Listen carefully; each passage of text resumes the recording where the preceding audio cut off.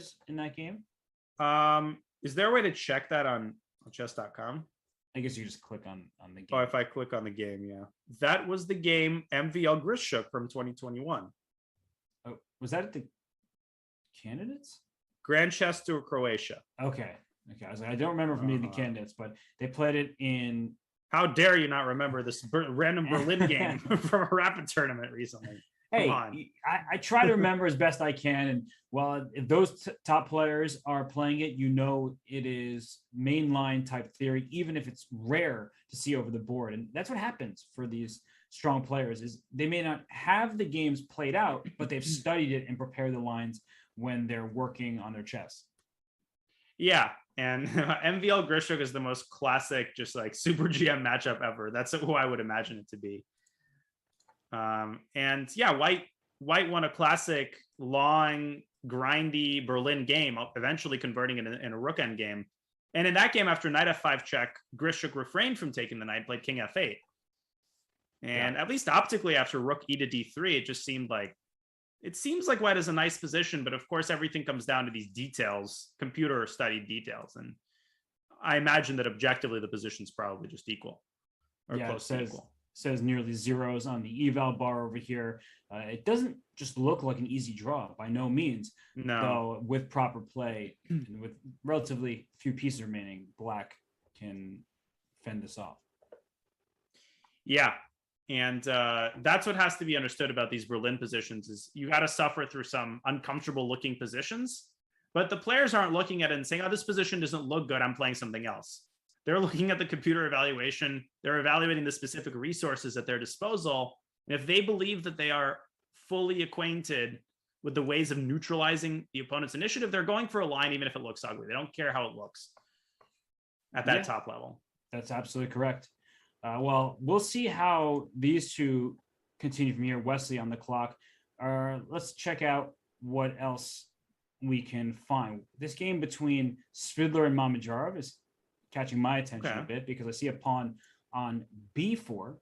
And this structure out of the Italian game, it may not be one that many are familiar with, but White is trying to launch that b pawn off the board at some point to kick this knight out of c6. But let's start from the beginning because we haven't had that many moves. It was an Italian game and knight f6, d3, the quiet variation instead of playing these d4 lines that used to be very popular. So d3, castles, b4, and the bishop goes back to e7. So Danya, I think this is an interesting moment for our viewers because oftentimes that bishop wants to stay on this diagonal staring at f2, but in this position, the bishop went to e7 instead. Yeah, I mean, this move b4 was not always popular. I think recently a bunch of lines involving b4 have essentially taken the Italian by storm. And bishop b6 is more common. But of course, one of the worries is that White's going to play a4 and White's going to expand. The problem isn't that White's going to win the bishop. Of course, Black's going to play a6. But as far as I remember, that's one issue. The other issue is that White's dark squared bishop often comes out to g5, Robert. And then you have a bit of an issue getting rid of the spin, right? Because we all know that if Black plays h6 and g5, there's sacrifice on g5 that has to be reckoned with. So one of the plus sides of going to e7 with the bishop straight away is that you're not as worried about White's bishop coming out to g5. I mean, it's still possible, but it won't contain the same level of danger. So that might be some of the considerations from a general standpoint. But again, this line, just like the Berlin, is extremely concrete. Yeah, and bishop e7, and instead of being greedy, so the knight on c6 is the only piece protecting the pawn on e5. So b5 looks like a great move. You're trying to remove the defender. But after knight a5, knight takes e5, you won a pawn. Congratulations, the game doesn't end there. This is actually very well known. Knight takes c4, and the knight takes, and Black strikes with the move d5. And the position opens up. Black has a bishop pair. This pawn on b5 is actually a target. So when you take on d5, queen takes d5, that's a double attack on the b5 pawn, the g2 pawn. So Black is just better in many of these positions, and White has nothing to show for their queenside launch. Yeah, the same goes in the current position. If you play b5, knight a5, knight takes e5, this is maybe a little bit better than the other version, but Black can play bishop f6, and it doesn't take long to see that white's just not developed enough to sustain the existing pieces. White's position is liable to just collapse here. So I'm pretty sure that most people, you could play b5, but after knight a5, I think a lot of people take that knight on d5 with the idea of following up with c4. Right. And that makes a lot of sense because after knight a5, you're saying the e5 pawn isn't so free, but after bishop d5, queen d5, you can play this move c4, create a pawn chain. But black does get the bishop pair. The e5 pawn is a target. So it's an interesting trade-off where it's not entirely clear who has the better side of this position. Yeah, I've never been a huge believer in these lines from the white side. I always feel like it's a little bit artificial. But of course, if you have it analyzed very deeply, then there's no reason not to go for it. So I'm curious to see what, this is also very heavily trafficked and lots of top level games here in recent months and years. So I'm curious to see what Svidler has prepared. And he just played Rookie 1. And while we have a quick moment here, let's talk about the Grand Chess Tour standings, because for Mamedyarov, this is a pretty big moment where he survived yesterday. He had the black piece against Wesley So, and he needs to score a tournament victory more or less and have Wesley stumble throughout this event. So for Mamedyarov, with the black pieces, does not want to lose a game against Peter Svidler, of course. No, and Svidler, we all know how much of a beast he is, but he's also a very uncompromising player. So he's the sort of guy that you definitely want to play for a win against with black. Of course, he can sting you, but you're right. There's quite the gap between Mamedyarov and So in terms of the GCT points. Interestingly, though, Shakhriyar, despite being down in the overall standings, is up in terms of the prize money, which is kind of an interesting quirk. Yeah. So I guess he was near the top probably more often, even though Wesley might have won more tournaments and gained more points. Yeah, it's maybe funny the mathematicians in the chat can get to work on that one. Although the Grand Chess Tour, the winner, the overall points leader, gets an additional $100,000, if I'm not mistaken. Right. So Wesley, he's looking good for that if he doesn't have a bad tournament. And well, Rookie 1 played attacking the pawn on e5. Now it's up to black to play a move like bishop f6. You mentioned that move before when knight capture on e5, but you can defend the pawn e5 in a similar manner. I think, if I'm not mistaken, the move a6 is also possible here just to stop b5. And it's not quite a marshal, but this pawn e5 sometimes gets white into more trouble than it's worth to capture. Yeah. All of these captures, no matter what version, you're always dealing with bishop f6s and bishop d6. And your queenside pawn structure is quite weak. So opening up the center from that perspective is in black's favor. So what you'll often see is this cat and mouse game where, the pawn remains on e5. White tries to find the best version to take that pawn in, but black doesn't try too hard to defend it. So you'll see like h3 or bishop b2 play it as white tries to improve his position, prepare for an eventual opening of the center. Sometimes the knight from b1 comes to e4, particularly if black does defend the pawn of bishop f6. Right. And it's a complicated position. I think you have to have a lot of skill and understanding to play it well. I'm with you there. And both these players have skill and understanding. Yes. And it has the potential to get quite tactical. That's how Mamedyarov saved himself yesterday from a tough spot against Wesley So today, the position is a little more stable, but he does love those tactical flares. And he is, maybe the best player in the world in just pure havoc. And right now it is still calm. So I think Svidler wants to keep it that way. Yeah, that game yesterday was really interesting. It felt like Wesley was completely in control, and then boom, all of a sudden the situation had changed in the blink of an eye. Literally, it was like I couldn't understand what happened, but that's Shakhriyar for you. He just uncovers these crazy chances when it seems like all of the resources have been exhausted. So that is Shaq for you. Let's move on from this game for the moment, just so we can take a look at all games. Let's go to the game between Rapport and NVL. Of course, Maxime Vachier-Lagrave won his game against Peter Svidler yesterday, and Rapport had a very solid draw with black and Jeffrey Zhang. I like the look of white's position, at least initially, because of the control across the board. The bishop on g2 is an excellent piece. There's immediately the threat of c4 to c5, taking advantage of the pinned pawn on d6. And black is a little bit behind in development. So, Danya, do you agree with that, or do you think black is just doing perfectly fine right now?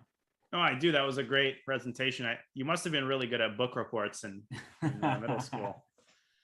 But I was thinking of the angle to give that pun, and I figured this was the most graceful out of the lesser evil, so to speak. No, I think white's slightly better here because c5 is a threat, and generally black likes the structure with the pawns on c6 and d6. Kind of reminds you of it's kind of springy, mobile if black can get those pawns moving, but the bishops have something to say about that, don't they? Mm-hmm. And black is not quite developed enough to fix things in the center. Maybe knight h5 should be considered to kick the bishop out of f4. I'm seeing 2 games with that line. But no, I think white's still bishop d2. White seems to be very comfortable here with that bind in the center, the ideas of various pawn pushes. Bishop on g2 is a beast. I like what Richard is doing here. Yeah, in some ways, it's like the Maroczy bind structure we were speaking about, but instead of a pawn on e4, it's a fianchetto bishop, which is good news for Rapport because the bishop has the length of the diagonal to work with rather than staring into its own pawn. Not that a pawn e4 would be a problem. So I just don't see how black creates threats. If you play rook b8, white plays b3, creates a pawn chain. The rooks for white can come to the center, and white has more space thanks to the advanced c pawn, and black's pawns, the furthest ones are on the 6th rank or black's 3rd rank. So I just think that white has better control of the position, even if black is doing okay. Yeah, no, I agree completely. And, the funny thing with Richard is that there was a period where he would play completely unhinged openings. And maybe you had talked about this in a previous broadcast, but he's really toned it down. He still likes to play stuff that's a little bit off the beaten path, but I think now he plays more reputable openings. Like he would literally play c4 and g4. Yes. And he maintained a rating of 2,700 playing stuff that you literally would not believe didn't happen in a bullet game. I invite some of the viewers to check out some of his games from 3-4 years ago. But yeah, he's kind of put a lid on that stuff. I just think because he figured out that someone like MVL is not going to let that stuff fly. It maybe works in an open tournament against people like me, but not against someone like MVL. So he's put a lid on that, and 2763. He's often overlooked, but that's a heck of an impressive rating. He's overlooked in part because he doesn't play that much. And he went from 2750 down to something like 2670, 75, and then back up to 2763. So he's not playing that regularly, but he can beat anybody in the world. He's super creative. He has defeated Magnus Carlsen. I mentioned yesterday one of my favorite all-time moves, doesn't matter who the player was, against Aronian when he went rook h1 check. Maybe at some point I'll have to bring that game up to show everybody, but it was just such a cool decision by him. Just the ideas that he comes up with. Most wouldn't even think about the move, and he finds them. So right now, I think we both appreciate his position. Black, not in huge trouble just yet, but MVL starting to spend some time figuring out how to play this game, as I don't even know what the next 3 moves should be for black, whereas for white I see just a bunch of plans. As you mentioned, rook c1, rook d1, pawn b3, maybe push the pawn to e4, and I don't really see the same string of moves that black can play. Yeah, and MVL is taking a good chunk of time here, as he should, I think, because you don't want to let this get any worse. If you make one little inaccuracy, that's exactly how you get into the kind of position that you just don't climb out of later. So knight h5 is one candidate move. Knight d7, maybe get the bishop out, bishop e6, bishop f5. There's a lot of stuff to consider here. So I don't really envy this position for NVL. That was completely on the spot. He's just played knight h5. Well, knight h5, we had mentioned the move. It makes perfect sense. Bring the knight to attack the bishop on f4 here, opening the bishop on g7. And I expect just a retreat bishop to d2, although bishop g5. It's one of these moments, Danya, kind of clever. Yeah. Do you want black to play h6 or not? Who knows? And the funny thing is, if you don't induce it, then you're going to regret it. And if you do, you're going to regret it too. You always know that. I always feel that way. It's like when you're deciding whether to put the king on h1 or h2. And you could make a case for either. It's like, well, here it avoids these kinds of checks, and there it avoids those kinds of checks. And wherever you put the king, those kinds of checks are going to be going to actually kick you in the butt later. So that's always a funny situation. I would just play bishop d2 and not worry about it. but I totally know what you mean, man. It's like you say, all right, I could play bishop g5, I could just play bishop b2, but you're wrong no matter what. It's a good way of putting it, because what we're speaking about is you could get this position with bishop d2 by going there right away, or you could play bishop g5 to induce this h6 move if you think that the pawn h6 could be loose, or that allows less protection than g6 square. There are all sorts of reasons why the inclusion of h6 could be problematic for black, but it also could be very useful, as there's no longer the g5 square for later access for white. So it's with these decisions that the top players are so good at reasoning and coming up with, whereas Donnie, I know I struggle with it because I'm sitting here asking the question. I've looked at it, I see the position on the board, and I still don't know what I would do. Yeah, no, they just have a nose for what needs to be provoked and what doesn't. And yeah, that's why they're in this tournament. So we'll see what Richard ends up doing. I'm checking out some of the developments in the other games. Well, the one game that's really not too interesting, but I guess we could check into it. It's the one we haven't looked at yet, Dominguez Caruana. This is as plain vanilla of an Italian as it gets. And these positions can just be nauseating given the amount of these types of Italians we've seen. And there's all these tiny subtleties that have to be accounted for. Okay, is the pawn on c6 or a6? Where is white's knight? Is white's bishop on d3 or c4 f1? And I think the Italians should have the distinction of being the hardest opening to analyze, given the insane amount of move orders and nuances, inherent in every position. You're absolutely not wrong. And yesterday we saw a similar start to the game between Wesley and Shakhriyar, and the bishop went to d3 from c4 to d3. In this game, the bishop went all the way back to f1. So deciding between these different lines, not easy for the players. But what we can say about the current position, as the knight went from b8 to c6 to e7 to g6, you spent a lot of time, but the knight is safe and sound over on g6, both sides competing for the center. And the tension, we often talk about, Danya, keeping the tension, and it's the sign of a good player knowing when to release it.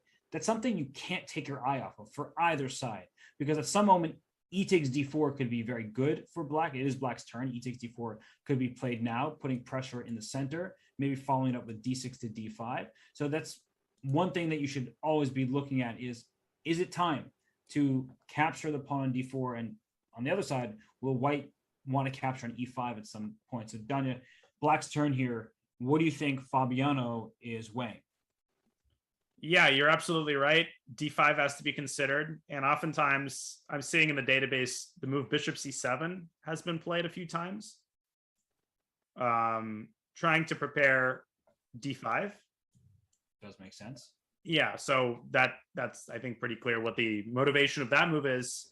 You could also play bishop e6. You could develop your bishop. I never fully understand what the strengths and drawbacks of each of these moves are. And of course, taking on d4 should be considered in every position, but it's almost certainly premature here. I don't see the point in giving up control of the center just yet. I see one game that went ed, cd, bishop a5, though. So maybe black can attack white center that way. That does seem a little bit speculative, though. So yeah, I'm not a firm believer in this. It seems like it hands white the center, and the e4 pawn is very well defended. But I think this bishop c7 idea, the response that I would choose for white is probably d takes e5. Like, I see your bishop went to c7. I know you want to open up this diagonal, so let me try to keep it closed if I can. If you take with the pawn on e5, then why is your bishop on c7? It definitely would be happier on b6, where it stares at a longer diagonal. So it's funny how in these little moments that the bishop retreat makes it more likely for me to take on e5. And then you say, well, I want to keep my bishop open. So normally I would just take with my pawn to control the center more, but now I might take with my knight on e5.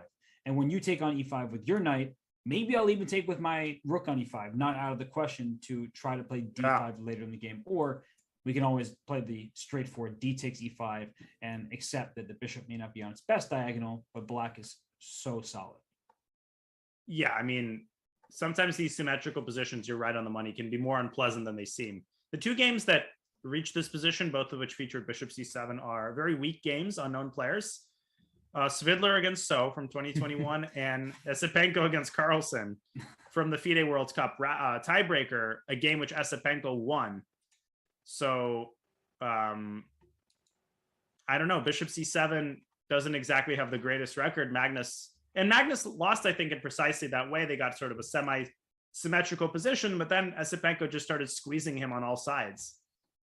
That's right. And I wonder if Fabi is aware of that game. The thing with the Italian is that you never remember exactly in which position certain things occurred. So you're like, was it here? Was the bishop on D3 there? And then should I play? And the worst is that when you're evaluating a move like D5, which is actually very committal, and you've forgotten under what set of circumstances you should play D5, it's quite scary. You don't want to mess it up. It's a really good way of putting it. I'm actually going to bring up a game from yesterday. And I'm doing that because I want to show, as you pointed out, the differences. We'll keep this game on the analysis board, but I'll bring up the Wesley So Mamedyarov game because this move D5, it's a big question. Where do you want to push that pawn to D5? And Mamedyarov did that yesterday, where in this position, it's going to look very familiar.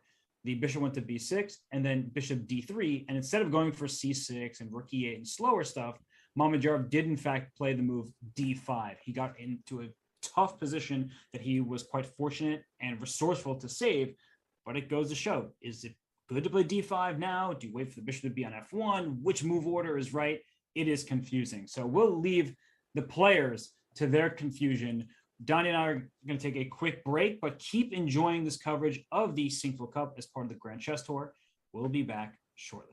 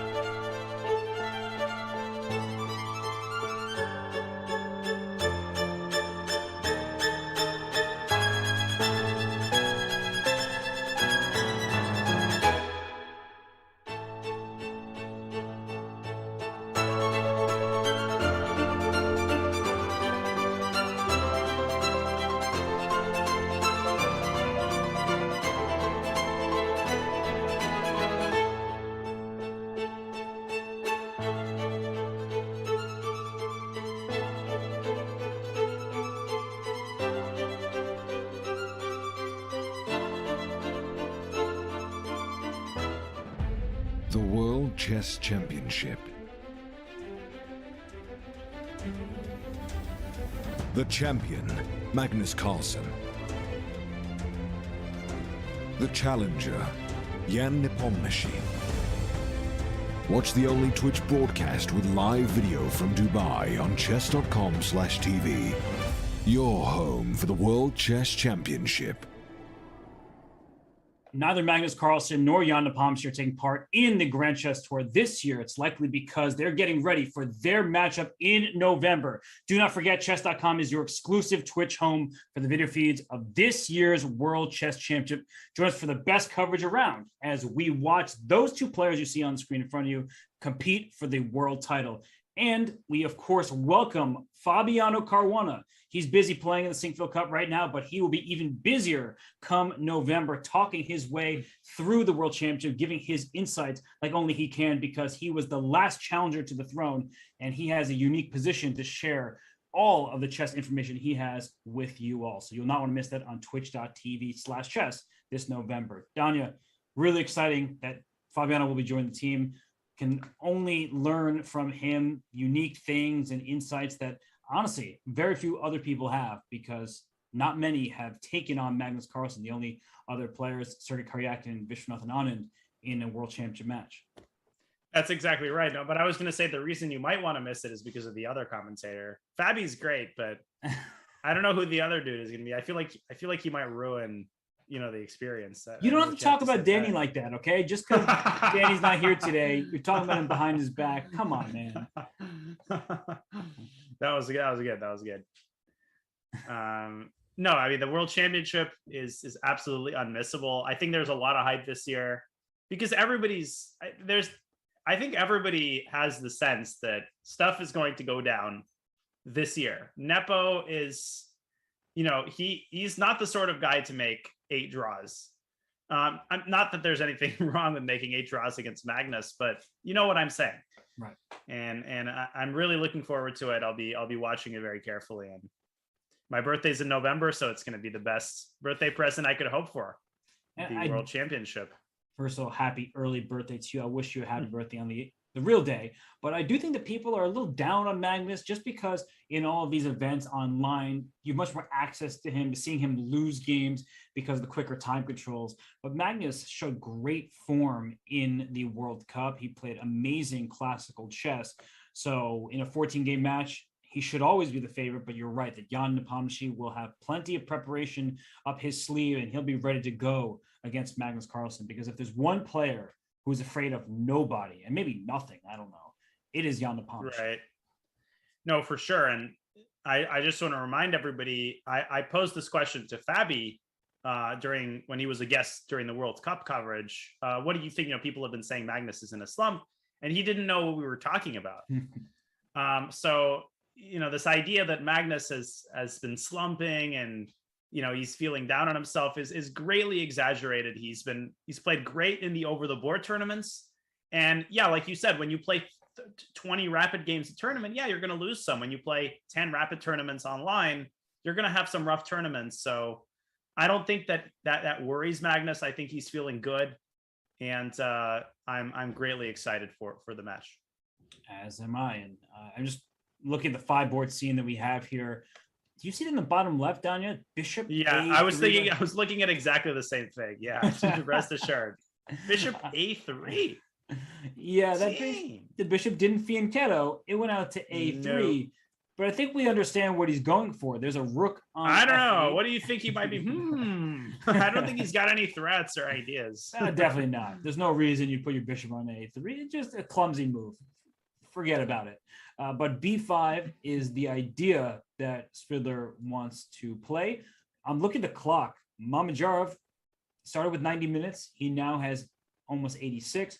Svidler has spent over a half hour at this point in time. So it's clear that he's out of his preparation and Mamedyarov may still be in his. But Danya, take me through this bishop A3 move, because I see your obvious threat. And my initial reaction, as I'm sure most people's reaction will be, is why not just rook E8 to slide out of the attack? But there's more than just a one move threat with bishop A3, I must assume. Yeah, I mean, this is the sort of thing where you load the trebuchet. It's like the old cannon-like weapon, but you don't know when exactly you're going to load the cannonball on it. The idea of going b5 is something that Black is going to have to reckon with, move in and move out. I'm seeing a couple of pretty high-level games that have reached this position after rook e8. Interestingly, White has played knight b to d2 a couple of times. The idea being that if Black takes on c3, well, that's basically unthinkable due to queen b3. Right. And we have a fork on, well, first of all, the knight is just trapped, but, also to add insult to injury, f7 is hanging. And then the knight swings to e4, and the move b4 to b5 at some point could end up being strong, even if it doesn't win the exchange because the rook has moved to e. I don't know if I'm a huge believer in this line. I'm influenced by the fact that Svidler has taken a long time, so it's probably not preparation. But I don't think it's a dumb idea at all, even if it looks weird. Yeah, and this knight bd2 is clever. And I'm thinking about, can Black play the move b5? Because I want to take on c3. We just said the queen b3 would be a problem. But if I play b5 first, either you take away your queen square by putting your bishop on b3, or if you take on b5, then you're asking for trouble because knight takes c3 would be a fork of the queen on d1 and the bishop that's now on b5. Jeez, and I'm checking out one crazy game. I think this is Ilya Smirin was White. After b5, he dropped the bishop back to b3. Okay. Knight takes c3. Yeah. Queen c2. Looks like White's just winning a piece here because now the knight on c6 has lost its support. But knight d4 comes in. Queen takes c3. Knight takes f3 check. And e4 is coming. How about them apples? Knight f3, e4, queen c6, complete chaos. Bishop d7. I mean, this is ridiculous. And the game somehow ended in a draw, of course, like 5 moves later. Smirin against Axel Delorme, who is now a grandmaster, but was an IM from France at the time the game was played. I'm going to be honest with you, Danya. I didn't sign up for this. Too crazy. Don't know what's going on. White's up a piece, attack everywhere. But of course, it's just a draw because sometimes you map everything out into the zeros, pure equality. But I don't quite think we're going to see that. We could. And that's an interesting line. So knight bd2 is a plan for White. Interesting. And I'm wondering, because you mentioned the bishop takes d5 and c4 idea. So one thing I was wondering is after rook e8, can White just play b5? Knight a5 is the response. Bishop takes, queen takes, and then the c4 move that you were talking about. Because the bishop, even though it looked awkward to start with, it did develop. And the knight can then go to c3 next here. And the bishop can come to b4 to even try to trap this knight on a5. So I feel like White has some pretty rapid development and a clear plan. Yeah, that was another game from 2010, which arrived via transposition. Oreshenko against Slobodan, two strong GMs. Yeah, 2010 was like a very hot year for this line. Apparently, maybe there was some article or something. I think a move has been played. Yes, it's rook. I believe he's played rook e8. Okay. Yes, he has. So this is the big moment of truth. But I think that b5 is very consistent with White's idea in this line. You're right. Knight bd2 is creative, but maybe a little bit too crazy.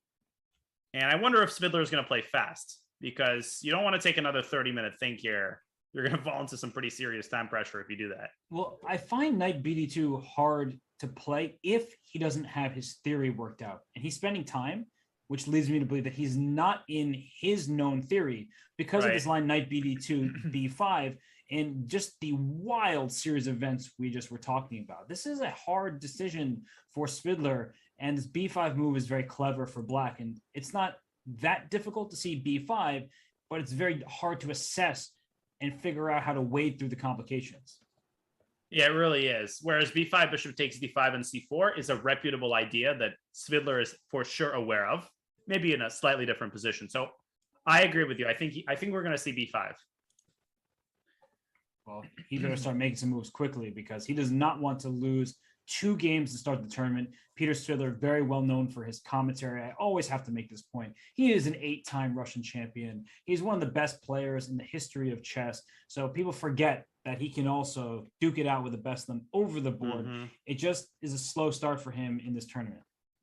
Yeah, and he's so humble and modest that you sometimes forget about his pedigree, which is nothing short of astounding. And there was even a running joke. He would beat Kramnik all the time in the Russian super final, which is essentially the final of the Russian chess championship. And it got to a point where every single time they'd beat in round one and Svidler would win. And he would beat Kramnik, in years when Kramnik wouldn't lose to anybody else. So Peter is an incredible player. He's a great guy. Obviously, everybody loves him, and for very, very good reason. Right. So I'm not leaving you much room to say that you hate Svidler. Yeah, I mean, great individual, great commentator, great player. So I got nothing but positive things to say. And I was just looking actually at the corner of my eye at some of the other games, because it looks like things have changed in the Fabiano game against Dominguez. So yes. Thank you, Robert. Daniel Sarawan over there. Let's check the game out. Fabiano. And D5, you mentioned the idea, and it was in fact played. It was played by Dominguez.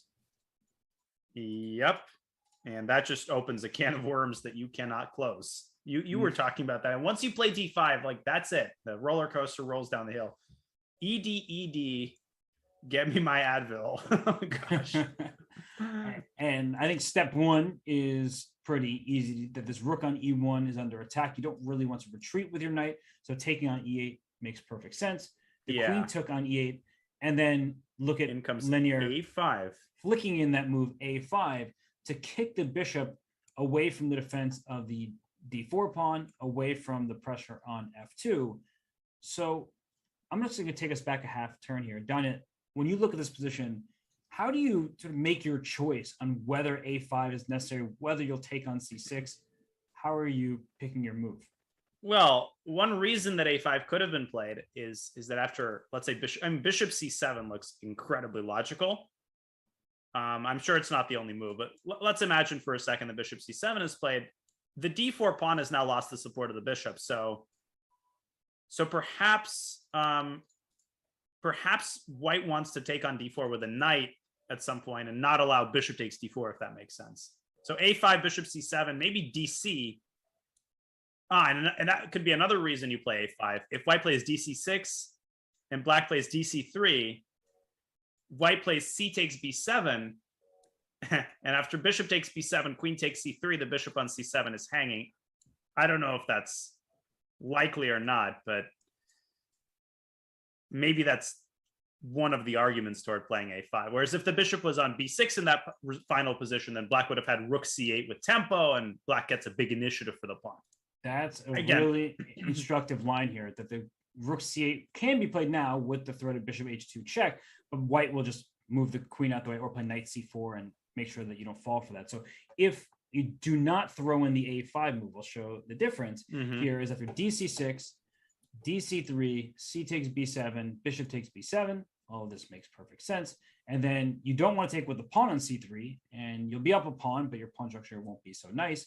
And if you take with the queen, as Danya was just saying, a move like rook C8 comes in with tempo. And for the cost of just one pawn, we can see black's pieces are far better coordinated. The bishops on B6 and B7, the knights on G6, ready to jump into a square like F4.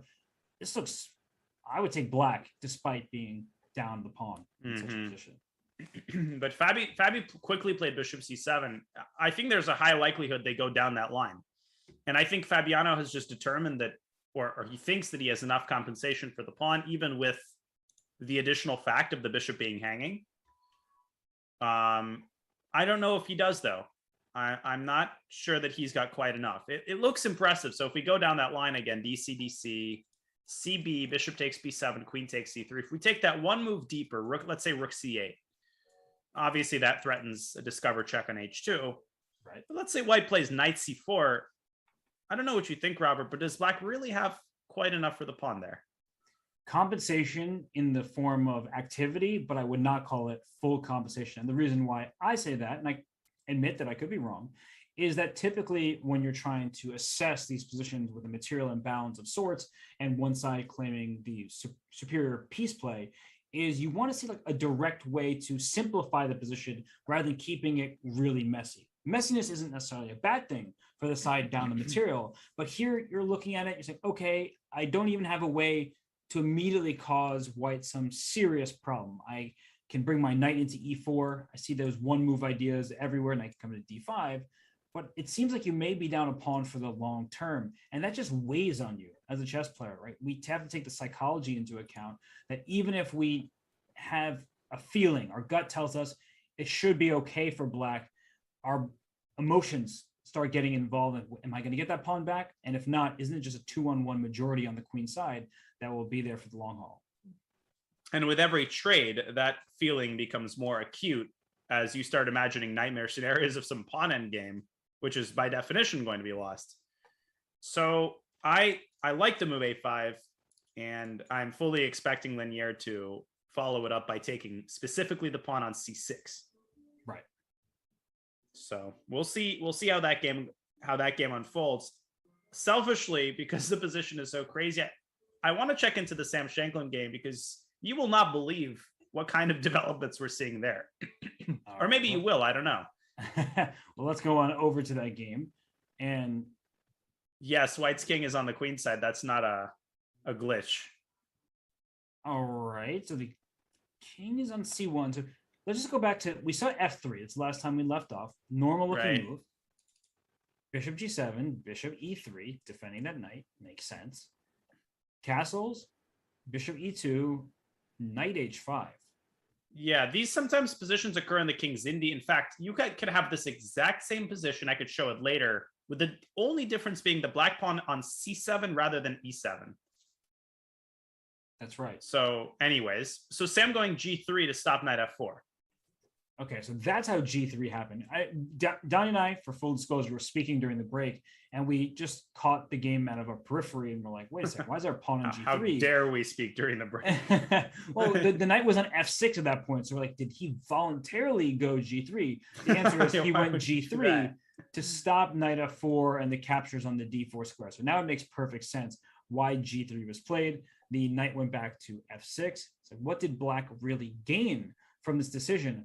I think what black gained was forcing the white king to the queen side, because after castling king side, the bishop will come into h3. Not that that's the end of the world, but there's some holes in the position that white would have to start plugging. So that's why instead queen d2, bishop d7, castles, a5, g4. So this clearly is building up to be an exciting game.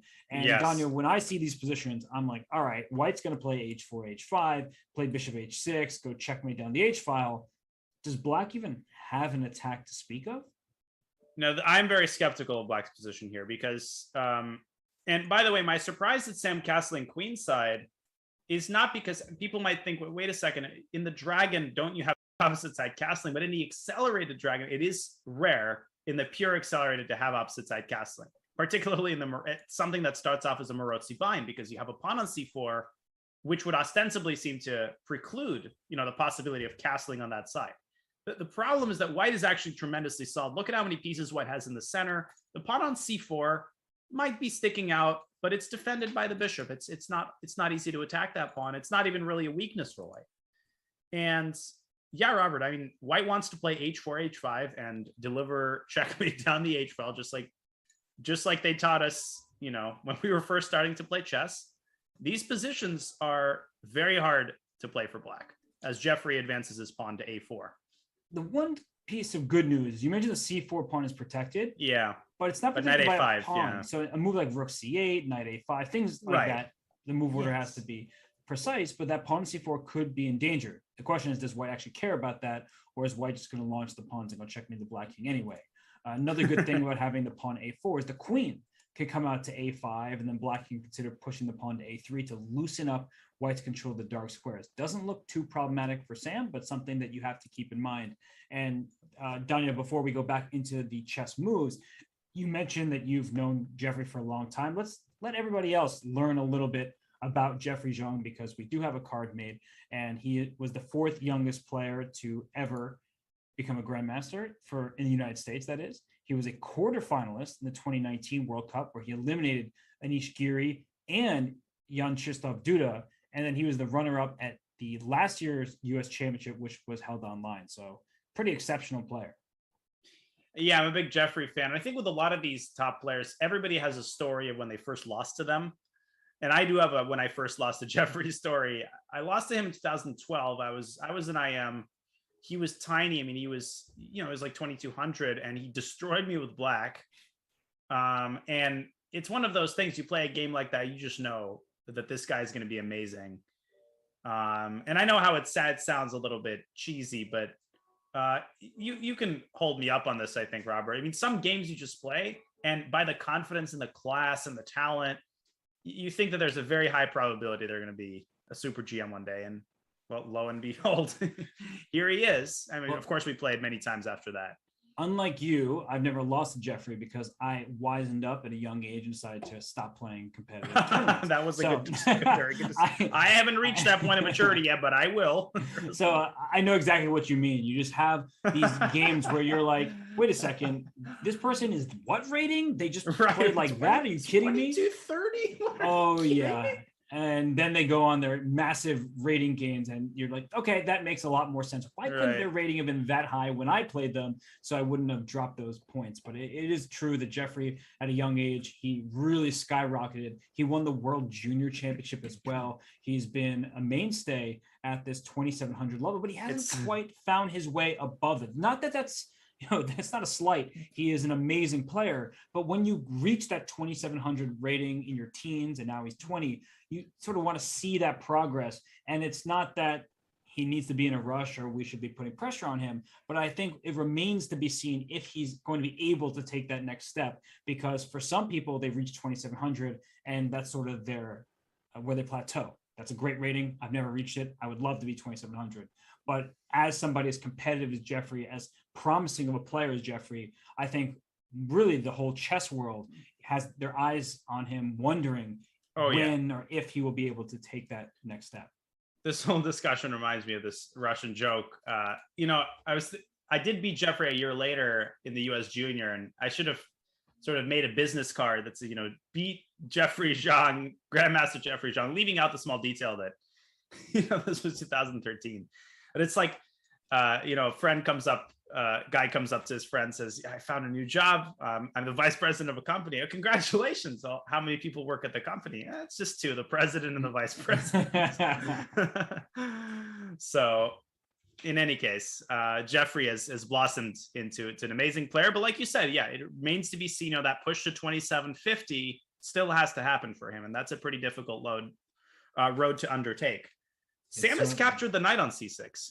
I was just about to say that was a decision I wasn't quite expecting, but I understand it because if you take with the pawn on c6, which is, I think, a very natural response, opening the b file for a potential attack, then there are things that you have to look out for with the move e5. That's a very known type of pawn sacrifice because it's not really a pawn sacrifice. You can't take it. It's poisonous.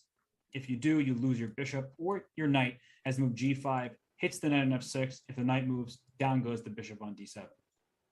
Yeah, but the thing is, after e5, black could play knight e8. That's not a glamour. You're not winning any brilliancy prizes by playing that move.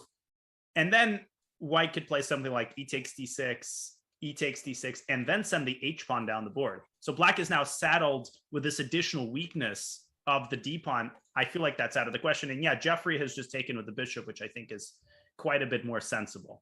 You mean that the position that we have on our analysis board here with the pawn on d6, the 98, you don't like that? Is not. I don't know why. What has gotten into me, Robert? Just poor taste. I don't know if I should be rehired as a commentator with these kinds of opinions. And well, I think you just made a good point. The 98 does look okay, but the more we look at it, white is the overwhelming favorite in that position. So Jeffrey didn't just impulsively take on c6 with the bishop. He was thinking about those variations. Now e5 is not a threat. I can just take it as black, so that would not be a good move. h4, of course. I mean, I keep saying of course today, but it's so obvious. Play h4, play h5, go checkmate. Jeffrey's not just going to let himself get rolled over. The queen can come out to a5. Mentioned the idea with pawn to a3. The knight on c3 will need some defense. There are tactics in this position that keeps black in the game. And just to show one, h5 and then move a3. Already you see that eval bar sinking. It's starting to like black because you don't want to allow black to take on b2. But if you play the move b3, then you see the bishop on g7, the queen on a5, staring at this knight on c3, so knight takes g4 would be a tactic that wins at least a pawn and allows black to take the upper hand. Yeah, you're absolutely right. When white plays h5, the game is not over. There's a very long distance between white when white actually opens the h file and when checkmate is delivered. So it's important not to be naive about white's attacker and to realize that black also has a significant amount of counterplay. So we'll keep an eye on this game. It does promise to be a very interesting one. I love the fact that we have opposite side castling. I do as well. All games looking interesting, and we will keep those on screen for you. Danya and I are going to take another short break, and we'll be back soon for more coverage of the Sinquefield Cup as part of the 2021 Grand Chess Tour.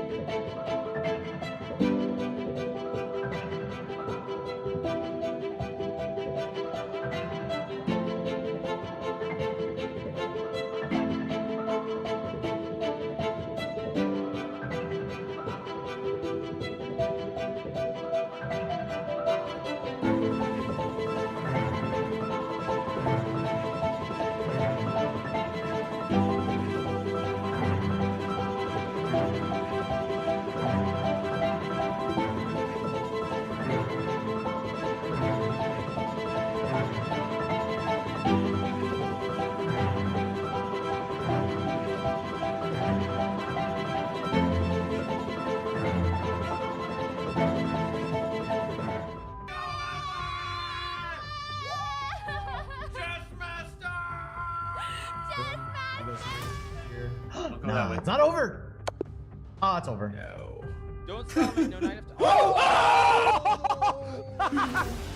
Oh my god! Like the variational approach here. No, please don't.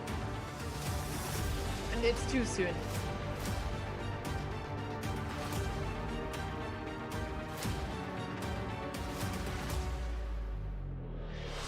Oh my god!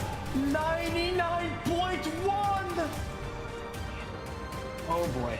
Oh, the queen! Oh my gosh! He said he doesn't have time to teach me. Apparently my viewer count's Who too gave him the low. Latvian Gambit advice?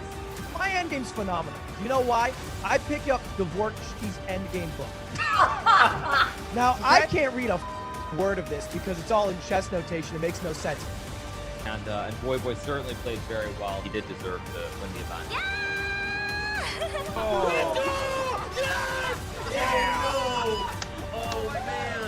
Sardoche puts together an event for the ages and comes all the way to the final to take PogChamps 3 and the belt. I think I've been more nervous for this PogChamps than any other PogChamps.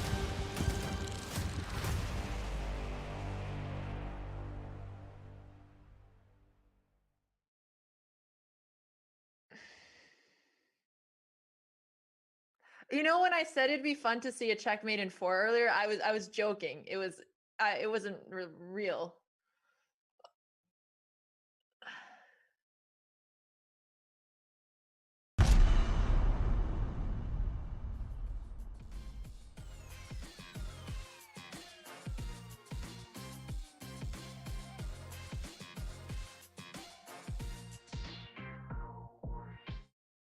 PogChamps returns. PogChamps 4 is presented by Coinbase. Some faces will be familiar. Mr. Beast, Ludwig are back. Some players are new, like Harry Mack, the freestyle rapper. Cutie Cinderella will be playing puns. I'm Christinini. So many. Rubius. It's going to be a great time. You will not want to miss it. So stay tuned because PogChamps 4 presented by Coinbase begins August 29th. Danya, I know you're really excited to see more games like the one between Charlie and XQC, right? Oh man, that promo video was bringing back some great memories. I still remember that like it was yesterday, and I'm super excited for another edition of PogChamps. It's done so much for the popularity of chess. It's super wholesome, and I can't wait. Ludwig clip of the Dvoretsky's endgame manual. Ludwig, it's hilarious. It's Dvorsky, all right? Dvorsky, Ludwig and Dvorsky. Yeah.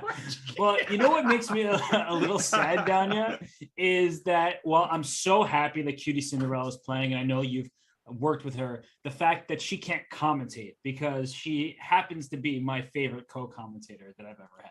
Okay, she's my second favorite commentator after Dvorsky. Oh, well, it will be a lot of fun. Of course, it's always is a good time with people learning how to play the game and trying to improve and face off in a chess tournament. These are not chess players by background, so it is really cool to see them learn and share the game with their communities. But we do have some very learned players in this event. We had left off with the Jeffrey game against Sam, but let's look at this 5-board view here. So many different games going on. Go ahead. I just have to pull a Jeff Van Gundy moment. If I see QT playing the Stonewall one more time, no more lessons. No more Stonewall, please. Oh, well, I'm sure somebody will clip that and send it to her because she's heard enough hate about her Stonewall. Well, I taught her different openings at first, but I don't know if they've caught on. So anyways, all right, back to the games. Well, I am interested in the developments in the game between Dariusz Svirich and Wesley So, because it still is the same structure for black on the queen side, but the structure has changed in the center of the board because the pawn was on f7. Now it is on e6. That bishop was captured and the pawn took the knight. So just a few moves have been made, but these are consequential moves, Danya. And as I look at the current dynamic, some ways I like the long-term play for white. Black can't create a passed pawn on the queen side, but I like this rook on d8, and I like it even more if it jumps to d4, and then the second rook slides over to d8. I love what Wesley has done here, and I wonder what Dvorsky would have to say about it in his game manual. Now, this is a classic situation where you really see the solidity of the Berlin pawn structure. It's incredibly hard for white to make progress. That rook on d8 is dominating over the d file, as you said. I would make a move like rook hf8 here. And of course, black has to reckon with f5, but f5 does weaken that e5 pawn, and black could park the rook on d5. Right. Prime parking spot. And, you know, I don't think that white should have any problems here. But I think if anybody is playing for an edge, and correct me if I'm wrong, I think it might even be black here, particularly given the time situation also. You took the words right out of my mouth. I looked at the clock as you were talking, and I was like, wait a second. Wesley spent almost no time. So he's in a comfortable position. So he must be happy with how this game has started here. And I like your point that F5 isn't that threatening. It gets to F5. You don't actually want to take on E6. So I'll make 2 random moves for Black just to show why White doesn't want to take on E6. Let's say A6, F5. I'll make a move like, I don't know, like A5 just to put the position on the board. The king on E6 is very strong because, as you said, as soon as you push the F pawn from F4 to F5, that E5 pawn is in trouble. So this would be, and you see the eval bar, it's bad for White. The rook can come up to D5. The second rook can join the party, and White has to tend to that loose pawn. And that pawn needs to visit the bar. Yeah. That is not a great pawn. It's blockaded, and you get into these end games and they're just they're depressing because one side is a clear plan, the other side has to be passive. So Dariush has to be really careful. It's so easy to get a position like this with one little inaccurate move. Wesley's Berlin acumen and his experience is really showing here. I like your move, rook H to F8. I said rook D4 because I was thinking active play on the open file, but the rook may want to go to D2. In fact, rook F8 threatens rook to D2 because the way that rook D2 would be met is rook F2. So maybe White should preempt that and play rook F2 himself. But just to show that after rook D2 in the starting position here, White kind of needs to play rook F2. Otherwise, this rook on D2 is way too strong to deal with. Mm-hmm. No, absolutely. Definitely true. So no, Wesley's in the driver's seat here for sure. All right. So the developments have favored Wesley. So let's look at some of these other games here. Ooh, Svidler's game has heated up. I'm going to pull up Peter Svidler's board against Shakir Mamedyarov. And what is the current position? Wow. So Peter did play knight BD2 after all. All right. So knight BD2 was played. Wow. Knight C3. So he did take that pawn. Queen B3. And bishop E6. Wow. Because E4 is still an idea. Yeah. So bishop takes C6, rook takes C6. And if you grab the knight on C3 after E4, in fact, Black is completely winning. Because Black will not take the knight. Black will first take the rook on A1 and then take the knight, and White's position falls apart. So I think Peter has to go B5, which he did.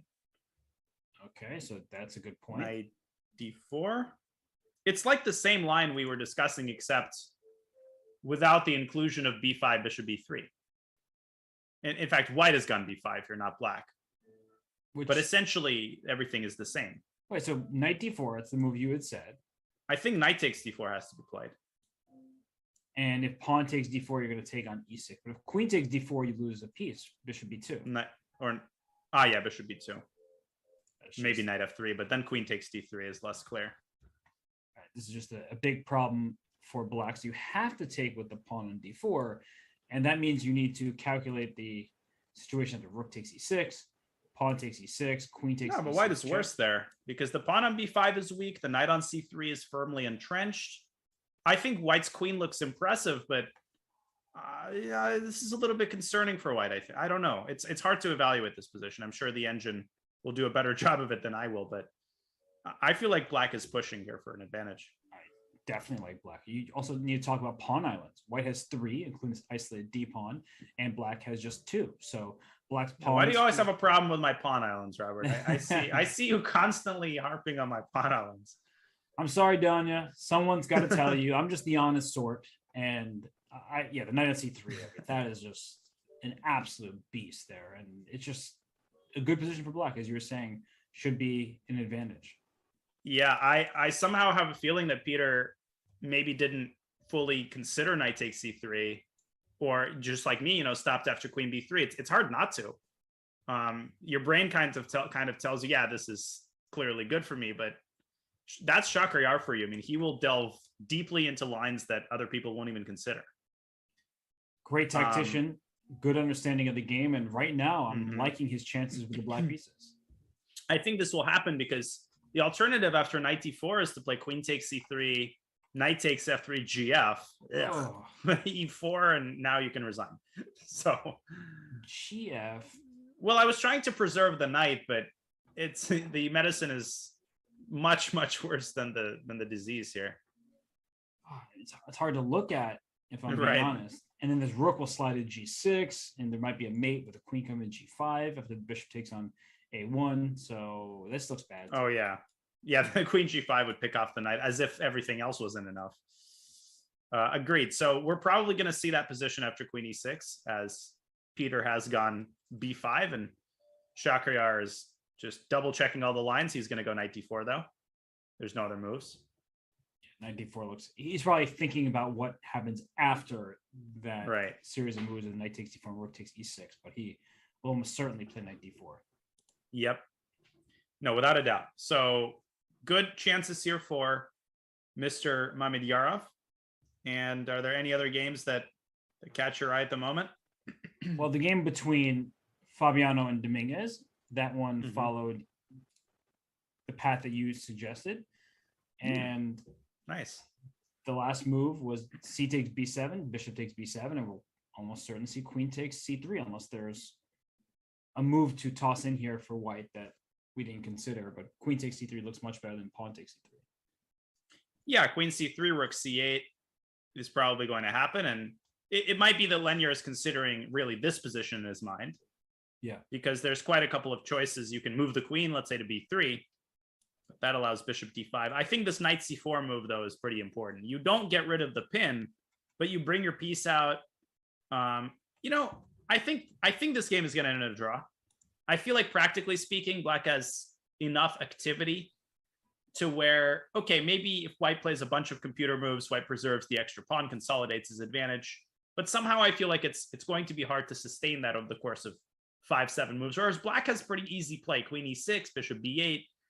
And in a weird kind of way, Black's position might be easier to play even if he's worse, if that makes sense. It makes perfect sense to me because, believe it or not, I was going to ask you, White objectively is better. We have the eval bar on screen, but you were thinking the game would probably be a draw. And I was going to ask you, do you actually think that it could be more likely that Black could somehow win a position like this just because of the tactics? Even if Black is objectively worse, sometimes White's only better if they find a series of only moves. Otherwise, Black has enough activity. But no, it was kind of a rhetorical question more than anything. And I do think that Lenier has the upper hand at this point. But I agree with you. It's just not that easy to see how White continues to push from there.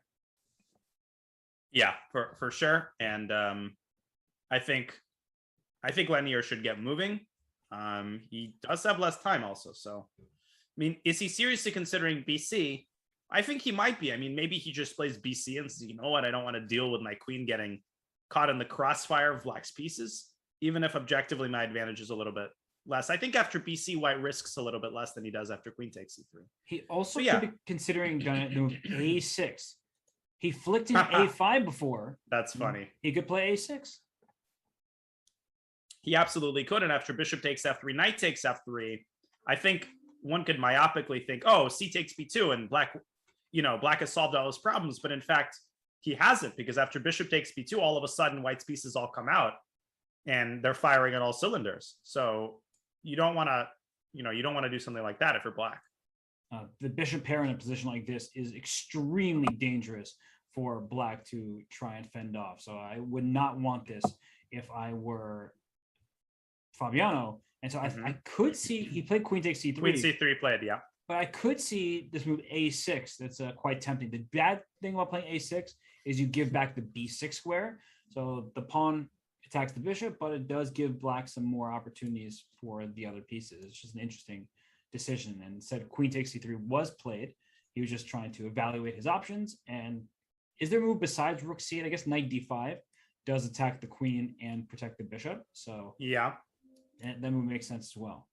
Knight d5, and that also poses more of a specific decision to White. I mean, where are you putting your queen? White could play queen b3, and then I suppose the rook b8 could be considered in that position. Yeah, I mean, it's hard to get a handle on where the pieces belong here. Like, I have no idea where to put the queen. Is it maybe queen c5 after knight d5?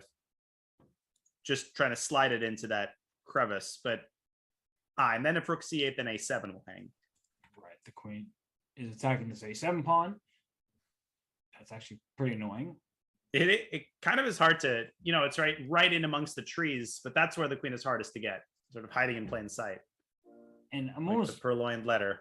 I'm wondering if this knight comes from G6 to F4 to E6, centralizing your knight, attacking the queen, but then the queen probably can still move away, and white is able to finish coordinating the pieces. What a weird position that we have here. It really is. It's it's kind of amorphous. I don't know what the word to describe it is. It's the sort of position where you really see how superior computers are.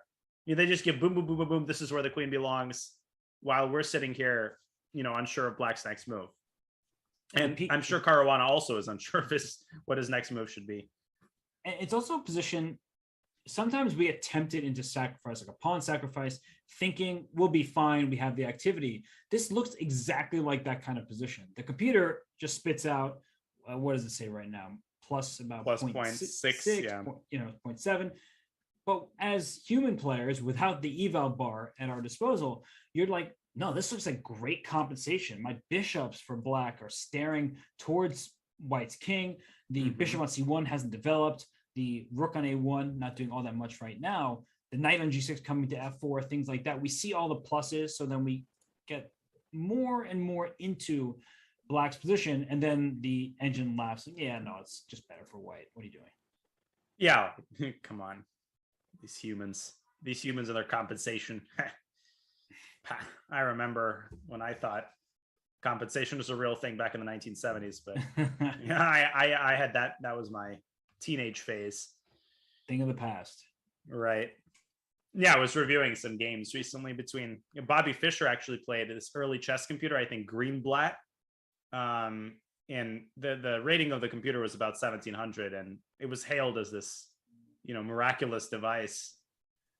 But it's crazy. Look how far we've come. Now we're not satisfied if our laptop has Stockfish 13 instead of Stockfish 14. Like, how can we analyze? This is undoable. I can't do this. Yeah, our processing speed not quick enough. How could you have such a bad engine? I know. How could you not have the greatest laptop? I can't analyze this Sicilian anymore. Well, this game, waiting on Fabiano's move, likely rook c8. We could see a move like knight d5, as we were just talking about. And for Dominguez, maybe he'll be able to press forward and score a second straight victory. Wouldn't that be something? Just not unexpected, because Lenier is such a strong player, but he ground down Darius Fierce yesterday in a long game. Today with the white pieces, he's trying to make that first move advantage count. Yeah, I mean, and beating Fabi is always a monumental achievement with any color in any tournaments. Fabi never loses, easy games. He's just a monster in so many different types of positions. So we'll keep an eye on Lenier's attempts here as Fabi contemplates this pretty important next move. How does he defend the C7 bishop? And I see that we have, it's been a while since we've checked into the report game. Perhaps we could do that really quickly and then come to the Shanklin game, because I don't see too much stuff having truly happened there. I think the skeleton of the position has remained the same. Yeah, this game, the bishop did go to G5. I see that pawn H6, so I know the bishop went to G5. Let's just show how this happened. Knight H5 is where we left off. Bishop G5, inducing H6.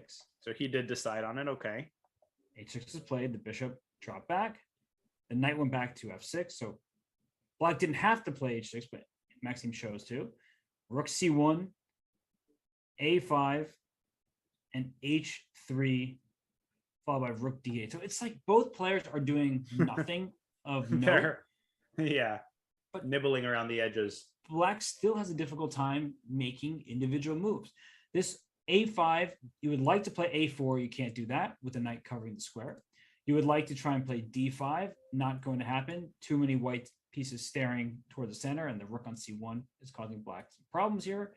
So black's next move, I'm not entirely sure what that would be. Perhaps just some calm move like bishop B or bishop D7.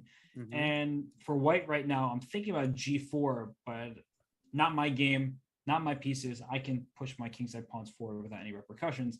The players, on the other hand, will have to think before pushing a pawn to G4. Yeah, that is a pretty Reportian move, though. You could, preserve you could continue playing the same style with rook f to d1, for example. And one other thing that should be mentioned, Black would like to take a page out of the King's Indian playbook, go knight d7, knight c5, and try to increase the coordination among his pieces. The problem is that if you play knight d7, White could beat Black to the punch with knight to a4. That opens up the pressure on the a5 pawn. Of course, it stops the knight from coming to c5. And if Black's knight comes to e5, well, that's just not scary at all. That knight is not stable on e5.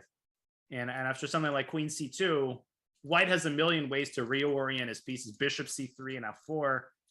Black's position remains pretty statically unpleasant. It doesn't seem like anything's going to change here in the next 10 moves unless we have something tactical happen. No, I'm just showing your variation. The knight a4, they say knights in the rim are dim, but that knight a4 really stops Black's play. So I like the look of this for the people who say that are dim. Probably not wrong. So rook fd1, I like that move. One of the big questions that must be asked is e4. Is that a good move? Because it makes the bishop lose control over the length of diagonal, but you're taking control of the center. You're stopping d5 more or less permanently, and you can expand even more with f4 if you'd like. The problem, though, is if Black can go c5 and then knight c6, knight d4. Right. And then you might start cursing yourself for playing e4. But yeah, to that end, Black could even try bishop f5 in some positions to induce it. But of course, that's a pretty big waste of time. And if White has another tempo after playing e4, perhaps White could even play c5 in some positions. Of course, we're talking in generalities here, but just trying to paint a more robust picture of the positional ideas available to the players. Yeah. Sometimes you want White to play e4, but I guess not here. And that's why MVL has not made that move himself. So I really like the look of Raport's position. I'm not sure how exactly he'll be able to turn this from an aesthetically pleasing position into one that causes real practical issues for Black.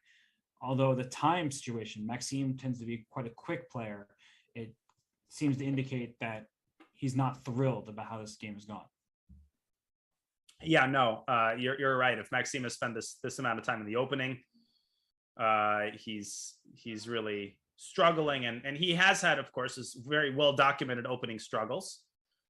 But this time, Rapport not going to Najdorf, not going to Grunfeld. These kinds of English lines can be quite annoying to deal with. And he did choose the move e4. He did play e4. Yeah. So I guess the point is, it's going to be a very long time before Black plants a knight on d4. Black will have to go knight d7, and that's completely impractical. It's just not going to happen. I do like the move knight d7 though, regardless of whether you're actually going to eventually put the knight on d4. I agree. Yeah, you're just opening up the bishop. The knight can come to c5 as mentioned. If knight a4 now, same idea, taking away the c5 square. It's with the pawn e4. It's not out of the question that Black plays knight c5 anyway. It looks really ugly to give yourself the double pawns, but you have the d4 square for your bishop, and you can put the pawn on e5 behind it, and that looks decent. It's all about the squares. Yeah, if you put a bishop on d4, that's a permanent outpost there. And we always talk about this in situations where the trend of the game is not going your way. You have an unpleasant structure. Sometimes changing the structure, changing the tenor of the game, even if you're not strictly sure that it's the best objectively, can cause a lot of practical difficulties for your opponent. Even at the very highest level, you'll see this technique pretty often. That's right. And just to finish up the line, bishop d4 right away would drop the pawn on bishop h6. f4. So you have to be careful about this pawn over here that's hanging. But even still, Black can play a4, thematic plan, trying to open up the b file. I think that Black has sufficient play for the compromised pawn structure. Yeah, agreed. So e4 might end up backfiring, but I'm expecting knight d7. I really think that's the only possible way to untwist Black's position, try to get the pieces to more active squares. All right, so there's also stuff happening in the Dariush game that I'm trying to get a handle on. Your choice. Yeah, let's go there. Let's go there for sure. Let's see what's happening. And whoa. All right, so we left off. Wow, Wesley played h5 after rook f1.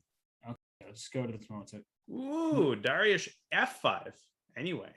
h5, f5, but doesn't this look a little bit shaky? Because look at how quick Wesley's rook jumps in. The rook can slide to h8 or to d4 or to d5 or to d2. I think you get my tone here. This looks good for black.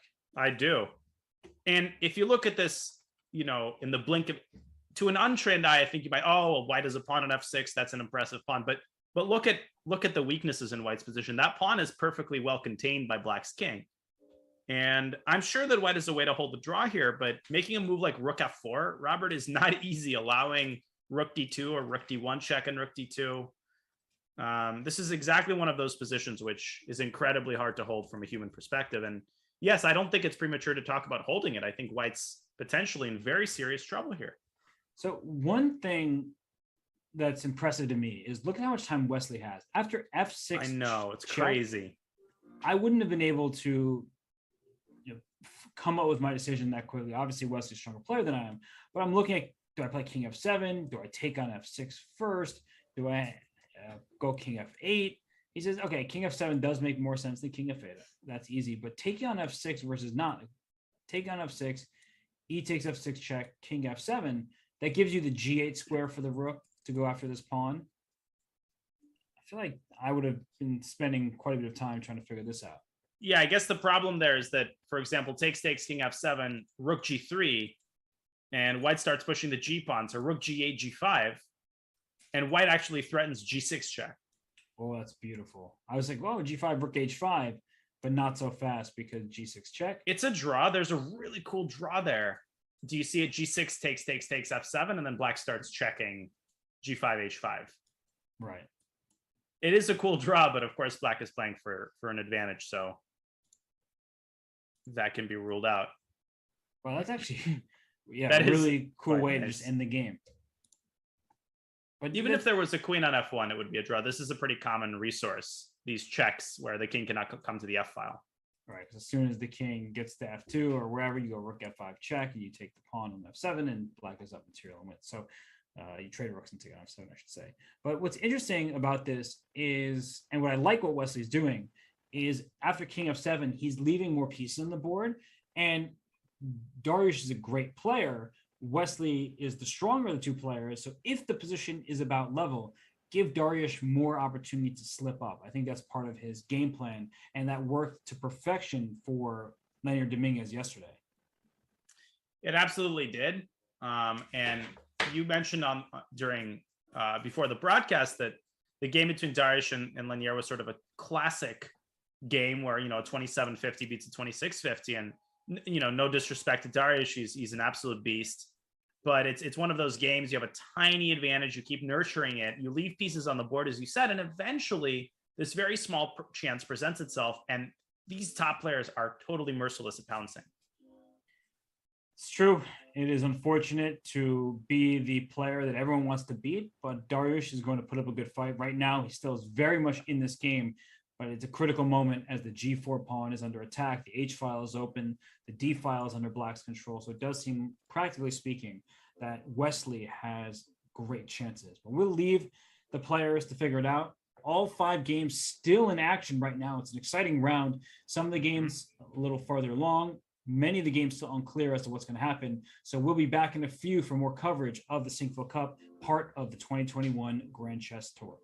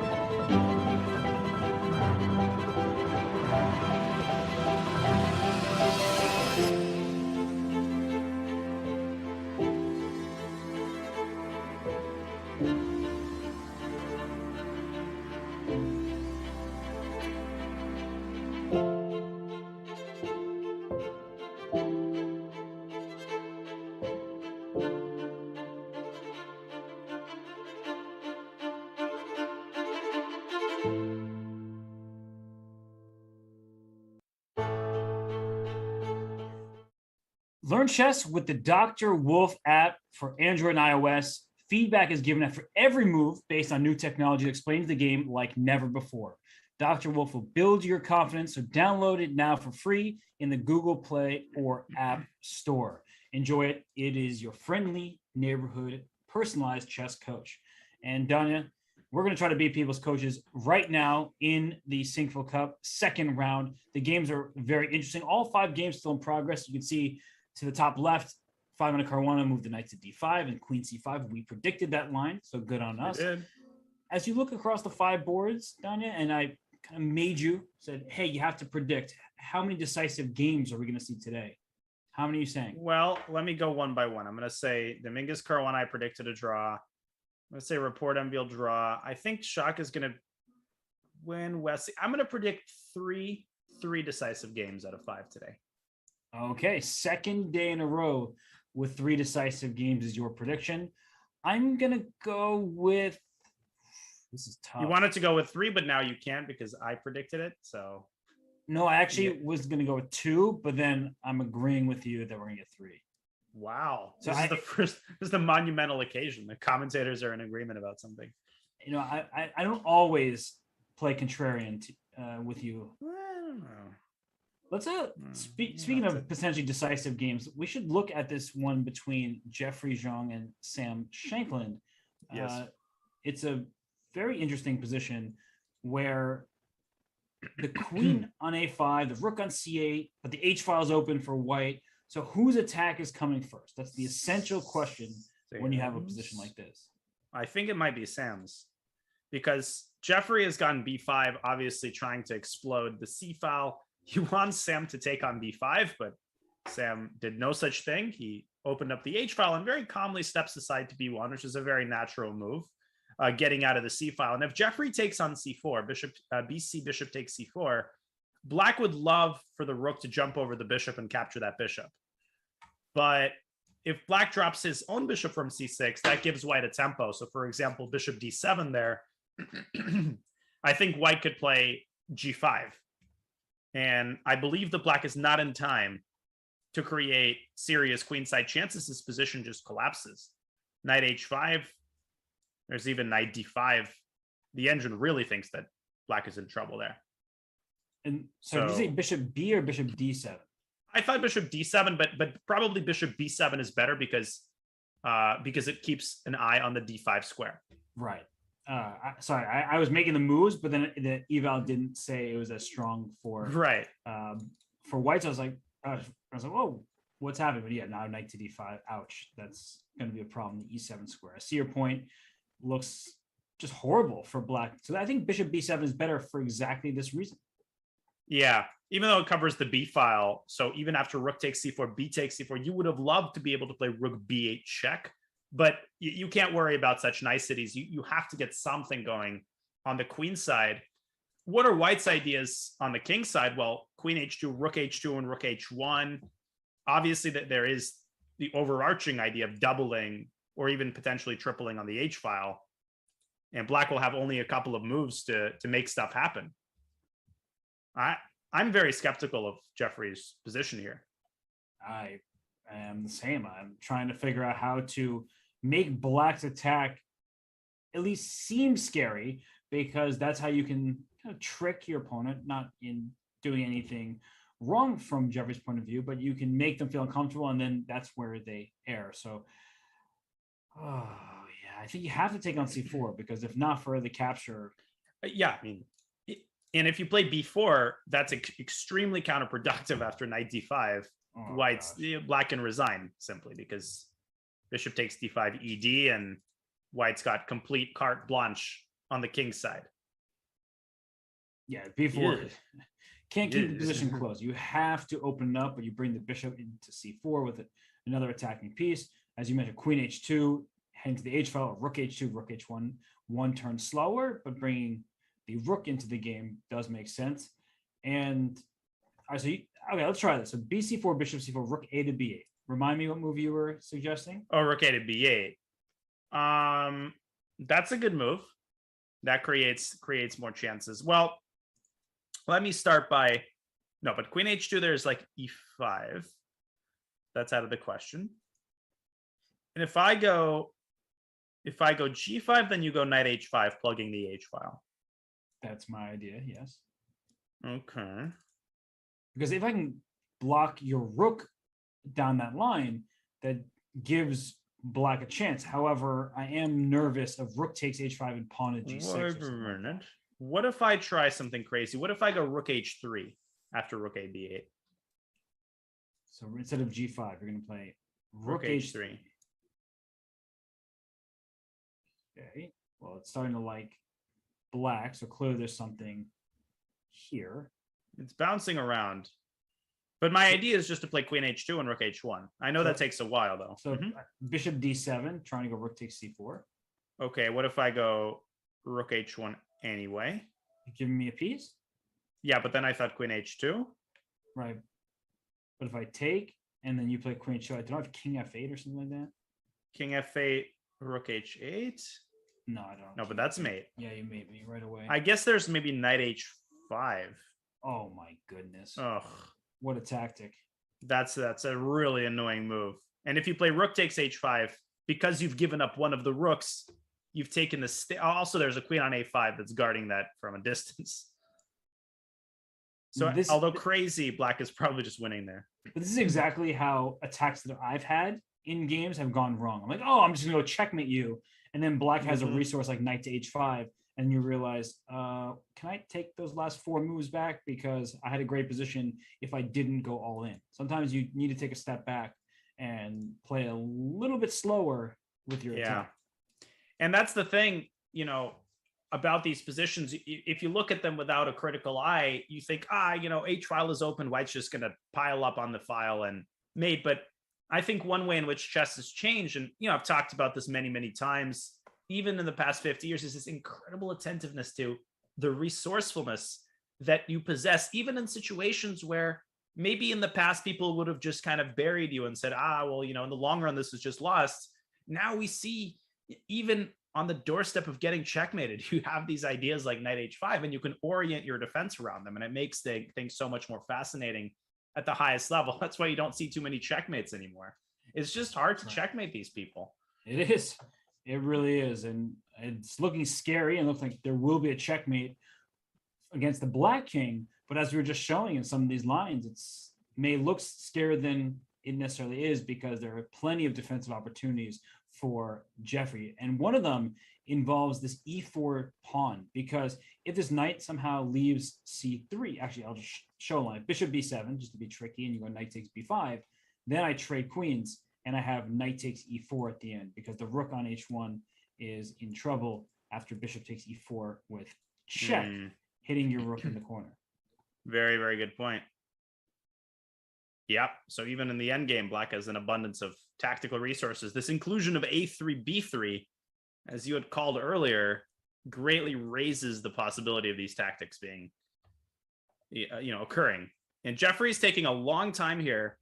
I'm not seeing any alternatives, or not too many alternatives, other than, well, I guess you were just talking about bishop B7 immediately.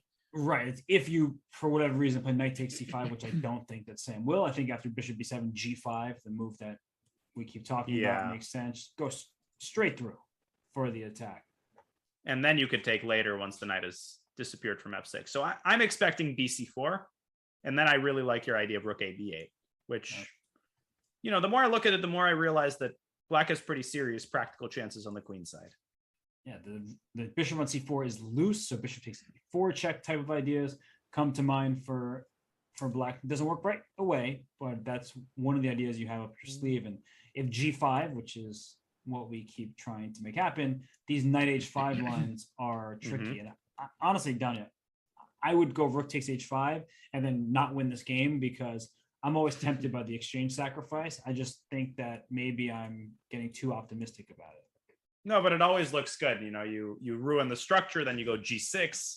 It's very hard to resist those kinds of ideas. Well, it loves it for white, but it said it was even a move ago. So it's not G takes H5. It's not G. Of course. How could you possibly want to take that rook? Come on, Robert. It's bishop takes D4, because.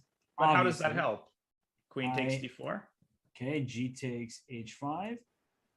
And after G6,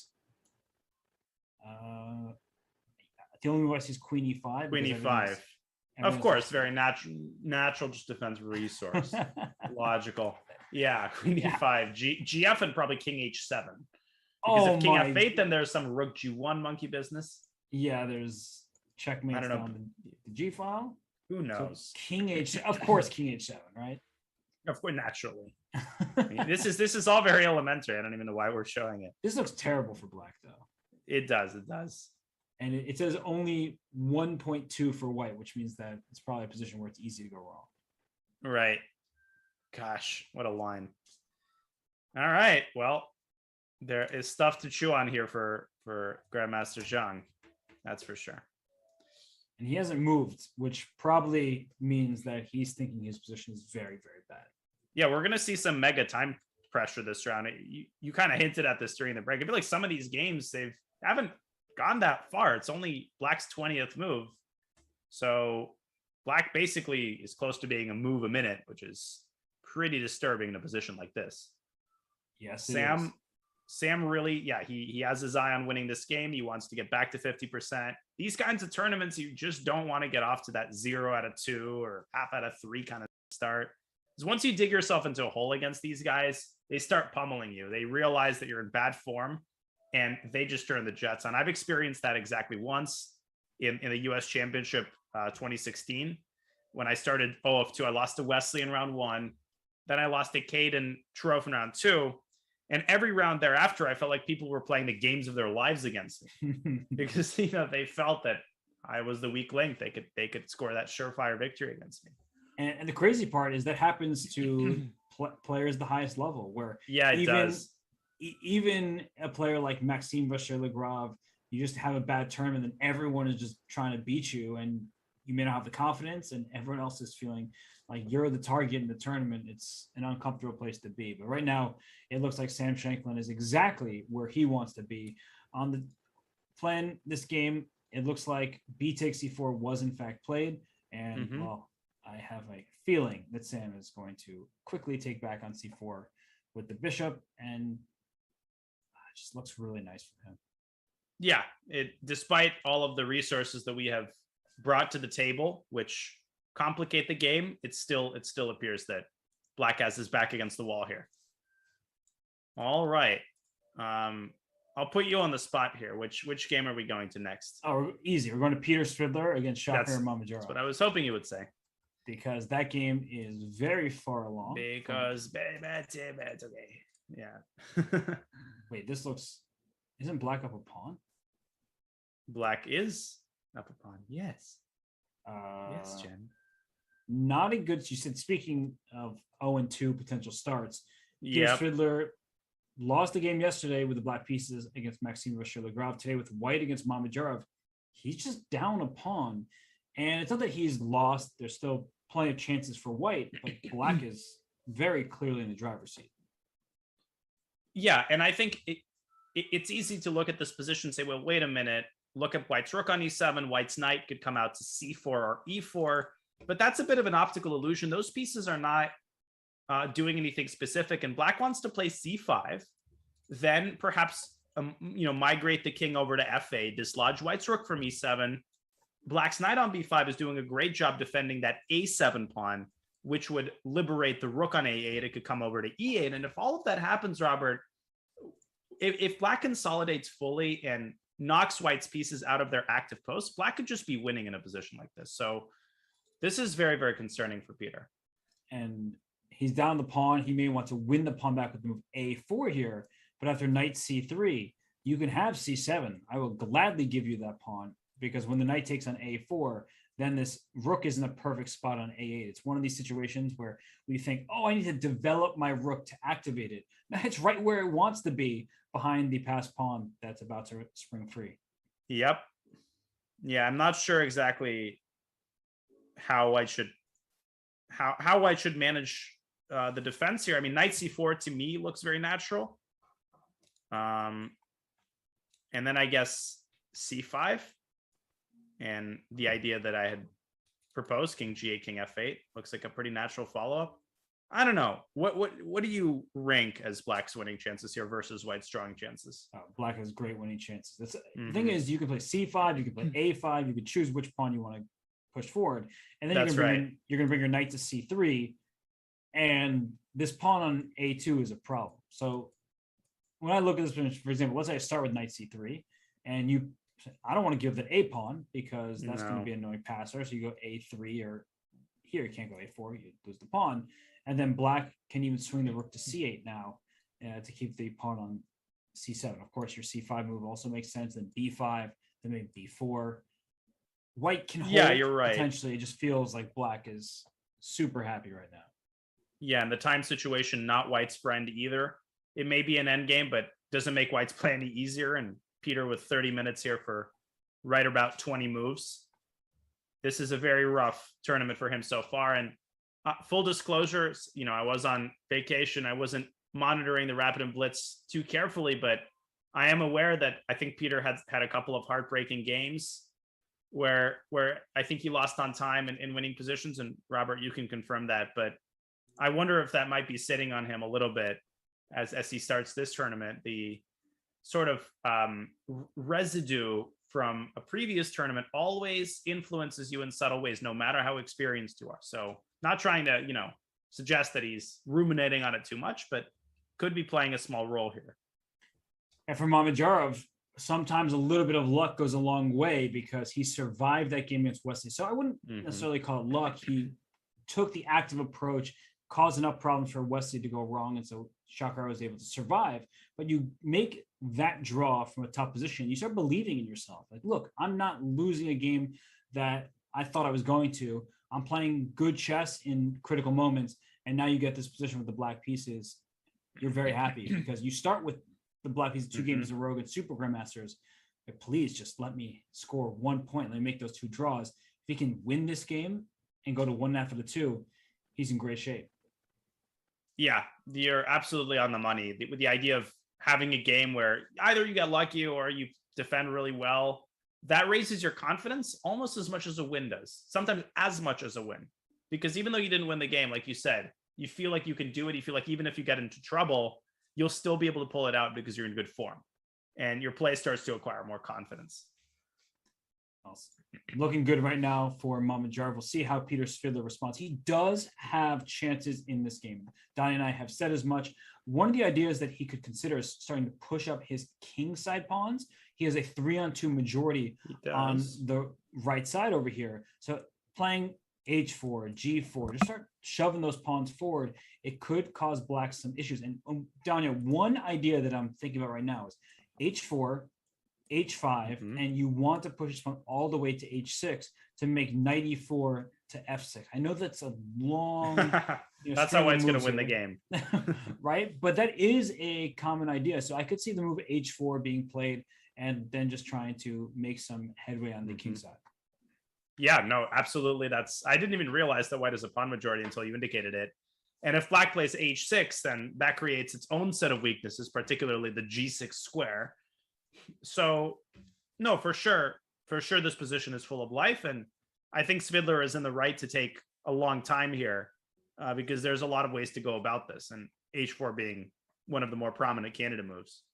And the more I look at it, I'm not saying it's going to be easy for Svidler, but I'm seeing more and more opportunity for him to hold because he does have some chances on the king side. His rook on e7, of course, is an absolute beaut, just patrolling the 7th rank, causing issues in both directions here. So if that knight can jump in a timely manner, that will be problematic for Black to deal with this, though the passed pawns speak for themselves for Black. Right. They really do. And we'll keep an eye on Peter's defensive efforts here. Checking out some of the other games in the meantime. Well, lots of stuff. I mean, stuff is obviously heating up in the Dariush game. We also have Reports game where there have been a couple of developments. What do you think? Let's go to the Dariush game just because it's the end game. So a mistake there would be the most consequential right now. And I'm not a blunder, but like an inaccuracy. And all right, so what do we got here? Still even material. There's a rook on d2, a rook on h4. how could you not like black in this position? Well, and here's the thing. After rook f2, black has either rook takes f2 and rook h2, or even the interesting move rook h1, trying to preserve the rook on the second rank. King takes h1, rook takes f2. And I wouldn't wish this endgame upon my worst enemy. I mean, look at that rook on f2. So, I mean, I think rook f6 might be the computer defense, but that is not an easy move to play. Just abandoning your king to the wolves, basically. And I guess the point is that if black doubles on the second rank, rook h2, there's just no follow-up. White can play rook takes c. I guess not. I don't know. What is the idea of rook f6? Rook e6. Rook f4. You throw in check. The king goes to f1. You do this nice little windmill. You take on c2. So now you're checkmate threatened. Oh, God. Multiple You directions. take all the pawns. Oh, we're just going to rinse and repeat. Grab the pawn to the rook. Check. Back. Thank you. King jack to g1. This is actually exactly how it would go. And then you take on a2. And once the king is forced back to g1, now you figure out, all right. Now, what do I do now? Yeah, as you're relaxing on your yacht with all your pawns, all of your riches on the queen's side. 4 pawns enough? Right. And it's still not that simple, even in that resulting position. But of course, obviously, black is winning one way or another. So I suppose after rook f6, rook h2, rook e to f4 is the only drawing move. And if rook takes c2, only then do you take on e6. The idea, I think, being some sort of attack against the black king with rook e7 check, but this is incredibly high level stuff. Dariush is down to 10 minutes. If he finds rook f6, I'm taking my hat off. Oh, yeah, so I'm the not point wearing is, a hat. But if the check on g2, king f1, because it looks like black can do the same exact thing as in the previous line. right. But as you said, rook e7 check. If the king goes to the 8th rank, you just go back and you repeat, and it would make a draw that way. So the king has to step up. Then rook f6 check, king g5. Then there's rook g7 check. The king has only one legal move, king h4. And now you throw in a rook h6 check, I guess. And after king g3, you can swap off a pair of rooks. And the rook on g7 can start taking these queenside pawns.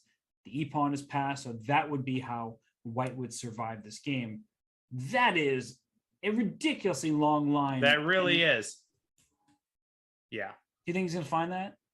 Well, see, I would be more sympathetic to rook f6. I could get behind him finding that if the rook ef4 follow-up was not like the only way to justify it. He might play rook f6, but I feel like the idea would be to take on e6.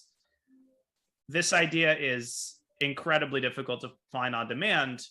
He is, I guess, helped along by the fact that there aren't too many other options. I guess there's rook e to f4 in this position. That was my choice when I looked at the position for the first time, trying to throw in that check on f7. And if black is not careful, he could get mated. Like if rook takes c2, then rook f7 check, and black has to repeat moves. Right, because checkmate, king g6, second rook up to f6 check, king g5, and rook g7 is a funny mate. The king, of course, can't take its own rook on h4 to survive. But the issue is that after rook ef4, black plays the immediate king g6. And then if you give a check on f6, then the king is home free after king g5. And I think there probably black is winning one way or another. Right, you win the g4 pawn with check, and then you can take all those pawns in the second rank, and it seems like white's king is in danger and black's king has run away. That's actually a very tempting line to play rook f4, because the move king g6 as a response isn't necessarily the first thing that comes to mind, especially since these pawns are under attack. c2 is hanging in the immediate position. And what's incredibly tilting about it, if you're Dariush, is how much time Wesley has. He's got over an hour on him on the clock. That is not something you see every day, an hour difference. And Dariush with 14 moves to make here. I don't know, man. This is not looking great. I wonder what this says about the preparation that Dariush has shown, because he went down a line that's been played before. You said Maxime Vachier-Lagrave and Alexander Grishuk have played it, and then he got to the position, started thinking quite a lot, and now he's the one who is struggling to survive and in immense time trouble. So is it possible, it's hard to say, we're speculating, but that this opening may not truly suit his style, perhaps? I don't think it does. And I think, it's easy to backseat quarterback this, but I can confirm from my firsthand experience of preparing for Wesley with White, it's a pretty thankless endeavor because you look at his games. He plays the Berlin. When he doesn't play the Berlin, he plays the Najdorf. He knows both of them perfectly. Sometimes he'll throw in a different opening and he'll know that perfectly too. So, you don't even know what you're hoping for. And, it could be the case that Dariush should analyze something and check the engine. And then when he looked at the position with his own two eyes, the reality on the ground, and this happens sometimes where you underestimate the practical difficulties of a certain position, particularly in the Berlin, where the engine often fluctuates or doesn't entirely give an accurate assessment. So, man, also Wesley's just a beast. So there's that. There's also that. He's a little good at chess, and it's now or never for Dariush. If he finds rook f6 and then rook e to f4 after it, he can hold the balance of this game. But that's the only way that he can hold this, it seems. He's made a move. Rook f2. Rook f2? Well, it's a move that we understand. But as you point out, rook h1 check, or even rook takes f2 and rook h2 check. But I like your point that allows the king to run up. So rook f2, king f2, it seems more forcing because black just wins the c2 pawn. But the king is much happier out on g3 than in the corner on h1. But the thing is, after rook h1, White could play king g2. It's kind of cat and mouse game. Rook h2 check, king takes h2, rook takes f2, king g3. I guess it's still worth going for that line because instead, if you take on f2 and play rook h2, the king has e3 and f3 as additional options. Although the downside of doing this is it makes another move, right? You went king g2 and then took on h2. So you want to keep Dariush from getting to move 40. It's actually a very interesting choice. True, Which is more that's important. an extra move. I don't know. I think that I would play rook takes f2 because of that. I'm going with rook h1. We'll see. I think Wesley's going to play rook h1. Wesley, I feel like Wesley's a scientist. He wants to play objectively the most accurate move, even if it means helping his opponent get to time pressure one move faster. All right. Well, the stakes are, the time for the bloodshed to begin. I know. Now I feel like we're against one another. We're pitted against each other. Right. So we will see which of us is correct in a few. But for now, we are going to take another short break. We'll return with the critical moments here in the second round of the Sinquefield Cup, which is part of the 2021 Grand Chess Tour. We'll be right back.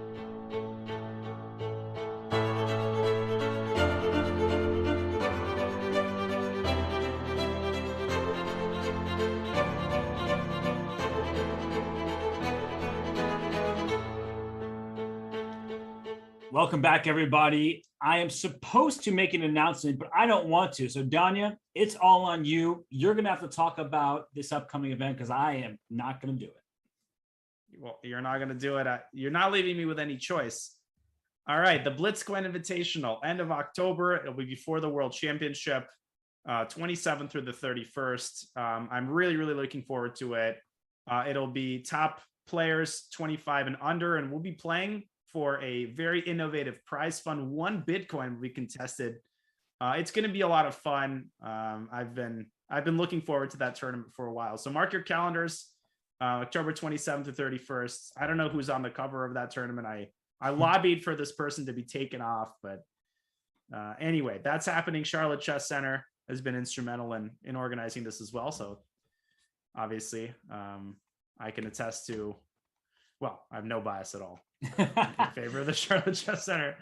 Yeah, all of my jokes aside, it will be a fantastic event. I'm really excited to see you play. I know you have a bunch of tournaments coming up, including as part of the Champions Chess Tour and the U.S. Championship, right? So you have I do many events coming up. I love to see that. And maybe I will be able to talk about your game. So it'll be good entertainment for all. But we're going to have to talk about the game that we still have in front of us here. I'm pulling up Dariush Svirch against Wesley. So we left off in that game, but Dariush down under 7 minutes.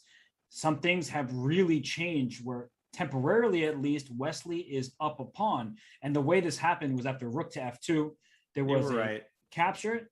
Oh, sorry. Can you say that again? You were right. But I'm not saying that a third time. You enjoy this moment. If you need, take a 10-minute break to savor those 3 words that you never thought would come out of my mouth. Although, honestly, now I, in some ways, like your move more because if King F3... What was that? Oh, my headphones failed. Sorry. If King F3 was the response chosen by Dariush, then if the King were on H2, it couldn't get there. So, I don't know. We both had our correct assessments and only one of us could be right after all. And it just so happened that it was me. But the game has continued here. Rook D7 check, take on C7. And I really like this move, C5. C5. It's such a Wesley move. It's one of those easy moves to miss at the end of a variation. Like, oh, rook takes A2, rook takes B7. Black is up a pawns, but the pawns are disconnected from one another. That should be a relatively easy hold for white. On the other hand, after C5, if you think about taking that pawn, after rook takes A2, thank you for connected passed pawns on the queen side. That looks like trouble for white to deal with.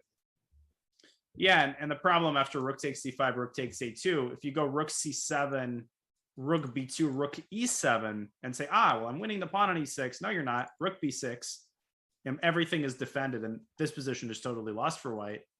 So Dariush has to innovate some other defensive technique here, maybe rook e7 straight away to get black's rook away from b2. Obviously, we're not talking about white playing for a win here. It's a completely a matter of 2 results. And 5 minutes on the clock for Dariush for, he's got 1,000 moves left to make. I'm very concerned for him here. Yeah, it's sort of funny because the position that after rook e7 right away, rook b6, you defend e6, but black also can't really move that easily. If I gave black a free turn, I don't know what black's move is because you can't move your rook to c6 without dropping b7. You can't go to, say, back to b2 without dropping e6. If you go king to g5, then rook g7 check, and then rook back to e7. So I'm not sure what black's move will be, in which case perhaps white can just play a move like a king move somewhere. Yeah, but maybe c4. So let's say king f4, c4. You're just going to push the pawn. You're a mean guy. Thank you. Yeah, and then eventually go rook c6 and keep pushing rook c6. Yeah, that's so rook c7, rook c6, rook takes b7, c3. And you never want that kind of scenario where your rook is stuck on the first rank. That's usually going to be winning through a variety of Zugzwang-like ideas. Now, perhaps after rook e7, rook b6, white can modify the situation somehow and play. Maybe white can play rook c7 immediately and try to keep black's rook moving. But even there, rook c6 needs to be considered. I don't know. 3.5 minutes, though. Dariush is about to make a decision. Rook c7 is quite annoying to deal with. Yeah, it really is. And I'm trying to figure something out here. If I play... bear with me for a second. A6, rook takes e5, rook c6 was my idea. I was wondering the consequences of this endgame where black has this outer pawn. So the king will come to g5 and likely win this g4 pawn, but you'll have to give the c pawn in the process. Not really sure how to evaluate. It's one of those finger pointing positions you need to count like that. Yeah, exactly. There. That's a really interesting idea. In a6, you deprive the rook of the b5 square. So you're basically preparing for this scenario. Ooh. Yeah, imagine trying to calculate that with like a minute. No, thank you. Trying to decide whether to take the rook. Yeah. Well, 2.5 minutes as we were discussing that line. Another minute has passed. Did he? And still no move from Dariush. No, that's my analysis of, I clicked on the move. Did he take on c5? No, he has not moved yet, apparently. He has not moved, and he is down to 2 minutes. Well, now I'm really curious what he's going to do. I think he's going to play rook e7. I don't see any serious alternatives given that rook takes c5 is losing. Although you think about rook e7, rook b6, the move rook c7 back, as you were saying, I think it's a good suggestion. And if rook c6, you have to calculate this all the way to the end. Rook takes b7, but then the c pawn starts pushing. Yeah. So rook needs to get to the first rank, and that could just be losing on the spot. So it's easy to convince yourself that that's losing when you've got no time. Everything is, and when you're playing Wesley, everything is just magnified. All of the fears that you have of a certain position being lost, you're more likely to underestimate your chances when you're playing someone like him. Okay, right. So a move has been played, and it is rook e7. So I think we're going to see rook e7, rook b6. Yeah, rook b6 feels like an easy move to play. And that's the thing about these positions is it may very well be a draw. It looks like the eval bar is about level, but you just miss one little thing in one of the 12 variations that you're calculating, right? And the game is over. It should be mentioned also that rook takes a2 at least has to be considered, but after rook takes e6 check, king g5, I think the rook just comes back to e7. And here it does appear to me that white, given the advanced status of the passed pawn, has enough counterplay to secure the draw. You always say this, to quote the very wise Robert Hess, the sage of Akkad, or name Roman title. It's not about the quality of. It's not about the. Yep. I butchered even that. Yeah, thank you for that. Even that I can't say properly. It's not about the quantity of fast pawns, it's about the quality. Well, I appreciate you giving me that shout out regardless. And I guess after rook takes a2, there's also rook takes b7 if for some reason you're afraid of all the pawns, and that might survive as well. But I like your line, rook e6 and just back to e7. That right. To be a good one. And if I'm Wesley, I'm kind of just making moves. I just want to win on the clock more so than on the board at this point. Yeah, and that's a legitimate, you're not literally going to flag white, but this is sort of like classical chess flagging, right? Where white's not going to lose on time because of the increment, but you're going to try to increase the likelihood of a scenario where it's impossible to make a proper decision with 2 minutes left. So you often want to avoid forcing moves precisely for this reason. That's one of the reasons against playing rook takes a2, because that's forcing. And the lead on the clock is just really wild. It's wild. Yeah. Because I'm looking at this position. It's moved 34. We're deep into this end game. And I'm going to just quickly flash the game between Richard Report and Maxime Vachier-Lagrave, where at least how I'm seeing it over here, it looks like we're on move 12. We are, in fact, on move 17. But we're not very far along in this game, whereas the other game looks like they started a couple hours earlier. Right. Did you say Vichy Report? What? I feel like you said Vichy Report. I said Vichy Report? I don't think so. Did I? No, I'm kidding. It just sounded like that. That would be a pretty awesome name, though. That would be an exceptional chess player if you just combine. Yeah, you could not become a GM. I feel like if you're named after a world champion, you have to become a GM. I guess you don't really have a choice, though. I'm sure there are Robert Fishers out there who are not grandmasters. There's only in fact, one of them just participated in a camp that I taught at. Okay. He's a master, very, very nice guy, but he's 2200. His name's Robert Fisher. Great name. It really is. easy to hide yourself because when people Google you, they just can't get the Right, you can't. Exactly. It's like you have the same name. I'm sure there's another Brad Pitt out there, or I'm not sure there's another Daniel Naroditsky though. I haven't found one. But maybe they're hiding. Now it would be a great hiding name. It's true.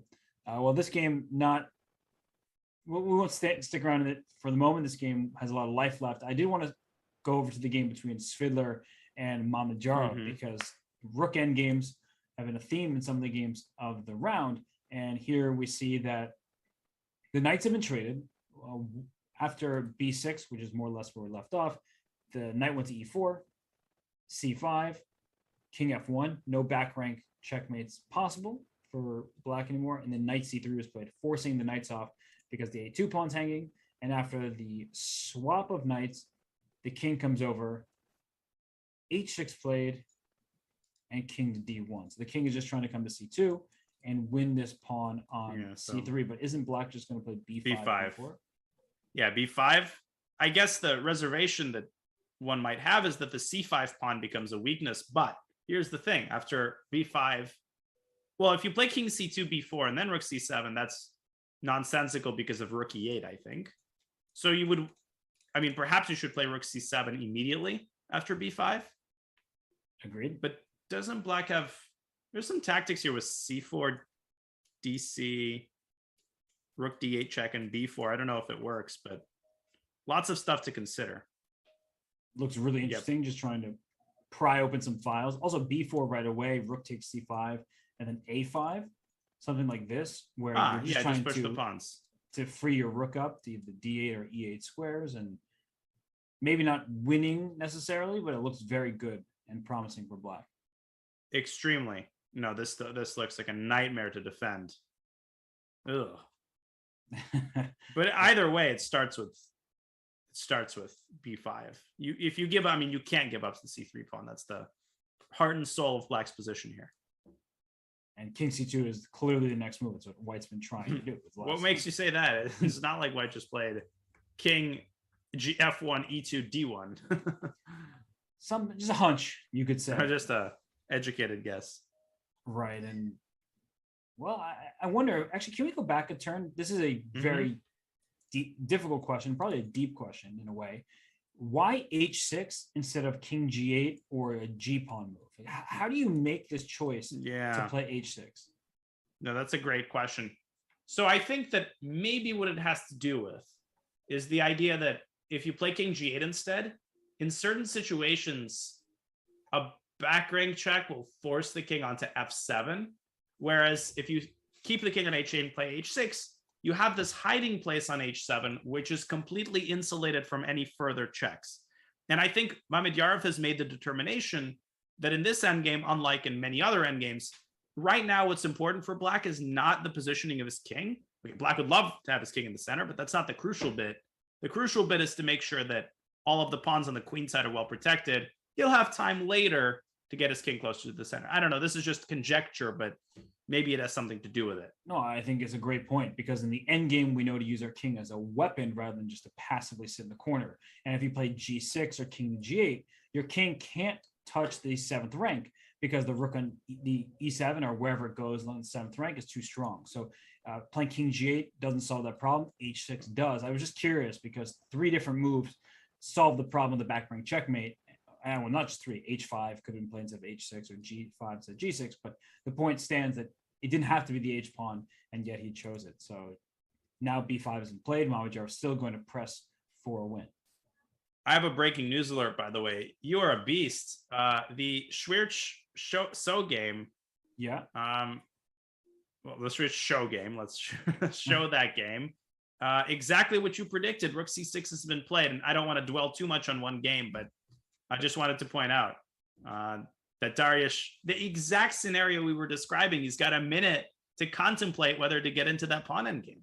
Right, because if you take on c6 and pawn takes, it looks very scary. Let's say you play king e4. You're trying to rush your king over to the pawn. King g5, king d4, king takes g4, king c5, something like this. Black plays king f5, and wait a second, aren't you dropping your pawn e5? You have to keep calculating these variations. Yeah, I don't know what the drawing move is here. A4 maybe. Maybe A4, king takes E5. I'm calculating all this in advance. We see the eval bar, so we know it's still even somehow. We know it's a draw, and Dariush doesn't. I think a lot of people forget that. It's much easier if you know this is a draw. You basically guarantee that you're going to find the move. This looks winning for black at first glance, but I guess after king F4, there's king to B6. Or I think king takes C6 is even a draw because the pawn gets to the 7th rank. Right, that's all you need is here. Okay, Dariush is 20 seconds. He's got to do something.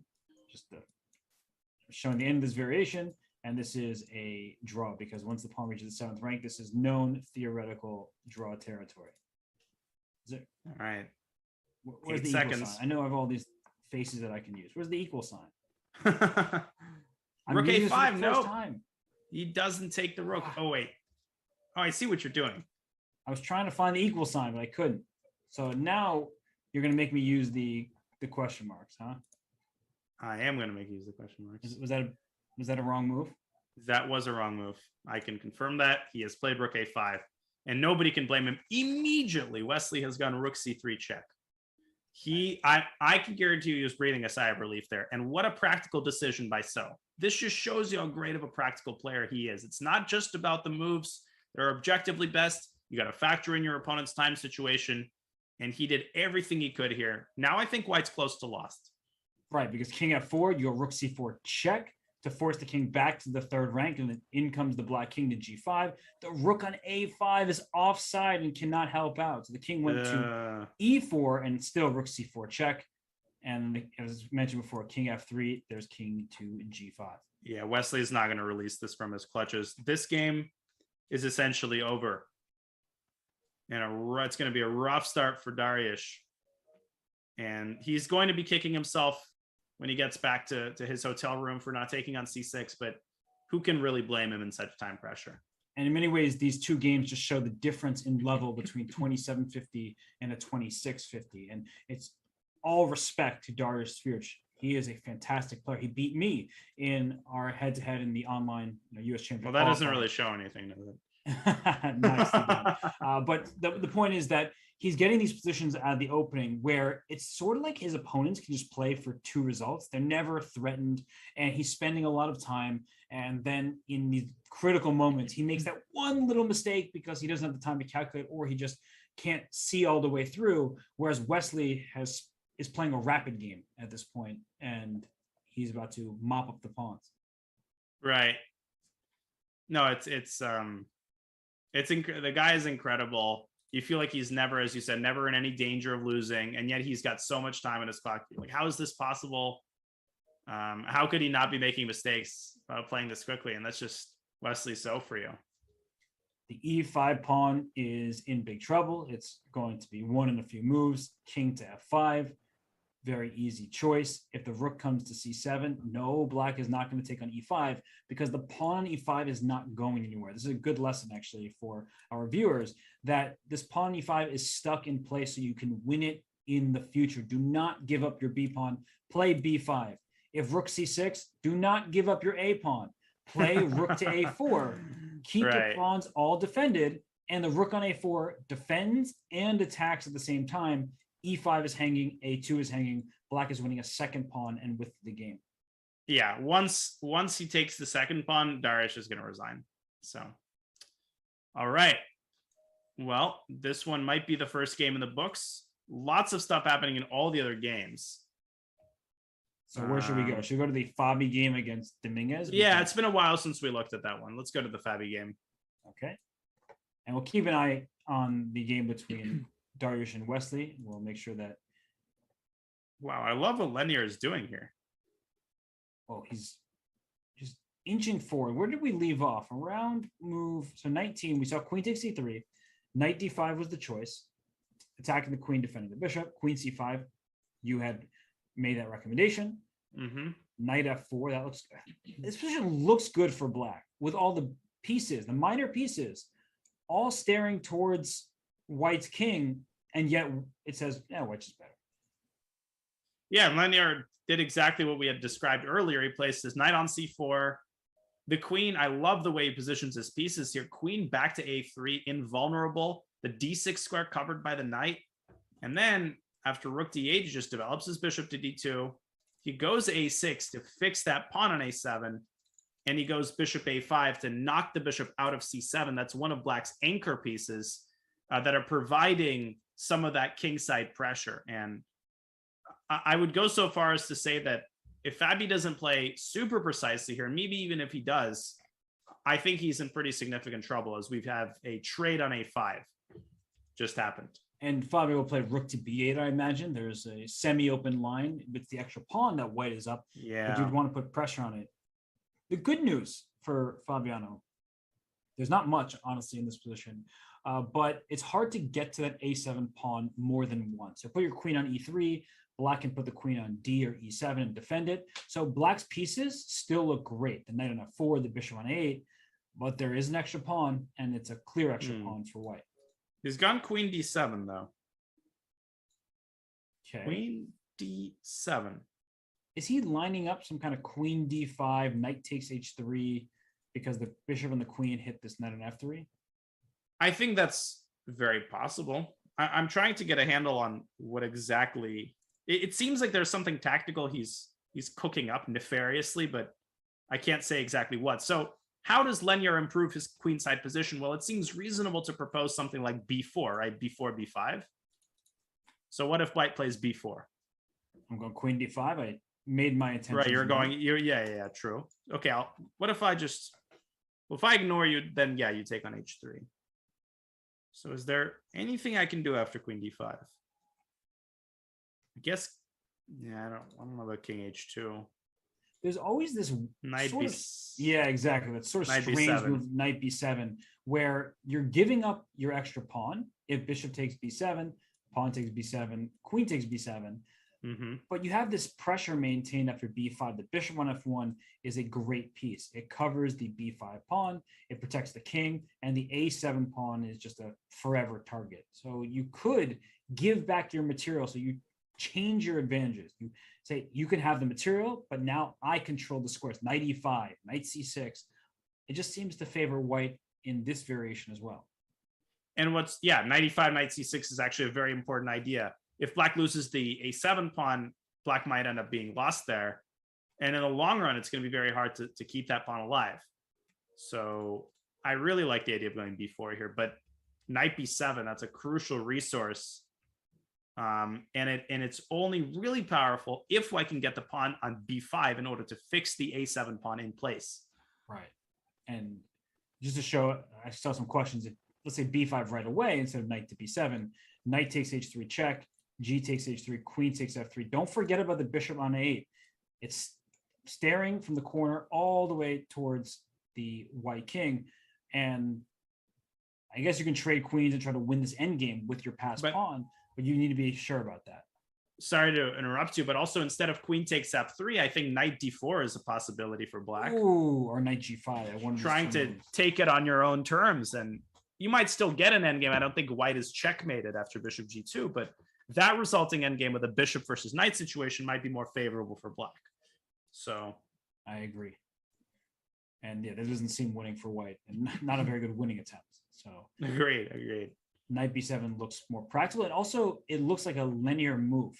Dominguez is the type of player who likes to have that boa constrictor style. He doesn't want to get it messy and then out-calculate. If he can simplify it but still have the upper hand, that's often what he'll go for. He's a very practical player. Yeah, he is. He likes clarity in the position. And he's a type of player to play b4 and knight b7. I agree completely. Wow, this is looking good for him. And it would be, like you said, pretty incredible to start 2-0 with a win against Fabi in round 2.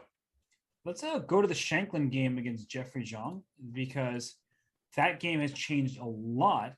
There are no longer queens on the board. You can see from the board I had up previously. Let me refresh and get to the current position. How did this all happen? Wow. Well, Sam did play. Oh, BC and bishop b7 happened, as we discussed. Okay. Sam played g5 anyway. But after knight h5, it just didn't seem like he really came up with anything. And he ended up going knight d5 and trading queens. Right, and he took on g7, knight d5. That doesn't feel right at all. No. Now, if anything, it feels like white could end up being worse in a position like this. White's got all these weak squares, f4. Black still got... Sorry, I was just taking black? I'm taking black, and I'm taking on d5 and playing knight f4. You're making a point about the f4 square. That's probably what I'd go for right now. No, absolutely. And rook takes c4 is a threat at the very present moment because of the X-ray against white's king. And white's king has no great squares. You don't necessarily want to move back to a1. I mean, obviously the king is just vulnerable there, and moving to c2 has its own set of problems. You're walking into a pin, so probably you should play king c2, but Sam has lost control of this game. It was a very, very promising position. Now black seems to be the one fighting for an advantage. And Sam played rook to c1, and bishop takes d5 is Jeffrey's move. And we see that eval bar, it's at zeros. And this is when the eval bar is evil rather than the eval, because zeros, people think, oh, just a draw. No. Objectively, the position should be balanced, but both sides have different agendas here.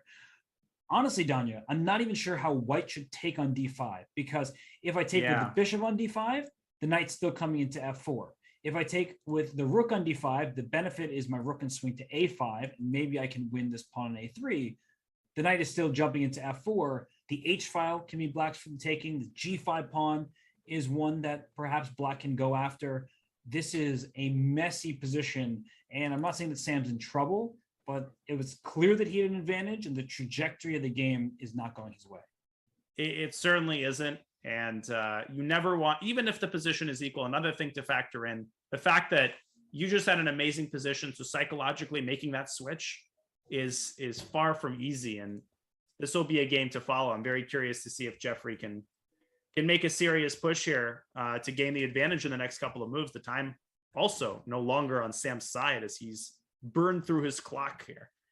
And we're only on move 26. Plenty of time left for the players, but with the 14 moves until the time control, they'll need to play precisely to maintain what is apparently a balance. But for now, Donnie and I are going to maybe take a little rest, a breather. We'll be back in just a few minutes for more coverage of the second round of the Sinquefield Cup. This is the 2021 Grand Chess Tour.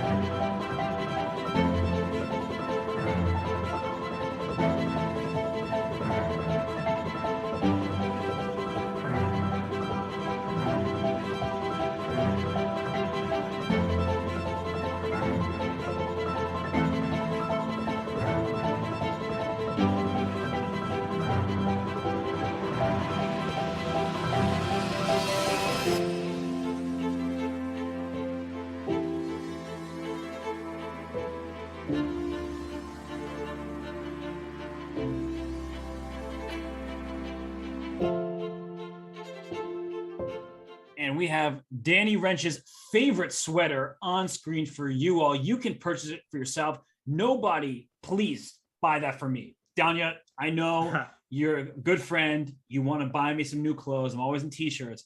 Do not get me that sweater that somehow is a bestseller. Dang, I was just about to order it, man. But this is really, really good to know. Now I know all about your taste in clothes. No, I agree. I have to agree. You, as you said in the break, you couldn't pay me to wear that, but I can respect differing tastes, and I think Danny Wrench might have something to say about that too as well. Well, if anyone would like a sweater or any of the other merch, go to go.chess.com/merch, and you can check out the new designs the teams come up with. But I am, just like Danny, not going for that. And we do have an end game between Wesley and Dariush. We actually are deep in it, and Wesley is completely winning right this now. is over. Yeah, he has an extra pawn, and unlike some other positions where the A pawn for white was able to reach A7 as black queened, you're way too far away at this point. So Wesley's doing the right thing. He hasn't spent much time this entire game, but in this moment, instead of rushing his moves, thinking I'm just going to win no matter what, he knows he's winning. So who cares if he wins with an hour and a half on his clock or with half a minute on his clock? He just needs to be precise. So this is the moment just to be extra careful. He can play king f4, and then the pawn can just go up the board. Yeah, and white's pawn lands on a6. It once black promotes, and that is a very easy theoretical win. But obviously, you're only talking about one tempo here, so you want to, you don't want to ruin. How many games have been ruined just by playing too quickly in a position like this? Of course, you can also win by playing king back to d6, but Wesley's going to take some time, and then he's going to play king f4. There's no reason not to play it. Just got to triple check it. I guess we should show one variation where you could make a mistake. Wesley will not make this mistake, but after, say, king to d6, and let's say you play king d4 and start going for this a4 pawn, right? That may not be the pawn you really want, because if we get into this situation where you say, oh, you take e6, I'll take a4, the problem is that's a rook pawn. Rook pawns are notoriously bad. Yeah, this is not the best approach games. to winning this position. You use the edge of the board as an out of bounds, the boundary that keeps the black king stuck in front of the pawn, so you will not be able to queen. So I know that for many who are watching, it's like, I would never do that. Of course not. Right. No. It is something that you're told to do sometimes. You're up material, so let's just keep liquidating. Just keep trading. So I'll give you e6 for a4, but this is not a position where you want to do that. Instead, Danya's point after king d6 was not to give up the e pawn, of course, after king d4. You can just play move like a5 or move like e5 check, and you're going to end up walking up the board with that pawn. Right. And Wesley has gone king f4, so we're going to see resignation at some point in the very near future. Perhaps even right this moment, as Dariush calculates the same line and determines that there's nothing left to play for. Right. And sorry, just to show that how black queens in this variation: king takes a6, e3, king b7, e2, a5, e1. This is one move too slow. We showed a position earlier where the pawn was on a7. That is a known theoretical draw, but not on a6, because here black plays queen to b4 check, and unfortunately for white, you normally have this pawn on a7, and black has to leave the b file, otherwise it's stalemate. Here, black can make the move queen to c5, for example. And if you play a7, you get checkmated on c8. And if you bring the king back out to b7, queen b5 check. The only way to keep your pawn is king a7. And if white moves, you lose the pawn. So king to e5 just wins the game as I scoop off your pawn. Yeah, that's a great explanation. And I do think, Wesley is aware of this technique. So we will see a result on the board here at any moment. Chess is that evil. One tempo decides the entire game. Everything that they just worked for, it's all about whether the pawn's on a6 or a7. So Wesley is going to be happy. Dariush, starting with two white games, losing them both not the start he wanted. Unfortunate for him, but he still has 7 rounds to mount a comeback. And don't count him out. He really can beat anybody in this field. He just hasn't been finding his footing in the early going. Yeah, he hasn't found his footing. He's not as experienced in these tournaments. And, I think with experience will come. He'll stabilize. Maybe all he needs is a draw. Once you're on the board, there's always, when you're a lower rated player in such a field, there's of course always that voice in your head. It's, what if I lose all my games? At least I guess I should only speak for myself. But when I was the lowest seed in the 2011 US Championship, which was my first, I definitely had that fear. I was like, I really, really don't want to lose all 7 games. It was a 7-round tournament back then. And I drew the first game and that fear was off the table. But when you start with a couple of losses, you never know. These players are monsters. To make a basketball reference, you hear this often during NBA games when someone's in a slump and they're missing shots. Once that first one goes in, now they start feeling more confident again. And for a chess player, if you can just make a draw earlier on and get on the scoreboard, you feel like you can actually compete with these high-rated players. We've all been there. We know from experience what that's like. You mentioned the U.S. Championship. I know from the Isle of Man tournament that I played in 2019, the Grand Swiss that was held in Isle of Man, hosted by Chess.com. It was tough where I started half at a 3 and you start thinking, is it really just all going to go downhill from here? And then you get your first victory and now you're back in the tournament. You're feeling rejuvenated. So these things are tough for a player like Darius Svirich, but he will have the opportunity to come back, just not in this game. And the crucial thing is about what you say is that when you score that first win, technically your score, you might still not be satisfied with your score. You might have 1 out of 4 or whatever. But the fact that you won is what you're really focusing on. So it's less about the overall score you have, just like a basketball player might miss the first 9 shots and hit the 10th and feel like he's just hit 10 shots in a row. So it's all about, slightly exaggerating, but it's all about the momentum in such situations. Well, we'll go away from this game because Wesley has this one in the books. It's just not official yet. He is going to win. Let's take a peek at the game between Rapport and MVL because that board is locked up in the center. And I'm looking at this position here.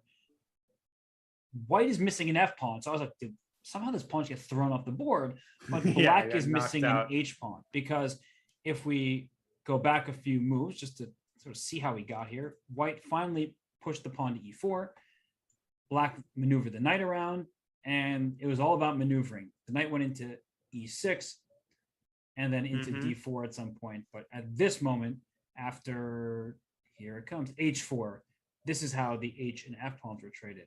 White allowed the capture on G3, took back with the F pawn, saying the open F file should be beneficial for the rooks later in the game. I think that optically, when you look at a position like this, your eyes are drawn to the knight on D4. And you might conclude on the basis of that knight that black is at the very least totally fine. But in my opinion, and you could disagree with me, but I think white's playing for a win here. I think it's quite clear that he is. That knight on D4 in and of itself does not necessarily provide all that much strength. And white has the ultimate goal here of going rook CF1 and maybe even getting that knight away from A4. And I don't know exactly where he might put it. Maybe I'm exaggerating it. I think a draw is still the likeliest outcome in this game. But it seems like if anybody's playing for a win, it's probably white. I like white's position. Complete agreement with you, Danya. The knight on D4 is probably the best single piece on the board, but all of white's other pieces are doing well, in particular the rooks. This rook on B8 staring at the B3 pawn, which is protected by a pawn. So you're not actually threatening anything.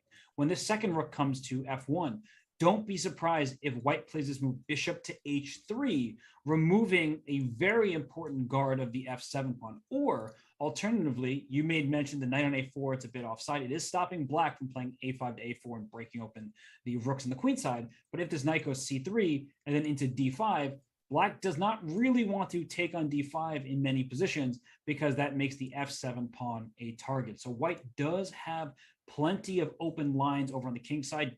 If the move H4 to H5 comes, that will be scary for the black king as well. So I like white's position just like you do.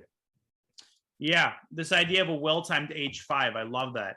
Weakening Black's king, and there's some potential sacrificial ideas, as well as an idea of going h5 and then maybe following up with a quick knight d5 if you've gotten your knight to c3. So Richard is okay. He's got 11 minutes for 9 moves or so, so it's not a huge amount of time, but obviously he can spend as long as he wants, essentially just shuffling his pieces around, getting it closer to the time control. Right. And So- for Maxime, it does seem very solid for him. That's the good news, is there's a semi-open file where White's rooks are barreling down, but to what end? Black, excuse me, can play the move rook to b7 to add another defender to the pawn on f7. And can progress really be made? That's the essential question. I'm looking at this h5 move. That's the one idea that I'm really concerned about from Black's perspective, because Mhm. you're going to pry open the king side. The knight is going to come c3 to d5 at the right moment, and that can be scary for the king on h7, which is in fact less safe than the king on h2. Yeah. White's position has a tremendous amount of potential energy. It should also be pointed out that bishop takes c4, which may appear like it wins a pawn. Don't forget about the f7 pawn. After White takes the bishop, queen takes a4, rook takes f7 is completely unthinkable for Black. You cannot afford this kind of damage to your king position. So Black has to sit tight. There's really no other choice here. You don't want to go f5. You don't want to help White along. And for a human, that's it's always really hard to do. It doesn't matter who you are. Nobody likes to sit tight and do nothing and wait for your opponent to inevitably play a move like h5. So Just an unpleasant position for Maxime, even if he is Right. more than capable of holding on and surviving this game. So we'll see how this one develops. Starting to look good for White on this board. Let's pull up the game between Svidler and Mamedyarov, because that was an end game where we liked Mamedyarov's position, though we acknowledged that Svidler had pretty good chances to survive. And things have changed. B5 was played when we thought it would be. Rook c7, rook f8 was the choice, forcing f3, and then rook f5. So defending the c5 pawn Mhm. through active means. And that's a very important pawn. So when you pushed it to b4 and rook a7, rook e5 played, somehow it feels like Svidler has is to be a actually- draw. Yeah, he's holding this one. Yeah, but how exactly? So first of all, Black's idea is, like the rook e3. So how should White go about this? I mean, a3 is probably the best. a3 in order to fix that pawn on b5, because if Black goes b4, White goes a, b, c, b, and then rook b7 and picks off that pawn. And I think Peter has just played it. Yeah, Peter has just played a3, and this is going to be a liquidation and a draw. A3 is an excellent move, and just to show Yeah, it everybody is. the really essential nature of it is if you play a move like h3, some sort of random move on this side of the board, and you see the eval go really heavily in Black's favor, now you have these pawns defending each other. The c5 pawn is less important, because even if White wins the c5 pawn, Black will go ahead and win this d3 pawn, bring the rook to d2, and cause all sorts of problems. So you want to remove the guard of the c3 pawn so you can then win that one and not have to deal with a passer. So a3 is a really classy touch in a position that's been difficult for Svidler for a while. I think this solves all of his problems. It does. And if we continue that line, b4, a, b, c, b, rook b7, rook e3, rook takes b4, rook takes d3. And I think the simplest is just to play king c2, pick off that c pawn, and then defend your king side pawns easily with h4.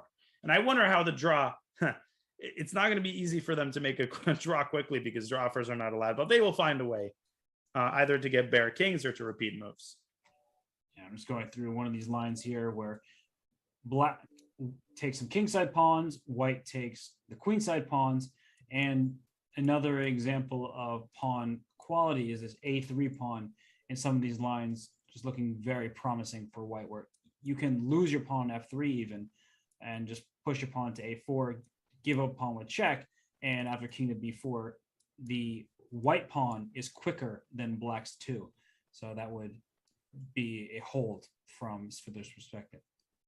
Yep. And also, rook e3 has been played. And I think still rook b7 should be played by white. Right. And that actually the line I just went down here where. Oh yeah. Okay. I was exploring on my own board. Yep. Now I'm seeing it. So it's just giving up the king side, get the queen side, and then push your own. Yeah. Oh, okay. So you were rook d2, king c3. Sorry, that's what you were showing. Okay. Exactly. Understood. If black doesn't want to have to calculate all that, rook b7, you can just play b4, and you just encourage this trade here.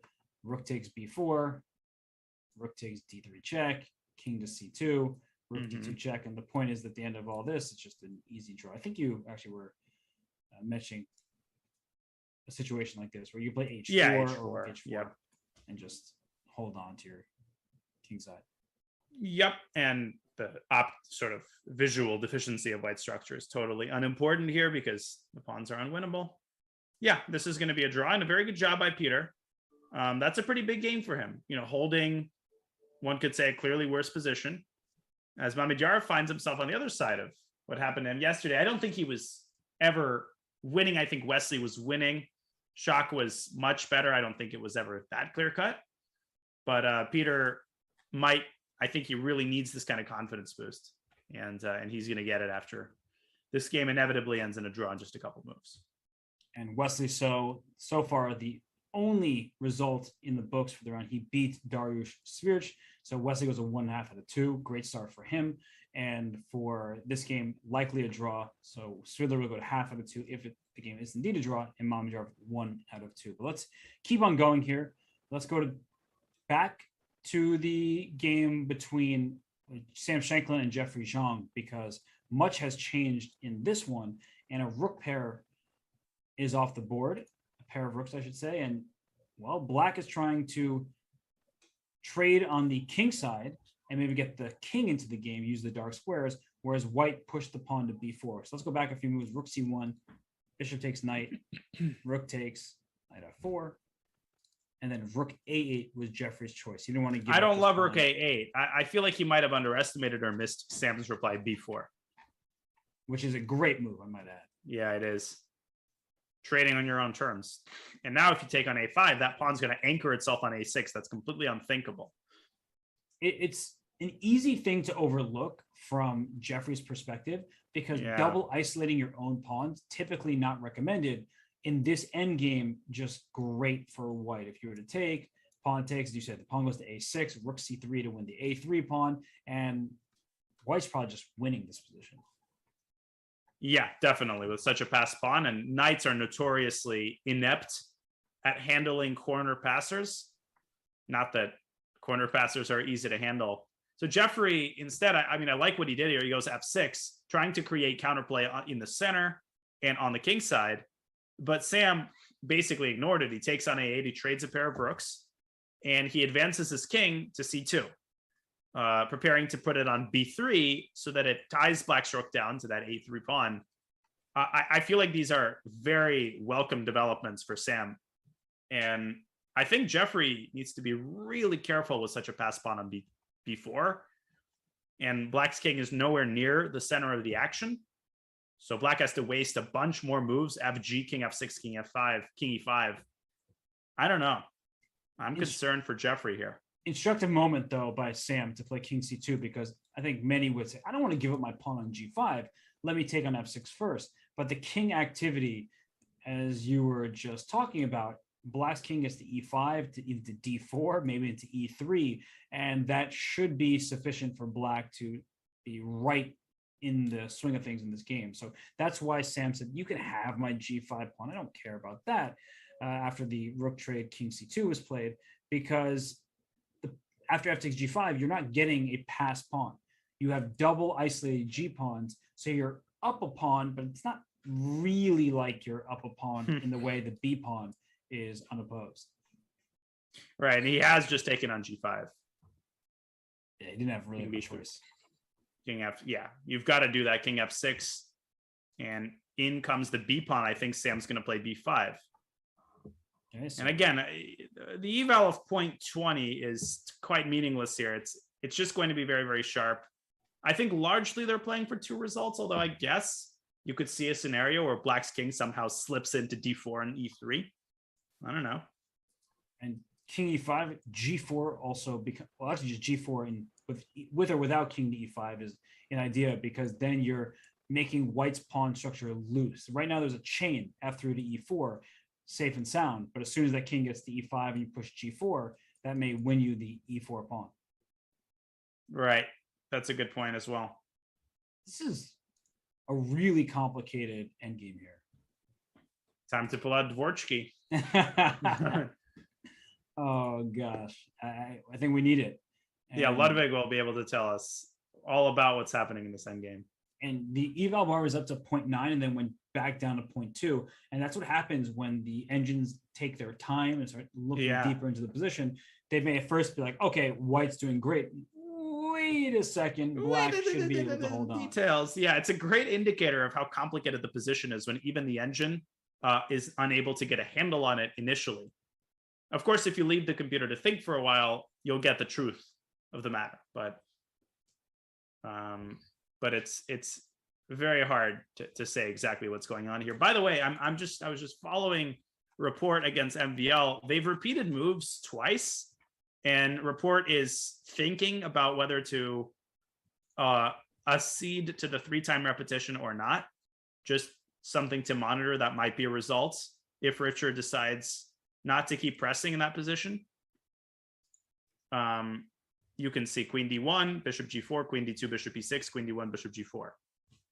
So if queen d2 is played, that's a draw, right? That is an automatic draw. Now, he's been thinking for about 3 minutes here. The way to avoid a draw, I guess, would be to play queen d3, for example. Queen d2 is an implicit draw offer in some sort of a dystopia where draw offers are not allowed. Oh, wait a second. Or shall we say utopia? Do you think he's going to play queen d2 and make the draw, or is he going to play for a win? He's been thinking for a while. I thought at first he would play queen d3 pretty much automatically. But let's not forget that we have the luxury of knowing that, it's 0.6 in white's favor. But maybe Richard is not as convinced that h5 is such a serious attacking option, because it is a pawn sacrifice and it is extremely committal. So it's also entirely possible he says, all right, I'm down 16 minutes. Let's just wrap up and go eat dinner. There are some good places in St. Louis that, near the chess club that he might want to go to instead of grinding this out for another 3 hours.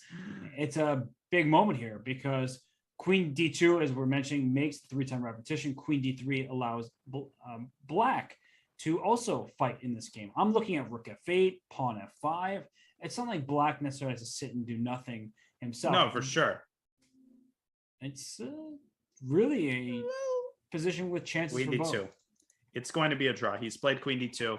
Okay, well. And you can't really blame him. I mean, the chances of beating MVL in such a position are quite slim. I mean, let's be real. With 4 minutes in your clock, I think it's more likely that you make a mistake heading into the time control rather than somehow obtain the upper hand. I completely agree. So we're going to have 2 results simultaneously. Svidler Mamedyarov is about to wrap up in its own draw with a repetition. Actually, it has just finished, I believe. It has. And now MVL could refrain from going bishop e6, but he's not going to do that. I mean, there's no need for black to go insane here. Just showing the finish of that Svidler Mamedyarov game. So that game is officially done. And as you just said, there's no reason that Maxime has to go crazy, but maybe there's a way where he plays on without going crazy. We're looking at f5. That's black's main That is absolutely, attempt. Yes. If black is going for it, then it is via f5. And you could put the rook on f8 first, but f5 is what I'm looking at. Is there f5? No, bishop e6 play. He's like, maybe another day. He's like, boys, don't bother. It's just a draw. No. Let's actually just quickly put the move f5 on the board and explain why that could be really problematic for black to do. One idea that I'm thinking about, I don't know if it works. There it is, h5. Yeah, so the fact that you said it both have our eye on it makes me feel more confident in it. I think it would make you feel less confident. No, you're a great tactician. So you're undermining the defense of the f5 pawn. If the bishop takes on h5 over here, after pawn takes f5, if you take with a pawn on f5, I take your knight and take on f5. I just break open your position. And if knight takes f5, instead of pawn takes f5, then bishop h3, which causes big problems on the f5 square.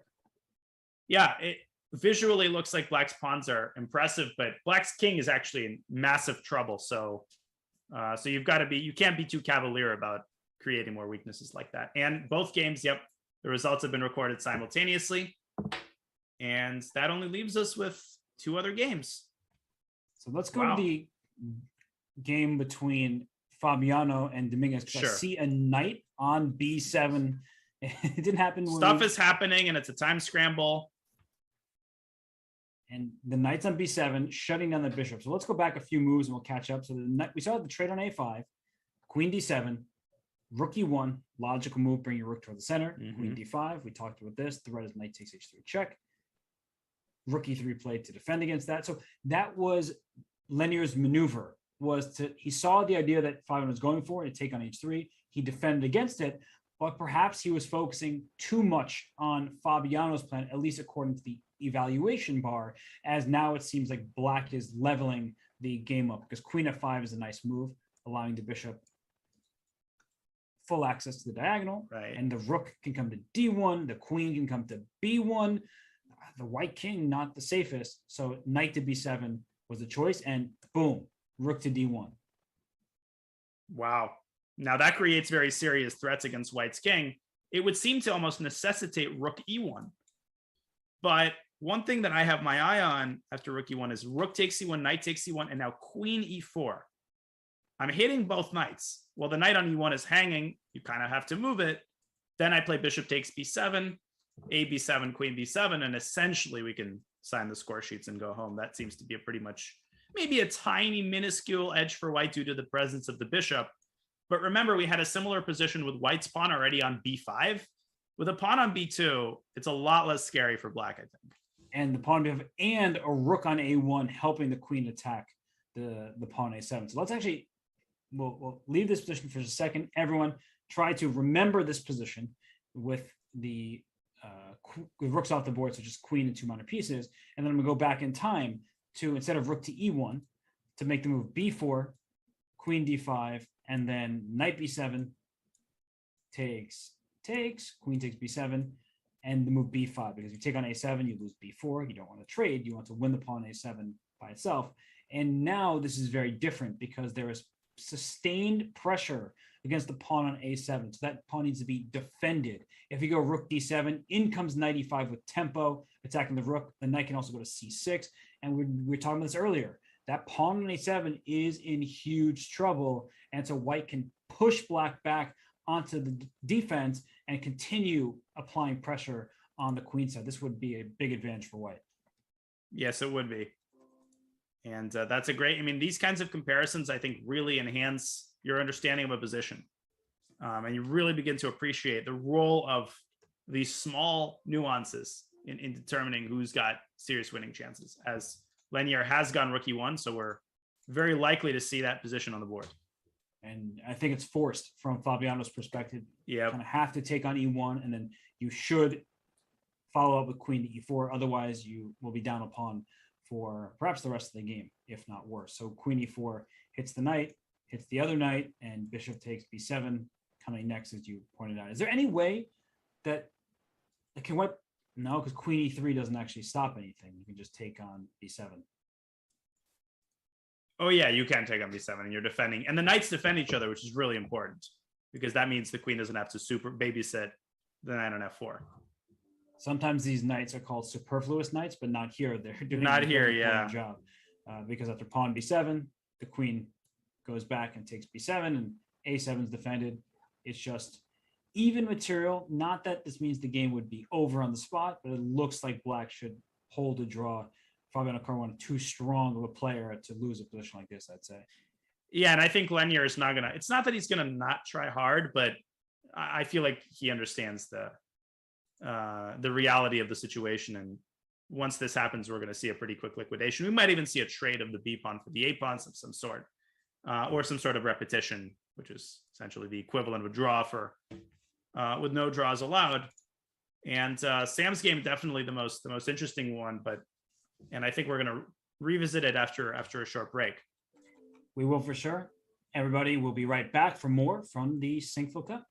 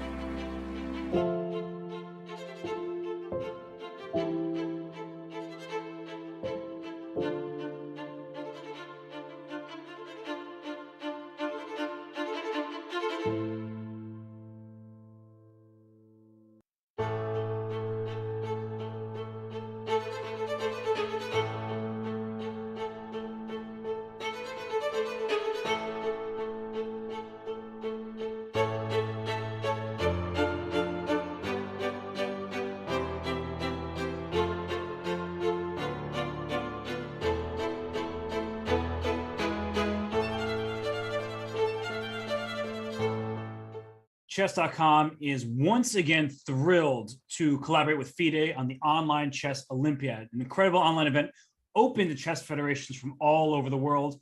The teams are invited to send their best players and top juniors to compete in rapid chess matches for gold medals. The event kicks off very soon, just a couple days away now. I was about to say the date, and I looked on my computer what date it is. That starts August 20th. That is 2 days away. Yeah, what's more surprising is that it's already August 18th. I can't believe the summer has already gone by. Jesus.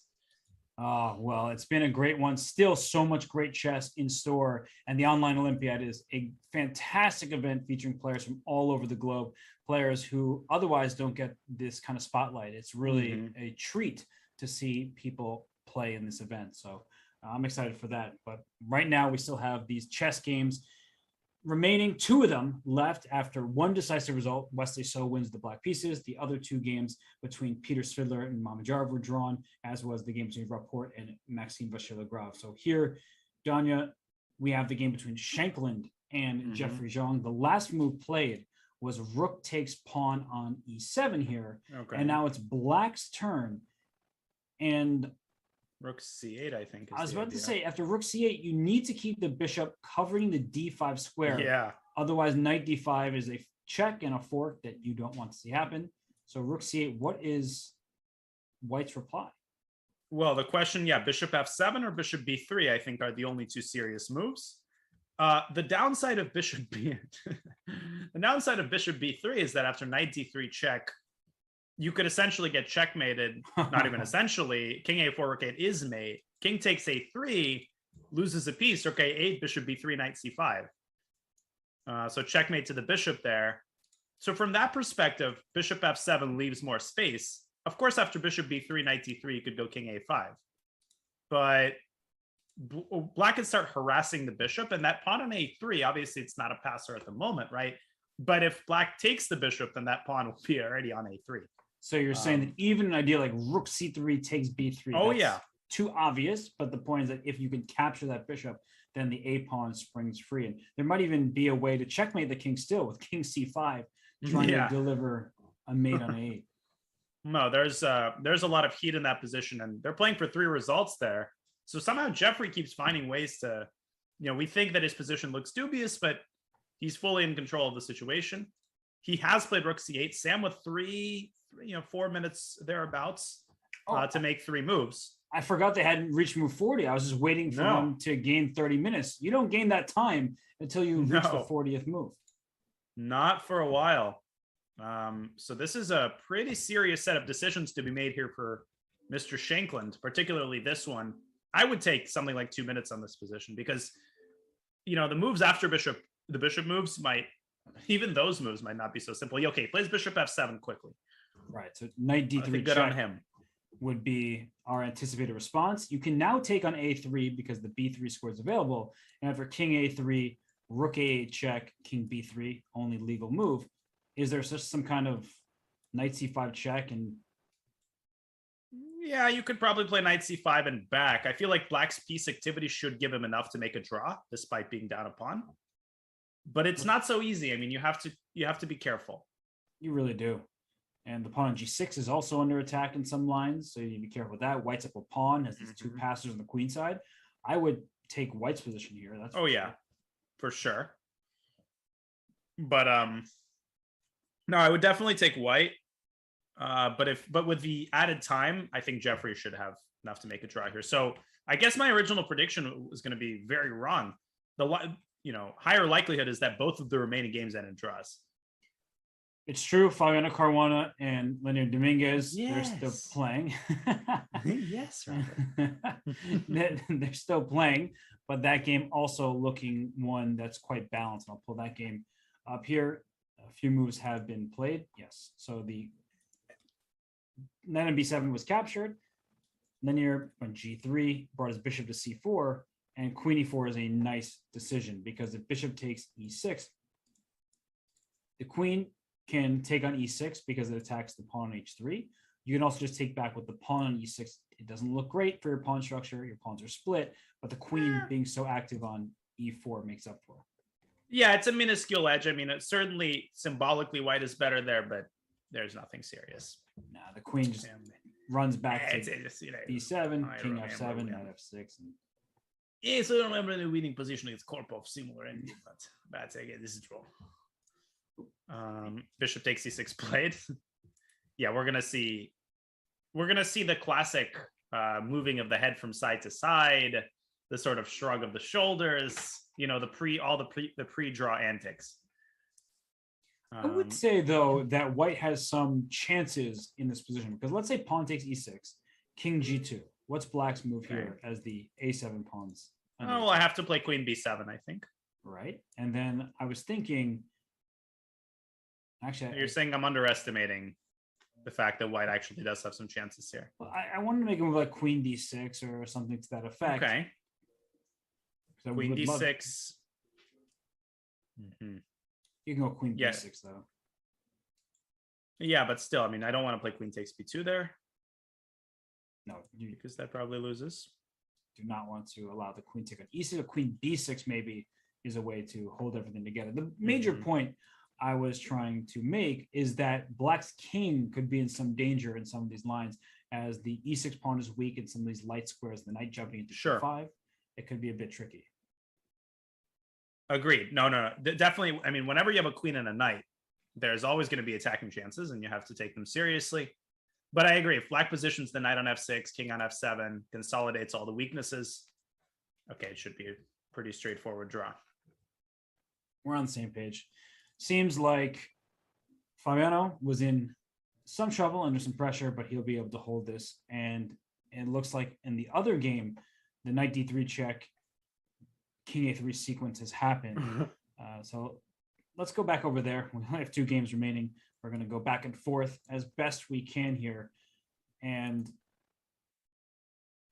knight d3 check, right? We talked about this. King that takes pawn. Jeffrey's going to play the computer move g5. That seems like a Jeffrey move. He's such a calm player that I think he's just going to say, all right, I'm going to preserve that pawn and I'm going to keep all of the other advantages of the position. G5 is a cool move.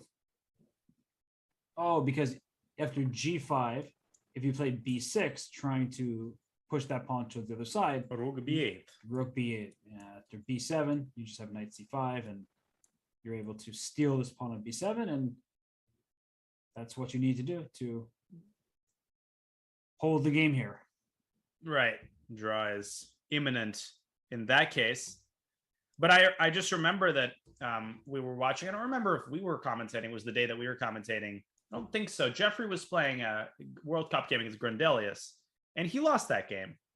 But the amazing thing was that there was ultimately a queen end game where the computer was indicating some crazy defensive ideas, and Jeffrey kept finding them one after the other. And it was just having a blast. There's no way he's going to find this incredibly illogical move. That's the last spot you want to put your king. The same color square as your queen. And the moment I would say that Jeffrey would put his king there. So I have full faith in his ability to not lose this position. Jeffrey is phenomenally talented. And if he can hold this game, he'll be feeling much better about his chance in the tournament, because yesterday he drew from the white side of a game where he didn't get much at all. He sort of Who was he playing? The issue. He was playing against Report. Okay. He just never got anything. And the game was pretty much over after the opening. I thought he would have an advantage. He just wasn't able to make anything of his bishop pair. So now with the black pieces holding off Sam Shanklin, that is a big result for him if he's able to make it, because then tomorrow he gets white against Dominguez and he has more white color remaining than having the black pieces. Mm-hmm. Yeah, Sam is not going to be too happy. He's going to be on the board, but he had a very promising position. But Sam, one of the things that he prides himself on is his stamina. I think Sam Sam and I have talked about this before. He feels that toward the second half of the tournament, I'm jumping the gun here a little bit, but he always feels that he has more stamina, more energy. He's in good physical shape. So, don't sleep on Sam. And I've noticed that there's a grain of truth to this. He often plays very, very well in the second part of the tournament. So that's something to keep an eye on a little bit later. Yeah, I remember in Vikings in, 2019 or 2018? 2019, where he started off slowly, but then won a few of his later games, including against Vladimir Kramnik from a very tough position. Somehow he won that game, and he beat Nepo in that tournament too. He also beat Nepo. That's right. So he finished on a strong note, a high note, I should say. And yeah, he is capable of doing that because in his interviews he said he works really hard in all aspects of his game, and it's not just working on the openings and the middle games, the end games. He wants to make sure that when he sits at the board, he can concentrate to his fullest extent for even 8 hours if the tournament has a long time control. Yeah, I've shared some stories of the kind of work ethic that Sam exhibits in his effort to, to maximize his chances, and it's quite impressive. So, okay, so Lenier and Fabio are repeating moves right now. I wonder if Lenier is trying to make time control. He does have under a minute on the clock here. Well, I also just saw that Jeffrey Barnes knight to c5. Oh, so you didn't play g5. Whoa. Wait a minute. What is knight c5? Yeah, I'm very confused. I don't understand what I don't get it. So let's say white plays king. No, king b4, rook a8. Oh, he's trying to kind of checkmate? No, oh my God, rook b6 and king b5, yeah. I don't understand that move at all. No, something's wrong. So king b4, and if knight d3 back, then the king walks up to a5. Okay. The knight c5 happened, but only after rook a8. I was saying there's no way he would just play knight c5 like that. Rook a8 first. Yeah, that something was weird there. That makes a lot more sense. Yeah, that couldn't possibly be. And this makes sense because it's forcing the king cannot go up to b4 because rook a4 is checkmate. So the king has to go to b or c2 at the moment. And I think black will then follow up with the move g5 that you mentioned earlier. Right. And yeah, Dominguez, by the way, they're just making motions to make a draw. Like Lenier is not even really, it's not that he's not trying, but you can tell they're searching for the repetition. All right, let me pull up that game as you'll see what I mean. Sam and Jeffrey made move 40, and as we load up here, so bishop c4 was played, took on e6, knight d. Well, they repeated, but Fabi actually was the one, and I think I should clarify this for the chat. You'll notice that Fabi played queen d5, and I think the natural reaction would be like, oh, black is playing for win, but he's not. It's just that Fabi thought there was a high probability Lenier was repeating to gain time. And so Fabi took the opportunity to position his queen in a better square, if that makes sense. That makes perfect sense. And you did a good job explaining that because he wasn't expecting Lenier to make the draw. Lenier is better. And if Fabi had the white pieces, especially because you can't offer a draw, you'd probably play on for a bit just to make sure that black is being careful and defending everything. So queen d5 defends e6, attacks f3, and then Lenier played knight h2 and a5. Just, I don't see how white can win this game unless this knight on h2 finds some really good square, and e3 is not a good enough square for me to think that white's going to win the game. I think we're going to see knight g4, knight f6, knight takes f6, gf, and we're going to see a perpetual there. I that's what I'm calling. You are the prophet. Well, I got to stay true to my nickname. I got to keep producing prophecies. Or I got to be like Nostradamus. That the prophecies are so vague that they're always going to be true. A result is going to happen in this game. The world is eventually going to end. Oh, Nostradamus predicts apocalypse. Well, knight f6 was played, so you called it. And this nice. Should just be... If you take on f6, well, then it's an even position. If you play knight e3, you're trying to play against this isolated e-pawn. And if knight e3, where's this queen going for black? Queen b5? No, maybe more central. Yeah, where is it going? I was thinking queen d6 after queen b5, but even here, after queen to d6, you can take on b2, I'm sure. Yeah, queen e6, king h7, and I don't know, king h8 probably. And the big difference is the knight is on f6. Earlier, we were looking at these lines where the knight was on h5 that got the king in trouble, but the knight being on f6 holds many of the surrounding squares. And in fact, white needs to be a little bit cautious with that a-pawn. Right. Also, after knight e3, queen d2 is possible. So I think that Lenier's decision has nothing to do with whether he wants to play for a win. It's just different ways of making a draw at this point. So good hold for Fabiano Caruana. He jumped back into the 2,800 plus club, and he wants to stay there and draw with the black pieces. He'll remain there. Had he lost, he would have been under. So I think both players won't be unhappy. Fabiano, black pieces against a very strong player for Lenier. He won yesterday. He draws against the top rated player in the field. Good start for him. Yeah, no, very solid. He's always so difficult to beat, so versatile, and stalwart, consummate professional. I think of Lenier and Hari Krishna in sort of the same category. Just like so consistent. You can always expect them to play well. And you rarely see them just like flubbing a tournament. Not that you see anybody else do that often, but you know what I mean. And Lenier had this stretch in 2019 where he was winning a bunch of tournaments. They weren't these super tournaments with Magnus and all these players, but for a period of time, he was just winning event after event. And he's a great player. He had some years off from chess when he was transferring federations. And that was a shame for him because he was in the peak prime of his career. Now at 37 years old, still a fantastic player. But, it's not like he's in his 20s anymore. And that's, of course, meant with absolute respect. Lenier is a fantastic player and human being. And he just, sometimes you think about what could have been in many ways. And he could have been a player that participate in the candidates tournaments rather than helping Fabiano Caruana win the candidates and then play in the world championship. No, he's basically a god.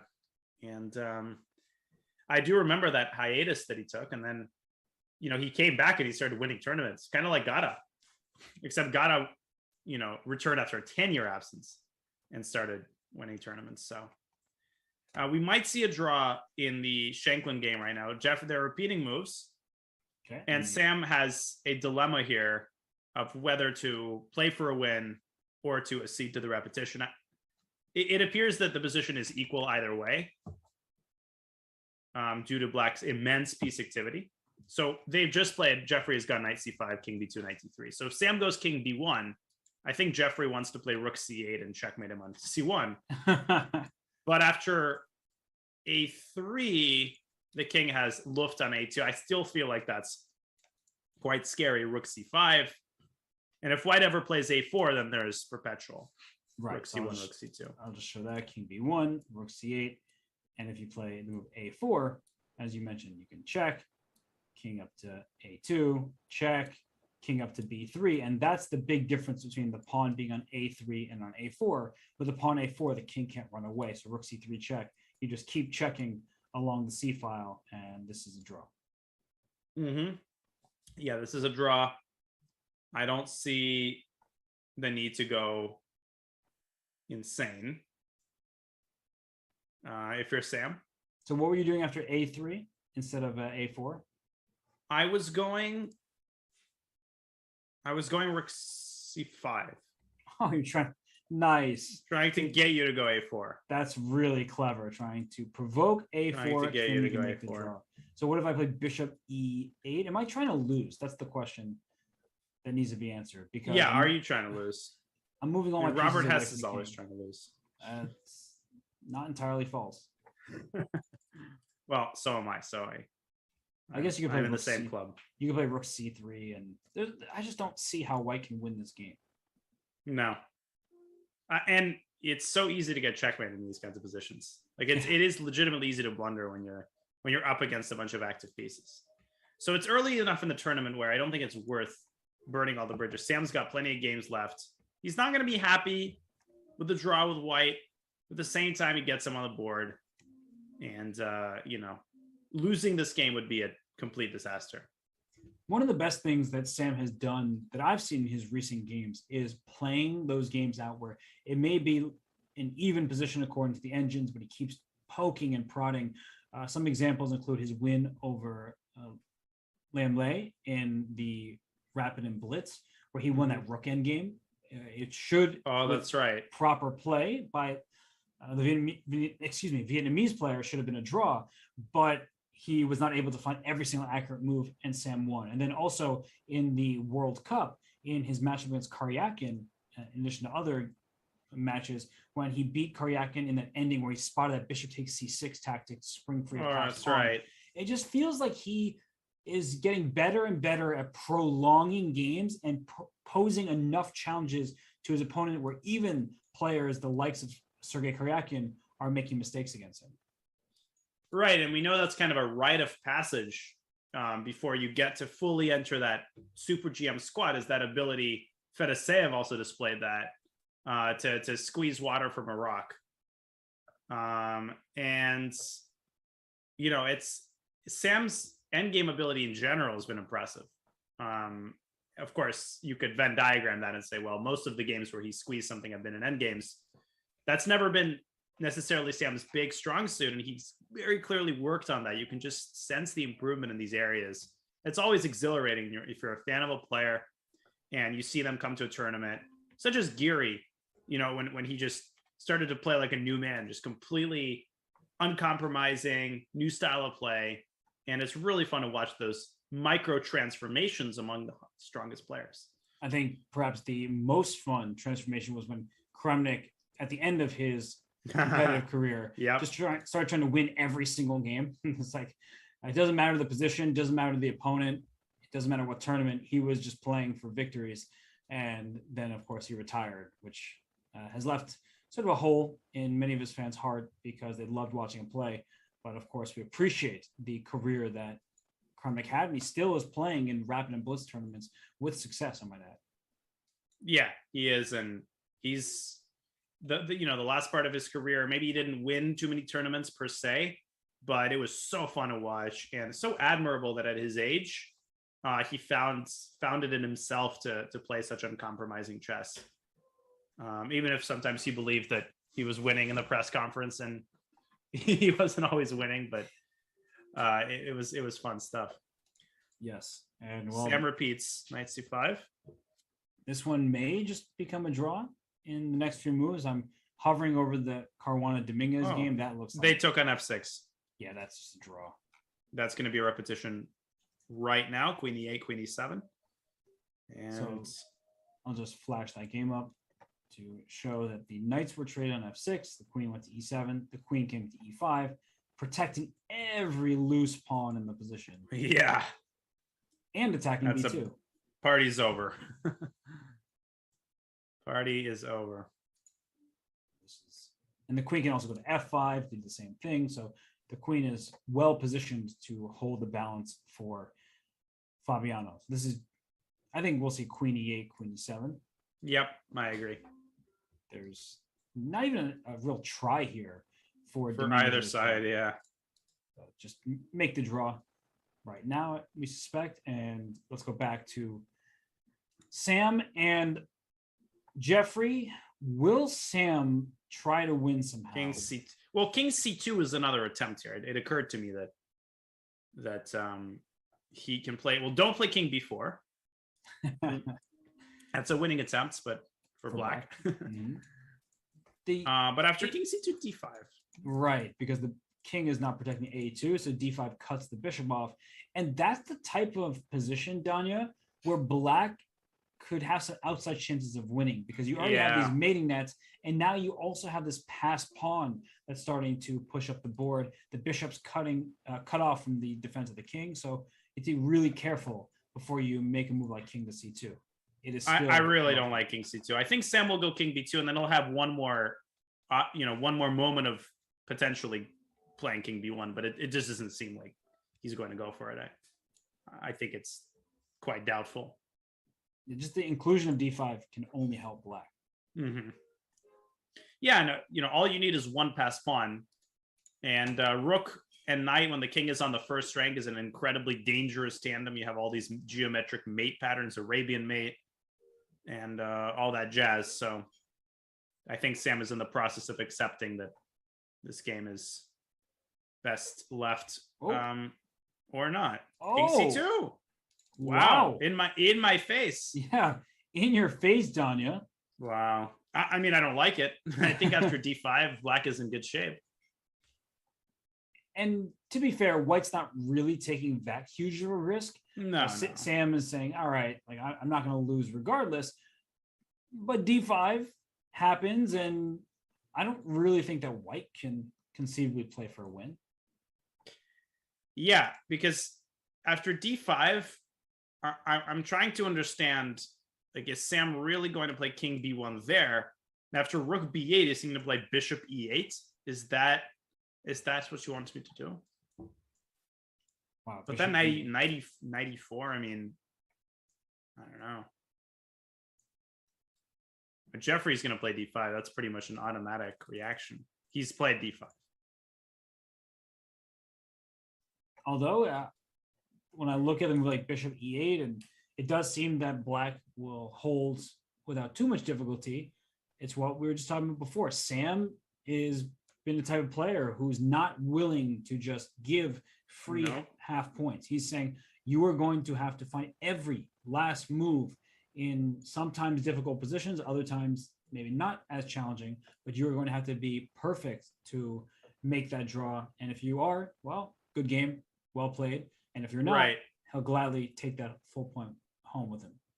That reminds me of a point that Vesselin made, where I asked him, and I would ask, I asked him and a couple of other players, what do you think is Magnus's greatest sort of lasting impact on chess so far? And okay, perhaps a lot of people are aware of this, but he said, yeah, it's this idea that, even in the early 2000s, there would be a lot of draw offering on move 15 or on move 20, even in positions where one side had a small advantage, because there was total trust, a mutual trust in the fact that, yeah, you, Vladimir Kramnik, or you, Alexander Morozevich, or you, Peter Leko, are going to save this position. But Magnus changed that completely. And he said, you know what?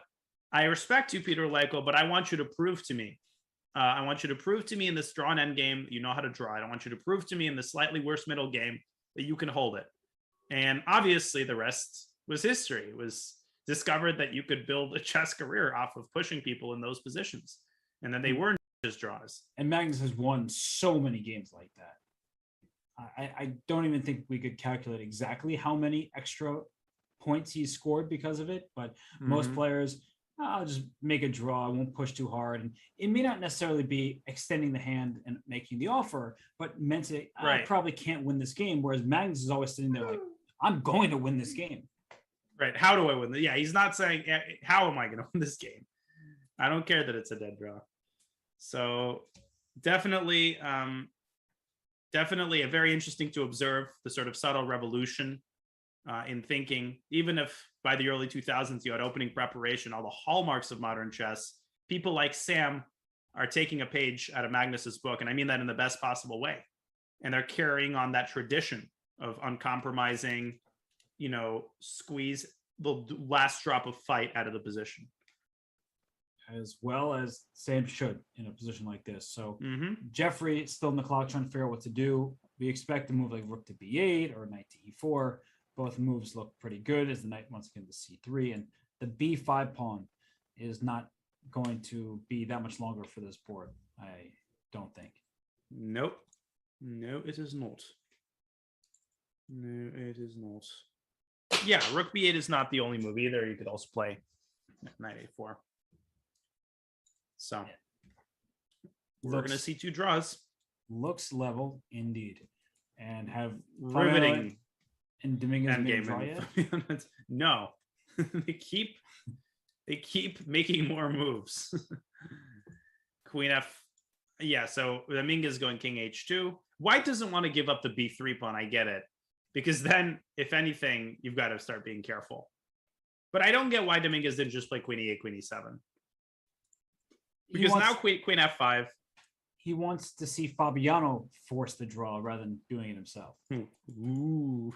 But this queen e5, queen f5 defends every single pawn. All four pawns are safe here. Yeah, you could just shuffle your queen between those two squares.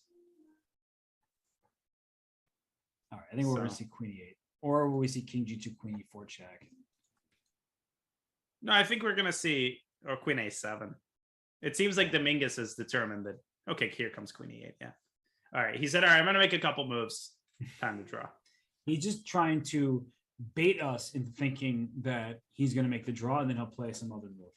Well, it's like that old trick, where if you're afraid that your coach is going to get mad at you for taking a draw, wait until you have 2 minutes and then say, I was in time pressure, or fabricate some lines that end in draws that you know are not correct, but say, well, I calculated these lines, and so I determined on the basis of them that. And one time my coach got really mad at me because I came up with a different excuse. I took a draw in the last round of a tournament. I was like 1,800. I thought, okay, I'm gaining some rating. I knew I was clearly better, but I was playing the top seed in the last round. And I came up with this idea. I'm going to say I didn't have a plan. And I know that having a bad plan is better than having no plan at all. So because I didn't have a plan, therefore it was imminent that I would screw up. And so I took a draw. You were a My coach devious was little not child. having- Yeah, I come know, on, tell me man. about it. You couldn't have just played the game and made the draw and been honest about it. Nope. I needed to come up with an excuse. Well, this game here, Are you judging me? no, I don't Okay. judge you. Just checking. This game is officially done. 5 Caruana, Leonard Dominguez. They go up to 1.5 points out of 2 games, so they will be tied with Wesley So and Maxime Vacher-Legrave. So there's a 4-way tie in first with 1.5 points. And the other game is still going. Jeffrey and Sam. King B1 played, and not a response by Jeffrey just yet. I think it's very smart of him to sit and think, because you want to make the move that if you think the game is equal, you want to say this is going to be a clear draw, rather than getting it into a dicey situation where maybe black loses the G pawn and then has to deal with pawns on both sides of the board. That could be quite tricky. Yeah, particularly since time control is made, there's no need to rush here. And it's interesting that we have this endgame given how sharp the position was earlier. But sometimes it just happens like that. And at some point, I thought even Jeffrey had a bit of a shot, but with that very strong move B4, Sam made sure that he was not risking. Knight A4 played. I like this move, Knight A4, because if Knight E4, something that needed to be considered was the move B6, for example. And after B6, if Rook B8, okay, B7, you can chase down the pawn with your knight. And then that's the type of line that I was talking about, is if you say, I need to get this pawn right now, I can't let it stay on the board, then you lose the G6 pawn. And now there are split pawns, right? An extra pawn for white on both sides of the board. Right. So instead, he says, I don't even want to calculate that. I'll play knight after the king went to B1. I'm going to play knight A4, because now there's no B6. I still have knight C3 check, or rook to B8 to come after this pawn. So I think this is the precise way of going about it. Right. I agree completely. And I think it's likely that Sam in this current position will go king C2 and repeat moves that way. King C2, knight C5. I honestly would be a little bit scared. Bishop takes G6, knight C3, and knight takes B5. But one way or another, we're going to see very likely liquidation. Yeah, this does seem like a draw, but there's some life left in the position. And you talked about it. Sam likes to squeeze every last drop of blood before acceding to the draw. So we'll see what decision he makes. And he has 20 plus minutes, Jeffrey at nearly 27. So both players have a lot of time because they've made the time control. They're trying to figure it out. Jeffrey trying to make this draw here. Sam will try to press and score a full point. Looks unlikely, but we'll see. And for now, we're going to take another short break. And when we return, we'll finish out the round with this game here between Sam Shanklin and Jeffrey Zhang.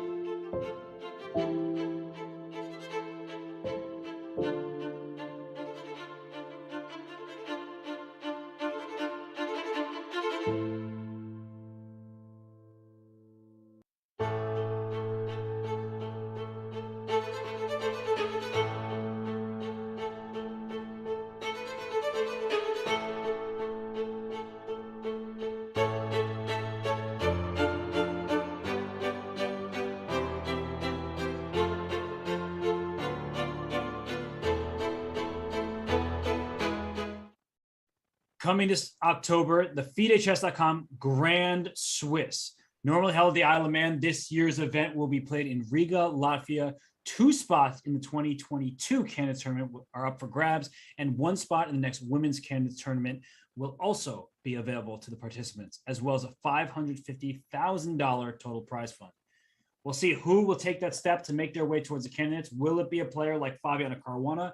No longer is there a rating spot, so people like Fabiano and Ding Liren can't just sit back and relax and say, I'll qualify thanks to my previous successes. All players need to qualify directly for the next candidates. Danya, there's been some talk about that, some controversy, in fact, because, of course, Timur Rajabov was given a spot after the whole pandemic response, and him saying that I don't think that this is a good idea, and the fallout from that. And there previously had been a wild card. So instead of having wild cards, and a rating spot, they instead give 1 spot to Rajabov and then a second qualifier spot in the FIDE Chess.com Grand Swiss. So I'm curious, Danya, which one will come back? Will a rating spot come back? Will they what are they going to do for the next cycle about the spot that went to Rajabov? Are they going to have that given to a qualifier or to the rating? I have no idea. Yeah, it's a bit of a mess, but I'm sure it'll be closely discussed and debated and argued. And yeah, I don't know either. It's, I'm just looking forward to the tournament. I love these kinds of opens where you see, kind of like in the World Cup, you see the top players pitted against some of the more regular GMs who have a chance to bite them. And you see a lot of upsets. We've seen Magnus really struggle in those tournaments. So that's not exactly what I'm looking forward to, seeing Magnus struggling, but you know what I mean. Yeah, part of what I like about it on the flip side of that is seeing those top players still rise to the top, because some critics will say, they only play each other, so they're going to keep their rating. And then you saw at the last event, Wang Hao, he was able to win the event, tie for first with Fabiano Caruana, Magnus, Hikaru, Levon were all right there. Kirill Alexienko was one of the surprising finishers at the top. But it is cool to see that sort of difference. We love seeing the upsets. We just had the World Cup where top players in the world were eliminated early, but we also like to see just how good the best players are when they're playing other fantastic players who may just be outside of the top 50 players in the world. Yeah, I think it's a very tempting charge to make. Why don't they play a couple tournaments against regular GMs? We'll see where Nepo ends up. He'll probably be below 2,400. But then they do that, and like you said, even though there are upsets, and yes, to a degree, one could argue about rating inflation, but still, by and large, you see the predominance and the domination of those top players. So they do, for the most part, show that they are at the top for a reason. But again, I'm always all for opportunities for other players. Yes, personally and selfishly, I've loved playing in the previous Isle of Man events, because just having the opportunity to play against the best players in the world, that's not something you get every day. For this Sinquefield Cup, because of the ongoing pandemic, the GCT had a shakeup. Some players couldn't make it to the event, but in an event, your Gibraltars, your Isle of Man, formerly Isle of Man, this time in Riga, Latvia, you have these events where players can make their names for themselves, where you'll see a Yesipenko beat Carlsen in a Vaikonze, and that's kind of a one-off tournament, but then you get more and more people that prove I can beat the world's best players and I belong in the same terms as them, and it's really cool to see. No, you really do. People do define themselves in these kinds of tournaments. We have a move, and it's not the move that I necessarily expected or that the computer fully approves of. We have knight c3, played after a very long think by Jeffrey, who's now under 20 minutes. Yeah, he's letting that B6. beat on, right? And my first thought as well. Sam's going to play b6. There's no other moves. So if rook b8, b7. Right, knight takes a2. And that's probably what Jeffrey was tackling. Can he get away with knight takes a2? And the answer appears to be yes. If king d2, I like going towards the center.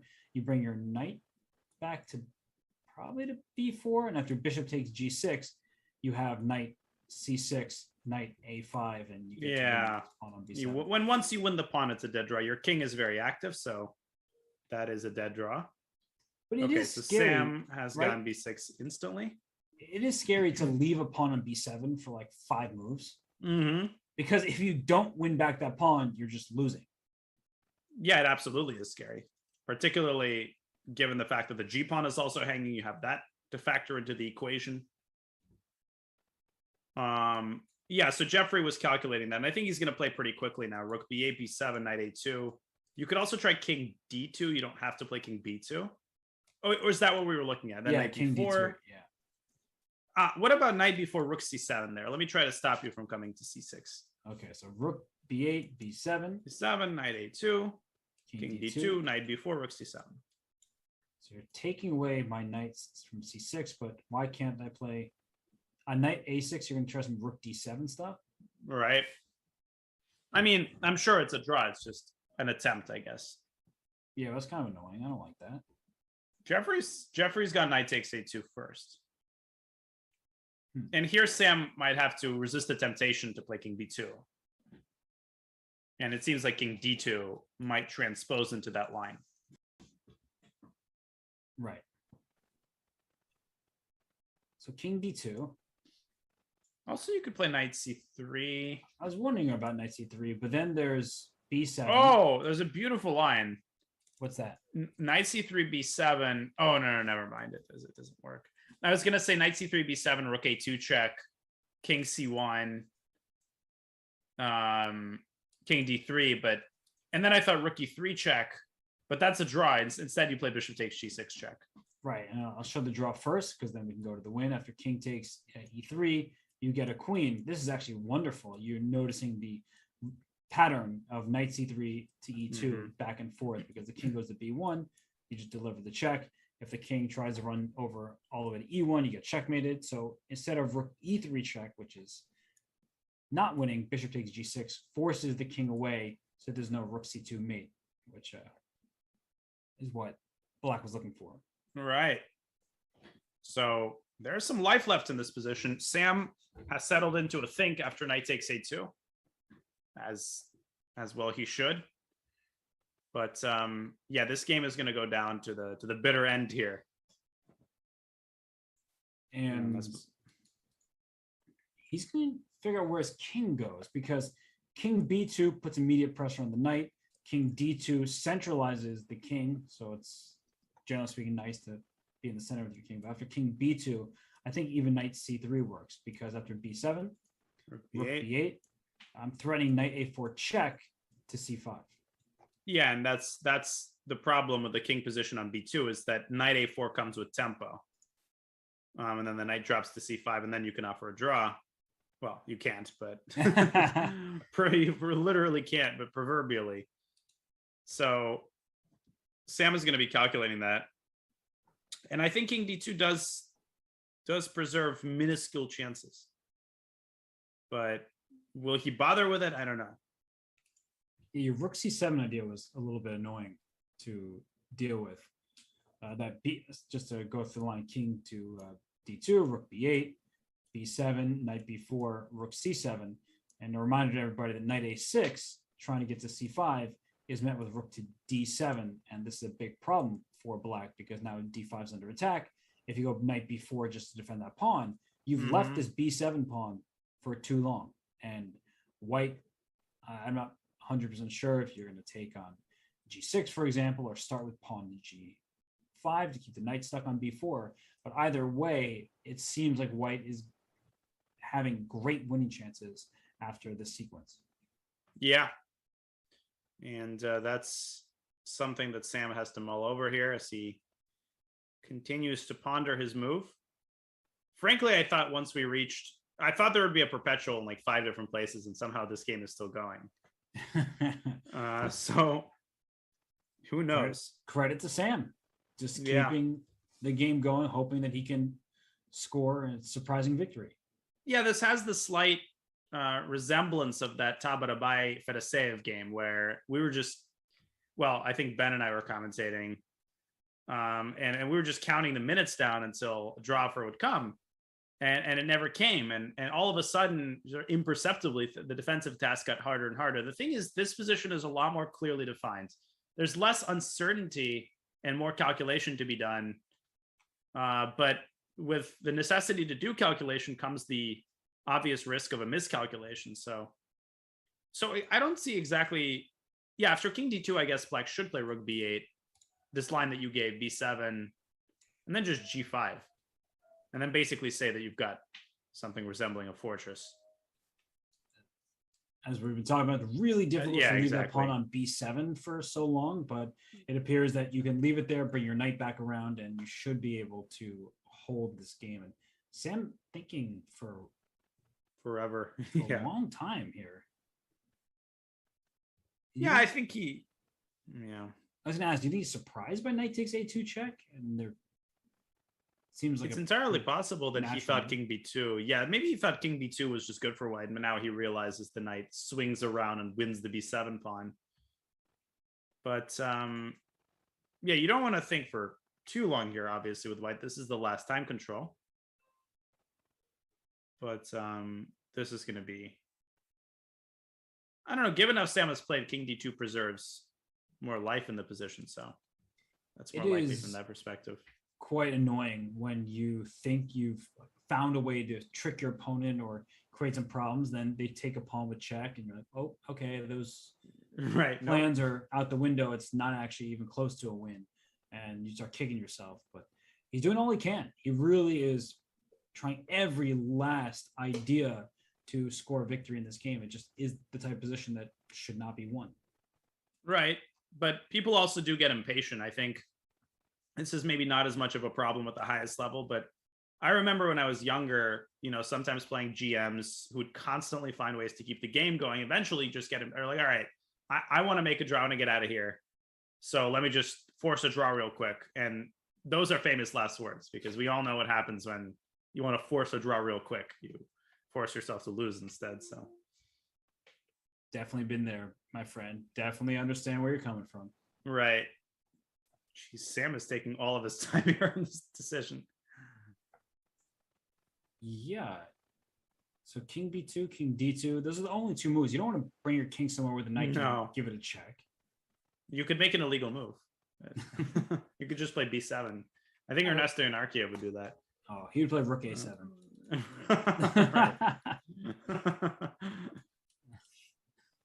Yeah, that was... And then after rook takes a7, oh, I think losing move. That was such a ridiculous That was ridiculous. I remember that. I think it was yesterday. That was a crazy incident. It's like, I don't understand how both players don't see that they're in check. Like, that's one problem I simply do not understand. It's like this concept of making illegal moves. Have you ever made an illegal move in a game? No. I mean, I remember when Vidit put his king next to Hikaru's king one time. Oh, yeah. There was that. But what was the penalty for that? Did he actually lose? No, I think Hikaru just received more time in that one. That's a pretty lame, but I guess that's fair. And there also are very different types of illegal moves. Right? Some are you just had a sort of slip of the mind where you, that Vidit example, he went king e3 and he's like, wait, what I just do? I can't do that. Yeah, that's an illegal move. My bad. And then sometimes it's a little more intentional, and that's when it becomes problematic. Right, exactly. When you're losing and you try as a last resort to make an illegal move. I remember at a chess camp I was teaching at, I was playing a tournament, the Camp Blitz tournament. I was playing it blindfolded, you know, just as a fun little handicap. And in the first round, I'm beating this kid, and I'm completely winning. And then he makes an illegal move. And of course, I don't know if he actually made an illegal move, or maybe I'm hallucinating and I don't see the position right. And I start to panic. And I decided not to call it, not to capture his king, as we see king d2 being played.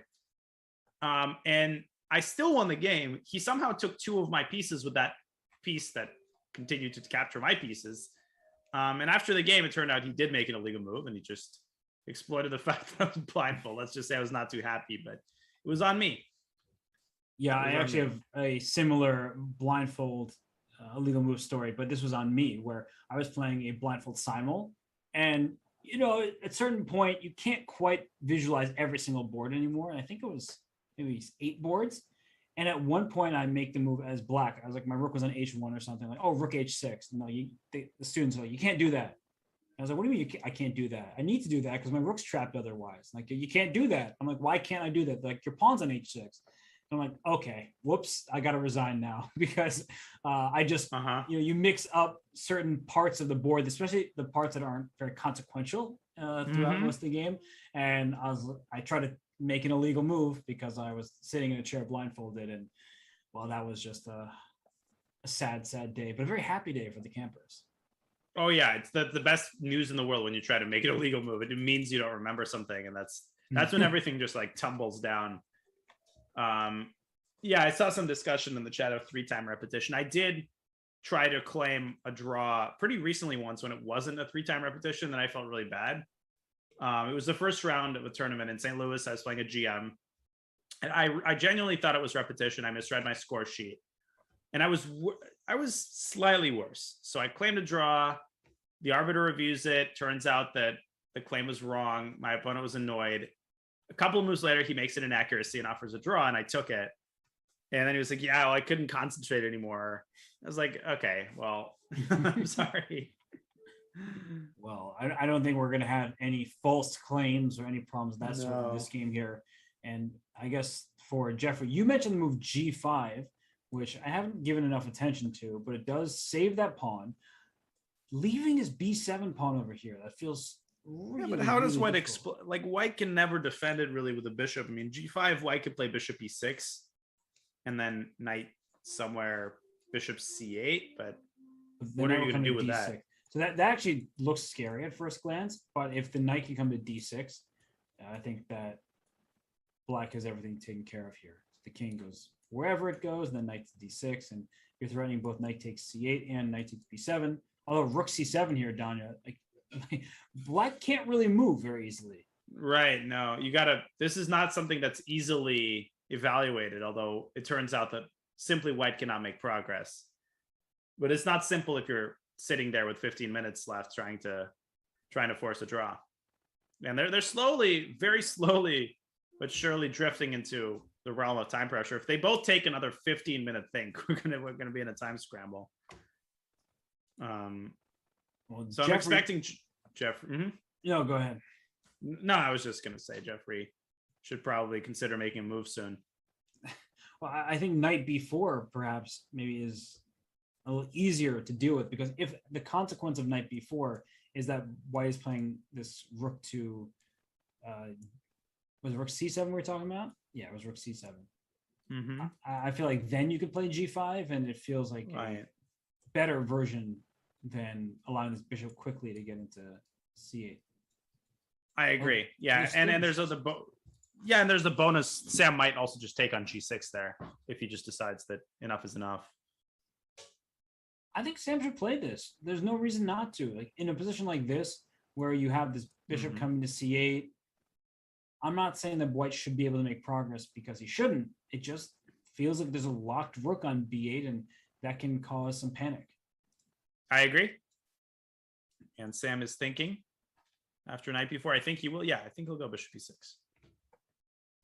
And what helps? Oh, but Jeffrey could have this idea of ultimately trying to win the b pawn by going. So let's say bishop e6 here, knight c6. Or sorry, let's go g5 first. Bishop c8, knight c6, rook g7, knight a5.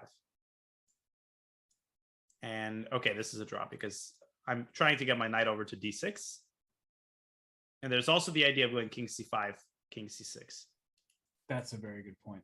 The king can just run back because knight, even if the knight gets to d6, then White will just put the rook back on c7 to defend the bishop. So it's like you attack, I stop it. The rook being locked on b8 is what's frustrating me. Even if you say it's fine, Black is holding, and you're right, I still don't like it.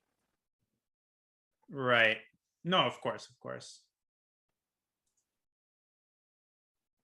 All right, Sam is about to make a move, I think.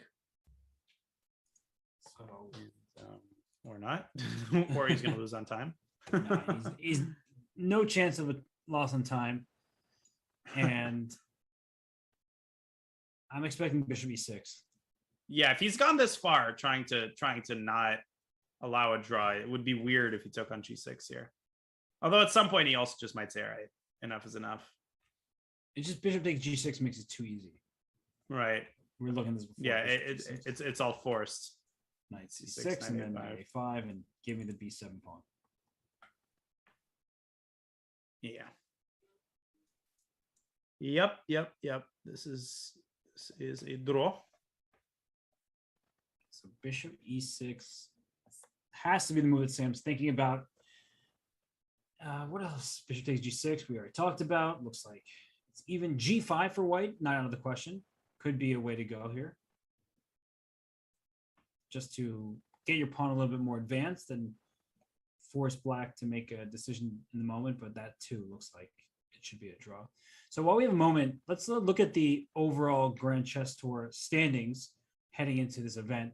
Wesley, so in first place, Shakar Mamedyarov in second, Maxime Vachier-Lagrave in third. And with Wesley's very important win today, and he is tied for the lead in this tournament, it seems like he's well on his way to winning the 2021 Grand Chess Tour, and with it, the bonus prize money. That's a pretty hefty amount of bonus prize money, I gotta say. $100,000 to be exact. So he's in such supreme form. I find it very hard to believe that he'll have the kind of meltdown that would be required. And, Shakhriyar also will have to have an amazing tournament or MBL. So it's extremely unlikely. That's right. And players like Levon Aronian, Nishkiri, and Rajabov, they were unable to take part in the Sinquefield Cup. And I guess Alexander Grishuk, similarly, not able to make their way to St. Louis as they are regular participants. And let's show the prize money just for the Sinquefield Cup, not including the bonus from the Grand Chess Tour. First place is a cool 90K. Second place, not too bad either, 60,000. And you can see all the way down to last place being $10,000 for these players. It's going to be a nice payday for those who can make this tournament one of their best of the year. It absolutely will be. That is a lot of money. So Sam, by the way, has played bishop e6. So the game drags on. And we were thinking that Jeffrey should probably take this opportunity to squeeze the pawn into a dark square in order not to allow white to fix the pawns by playing g5 himself. That's right. If white can push this pawn into g5, this pawn on g6 is a target forever. And bishop c8 is coming. So Jeffrey's just going to have to live with that. And another idea done is with king c5 if you want to get your king back closer to the b7 pawn. Yeah, king c5 immediately. And if rook g7, but if rook g7? Yeah, actually. Then did you want the king b6? But then I'll play bishop c8 and you're in trouble. Right. And if I play g5, you're not going to take on g5. You're going to play bishop c8 again. And you're just a pain for me to deal with. Right. No, this is annoying. I mean, this position continues to be annoying. It's not quite a draw just yet. A couple more accurate moves are required. And the time keeps ticking. Jeffrey has been taking, both sides have been taking a long time on every move here. Sam trying to dig up more chances. Jeffrey trying to make sure that he doesn't botch anything at the last second. But you want to be careful about your clock. It's down to 13 minutes is Jeffrey. And these individual moves are not easy because some of the variations you have to think 10 moves down the line just to make sure you have everything under control, especially these positions with the bishop getting to c8 and the rook getting trapped over here. You don't see a way out. You start panicking. You think, oh gosh, my rook is stuck. I'm essentially playing a piece down, even though the material is even. And that's the type of panic you have to avoid as a chess player. You need to be objective rather than start worrying yourself about things that may not actually exist. Yeah, that's absolutely true. And yeah, Jeffrey continues to ponder his next move. And I do want to. I do think we deserve some action in this game after watching the players ruminate over these moves forever. You were talking about the move G5, so that's, I guess, the decision we're seeing if Jeffrey will go for it. I find it hard to play with G5 with that bishop coming to see it. I keep talking about it, but I'm just trying to put myself in the player's shoes. I think it's a very good habit to get in, especially when we're commentating. We have the eval bar. We see, oh, it's just zeros. Right. But that's not what the players are thinking. So part of the reason I bring this up is if you're trying to improve as a player, you want to do just this. If you're watching a game and you're not trying to be passive while you're watching, you think, okay. I think he did go king c5. He went king c5, which But let me. Yep, he did. an understandable choice. Bring your king back towards the pawns, but you made the point, or the question you asked was, what about rook to g7? And now that pawn's under attack. The bishop's still coming to c8. If you play with like king b6, then that's just a problem, because after bishop c8, down goes g6 with check, and then the g pawn runs. So, well, the thing is, you could go g5 after rook g7. You could go rook g7 and then g5. But again, there's bishop c8. And again, you have to deal with that, and it's not entirely clear in that position. I guess you have to go knight c6, but then rook takes g5. No, that's not what you want. Wait, then you have knight e7. Oh my gosh. See, this is why having the eval bar is incredibly misleading. As you just said, Danya being an incredibly strong player, he's like, oh, but then, this position looks bad. And then the knight e7 just so happens to attack the bishop a second time and take away the g8 square from the rook. When you're exhausted playing a game of chess for, what have they been playing for? 4.5 hours at this point, and just really struggling move after move, you may miss something like this, and you may dismiss the variation. No, I can't play this, and then overlook that you have the saving move at the end with knight to e7. So let's see what's going on here. It looks like the bishop has made its way to c8.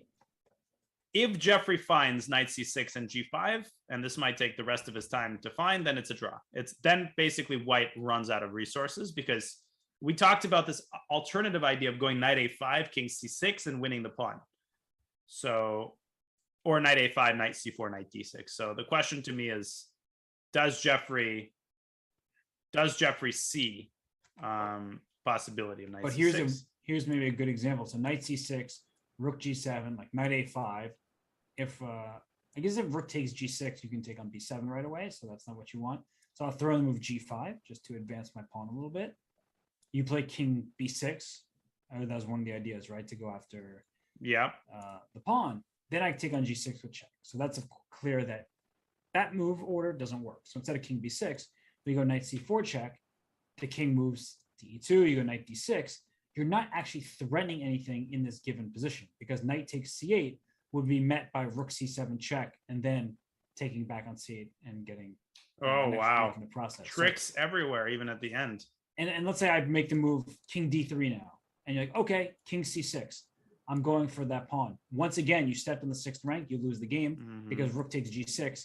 There's a problem with the knight being pinned. So there still are so many more tricks in this position that black needs to avoid stepping on a landmine.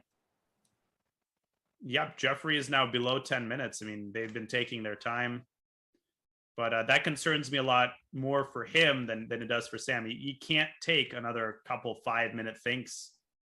He's going to have to decide on a course of action here.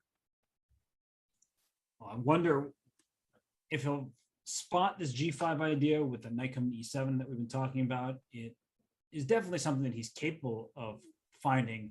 It just more so, does he have the freshness? Is he still thinking like he was the beginning of the game, ready to just deal with every single move as the moves happen live? Because as somebody who's played 8-hour games where I'm defending for a long period of time, there are times where you just make a mistake in that 9th hour, in that 8th hour, and here it's the 5th hour, but just it's so grueling, taxing to defend for a 50-move game. It is, and also you're subconsciously, when you have a, pretty much equal position, and then all of a sudden things deteriorate a little bit, you don't want to find options that hinge on, one little tactic working, and if it doesn't work, you're lost. You want something safer, more reputable, so you're more likely to rule out stuff that that isn't going to be super clear cut, as we see knight c6 by Jeffrey. And after rook g7, I think we're going to see the moment of truth. Does he go g5 or not? I think I'll play g5. We'll see it. Yeah. First of all, Sam has to go rook g7. That's going to take another while. Where else would you put the rook besides g7? I don't think anywhere. I think you have to go rook g7. The other moves, and I think he's sense. Played it. Yeah. Let me see. He's played it. This is a big moment. Does he play g5? 9 minutes on the clock here for Jeffrey. That's not a lot of time. He also could consider going knight a5, but if white gets a chance to play g5, then even if you get a situation with a trade of the g pawn for the b pawn, white's going to preserve some chances, and that could go on forever. That's right. I think he'll play g5. There it is. He's done it. He's done it. What a monster is Jeffrey. After such a defense, finding the key drawing move, rook takes g5, knight e7. And there's a line here that they might go down. After g5, rook g5, knight e7, rook g7, your idea, right? Don't take on c8 because of rook c7. Black has king d6. And white can try to sack on e7, and black draws by one tempo. King takes e7, king e3, king f6, king d4, king g5, king takes d5, and then you get a chance to take that pawn on b7 and break free of the chains. If white's king had been on c6, you would have been losing. That's an amazing sequence. As Daniel points out, if the king could protect this pawn and then go ahead and win the rook on b8, then you'd be winning for white. Unfortunately, in this position, if you're thinking about it from Sam Shanklin's perspective, you drag the bishop away from the defense of the pawn. A lone bishop cannot beat a king. So bishop and king versus king is a draw. No checkmates possible on that board. So that is really an exceptional line. And that is why Jeffrey spent so much time. He probably saw the knight come to e7, but the line doesn't just end there. We just added an extra 10 moves to this whole variation, because after knight c8, as you said, rook c7 check. Thank you very much. I win the game. So you have to play king d6. And then here, not only are there some moves like g5 and things like that, but rook takes e7, trapping that rook on b8 is scary. And king e3, king f6. You also think, wait, what about king to f4? Well, then you just play d4, give away the d pawn, and then do this whole king g5, rook takes b7 thing. Jeez. That's a pretty serious line. You miscalculate that by one tempo, all of your efforts go down the drain, go right into the toilet. So Sam pondering the position after g5. My guess is that he takes on g5 and goes down that line. I mean, he's going to calculate it too, but at some point you gotta tip your hat to your opponent. What else can white try here? So you can move. The issue for white is there's no point of access for the king, right? F4 taken, H4 taken, E4, D4, C4. So the king can jump up one rank here, but it can't keep going unless you eventually take this pawn on G5. That's exactly right. And no, I mean, Sam's going to keep calculating and recalculating it, hope to find something, but ultimately I think we're going to see a conclusion here pretty shortly. And so I think it's a good time maybe to take our last break. I think it's a great time. Everybody should stretch their legs, grab their popcorn. This game will come to its conclusion soon. And we'll take this short break as we finish the second round of the 2021 Sinquefield Cup in the Grand Chess Tour.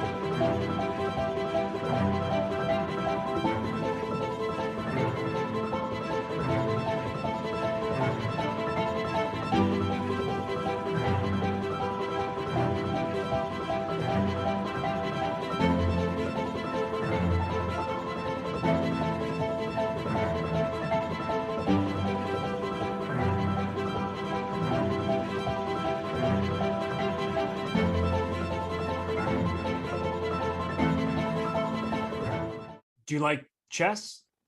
Do you like social media? If so, put your interests together and follow Chess.com on all the forms of social media you see in front of you.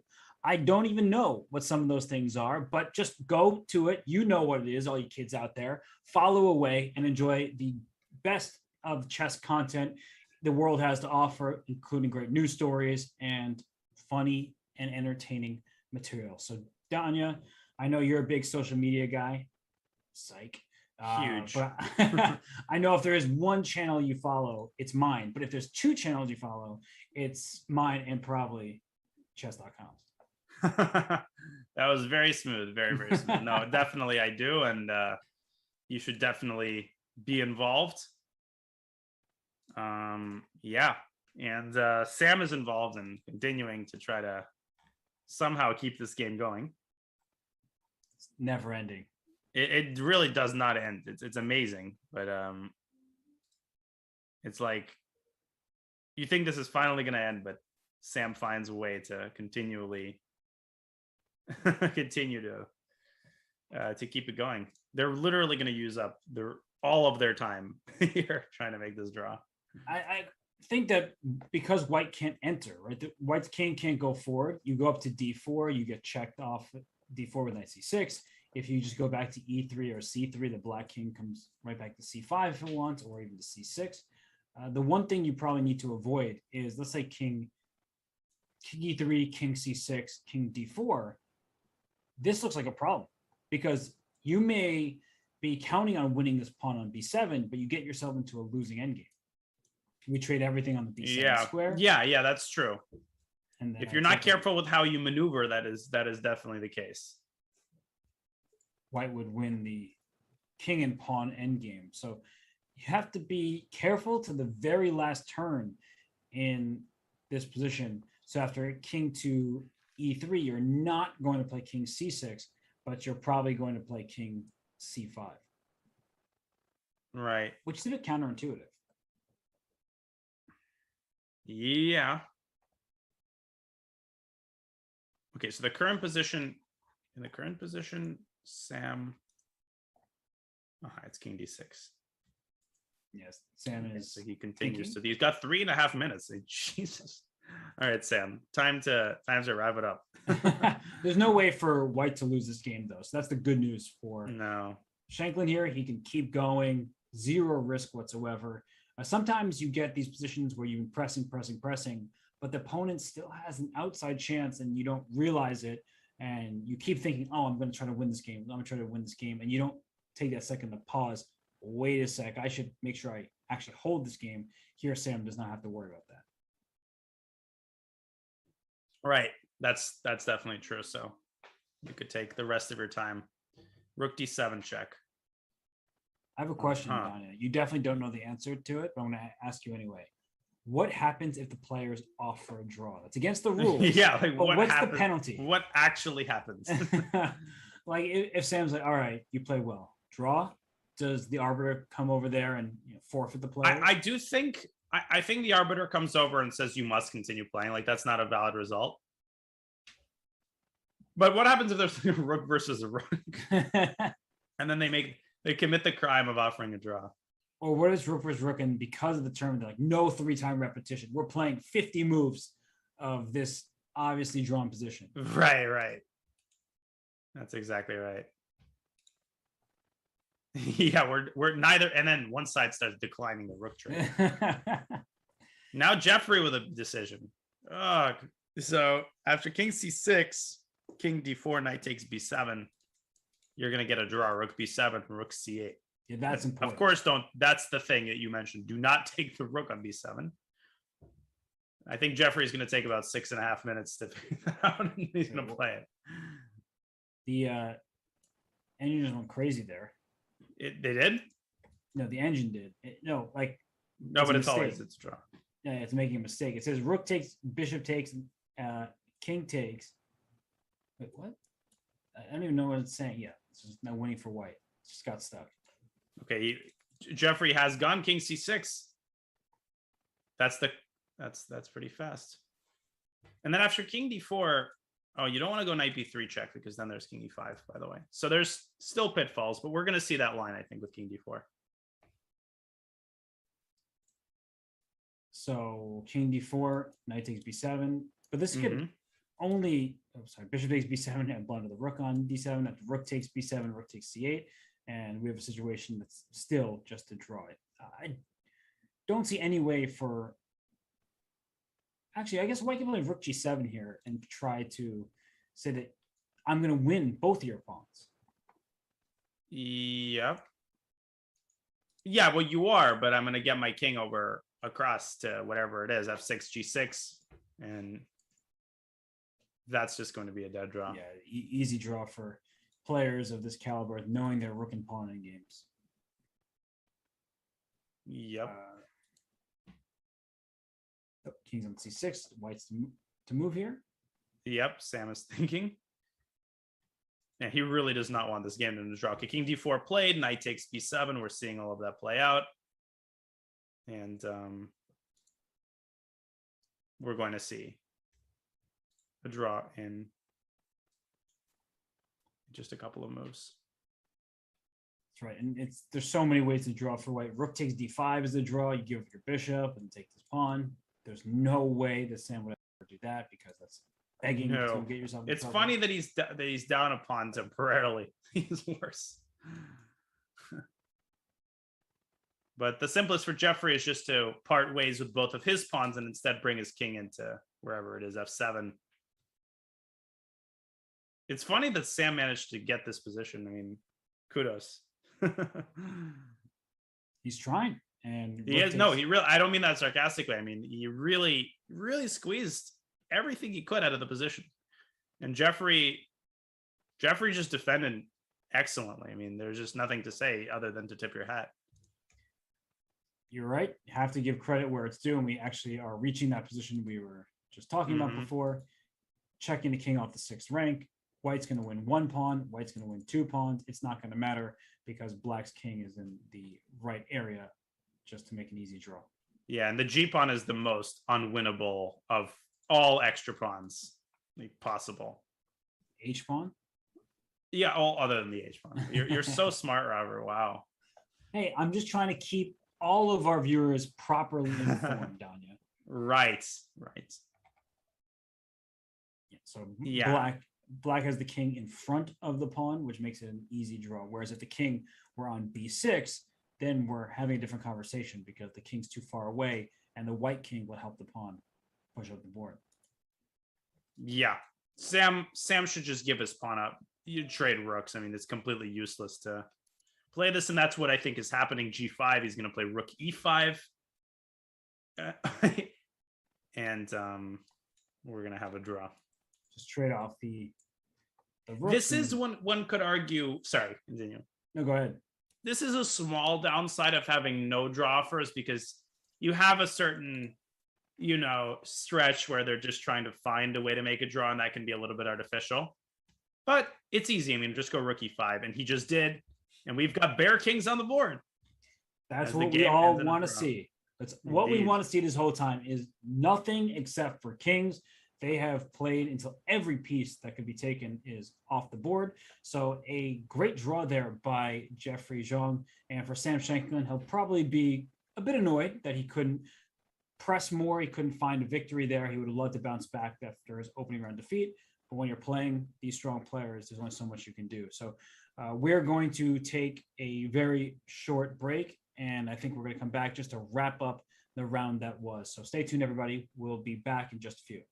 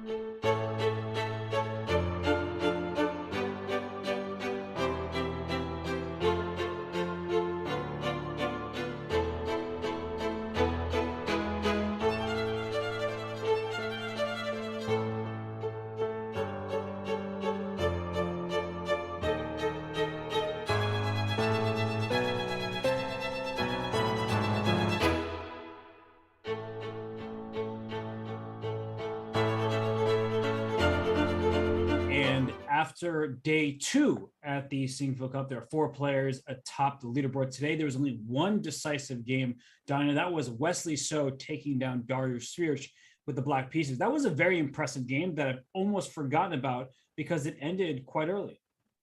It did. It's one of those rare cases where the earliest game to end was the only decisive one. That doesn't sound right, but that's exactly how it was. Wesley had just a resounding Berlin win with the black pieces against Dariusz.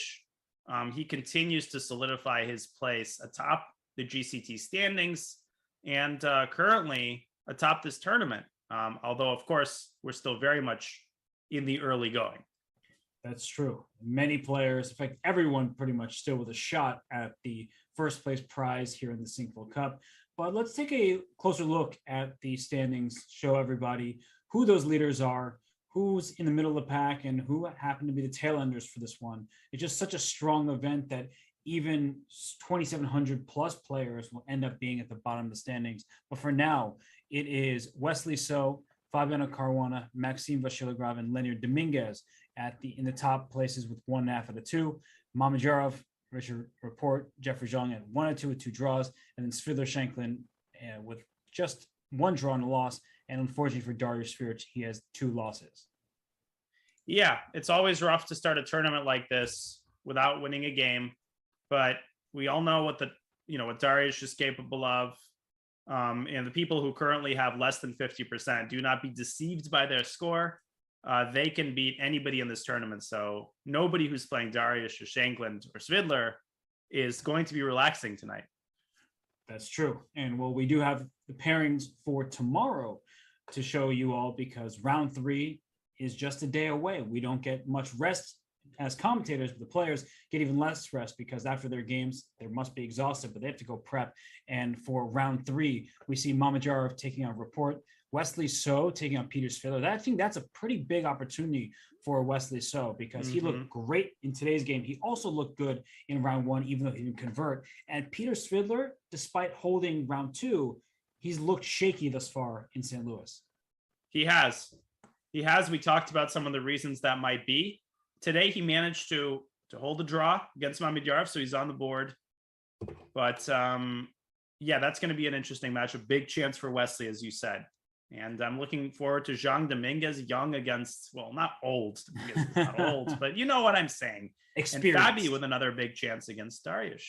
Well, that's a huge one. If Fabiano Caruana, if he wants to win this tournament, either white pieces against the lowest rated player in the field, a new entrant into the upper echelon tournaments. So for Fabiano, he wants to make his mark. He had a fantastic round 1 against Sam Shanklin. Today with the black piece against Leonard Dominguez, it was iffy. There were moments where we thought Dominguez was about to strike and perhaps take the full point, but Fabiano Caruana, he's 2,800 plus for a reason, and he wants to remain there. So he will look to take down Dariusz tomorrow. So Danya, a fun day. I don't even know how to adequately summarize all that we just saw, but I think that we can both acknowledge impressive start to this tournament, in particular for Wesley So and Leonard Dominguez.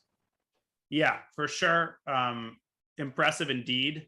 And Wesley's been impressive all along. So has Dominguez, 2 consummate professionals. And this tournament is still very much in its early going. I'm so excited to see how this unfolds. I somehow have a feeling that those who aren't at the top of the standings might still rise. It's a long tournament and anything might happen. And that's the joy and the magic of it. For sure. And we can't forget about Maxime Vasilograd, who's also in that tie for first place. He won round 1 and drew in round 2. So he is trying to mount his comeback. He stumbled quite a bit in recent events in the second half of candidates, as well as in Vaikonze in January 2021. But he is a formidable opponent that you do not want to take lightly. So on that note, we just want to thank everybody for tuning in once again, for making this coverage of the Sinquefield Cup that much more enjoyable. Thank you to our producers, to everybody at Chess.com making this possible. And if you like the content, do subscribe to the YouTube channel and follow on Twitch so you can come back, be notified whenever there's a video up or if there's live commentary. But we'll see you tomorrow. See everybody. Enjoy the chess and have a great night.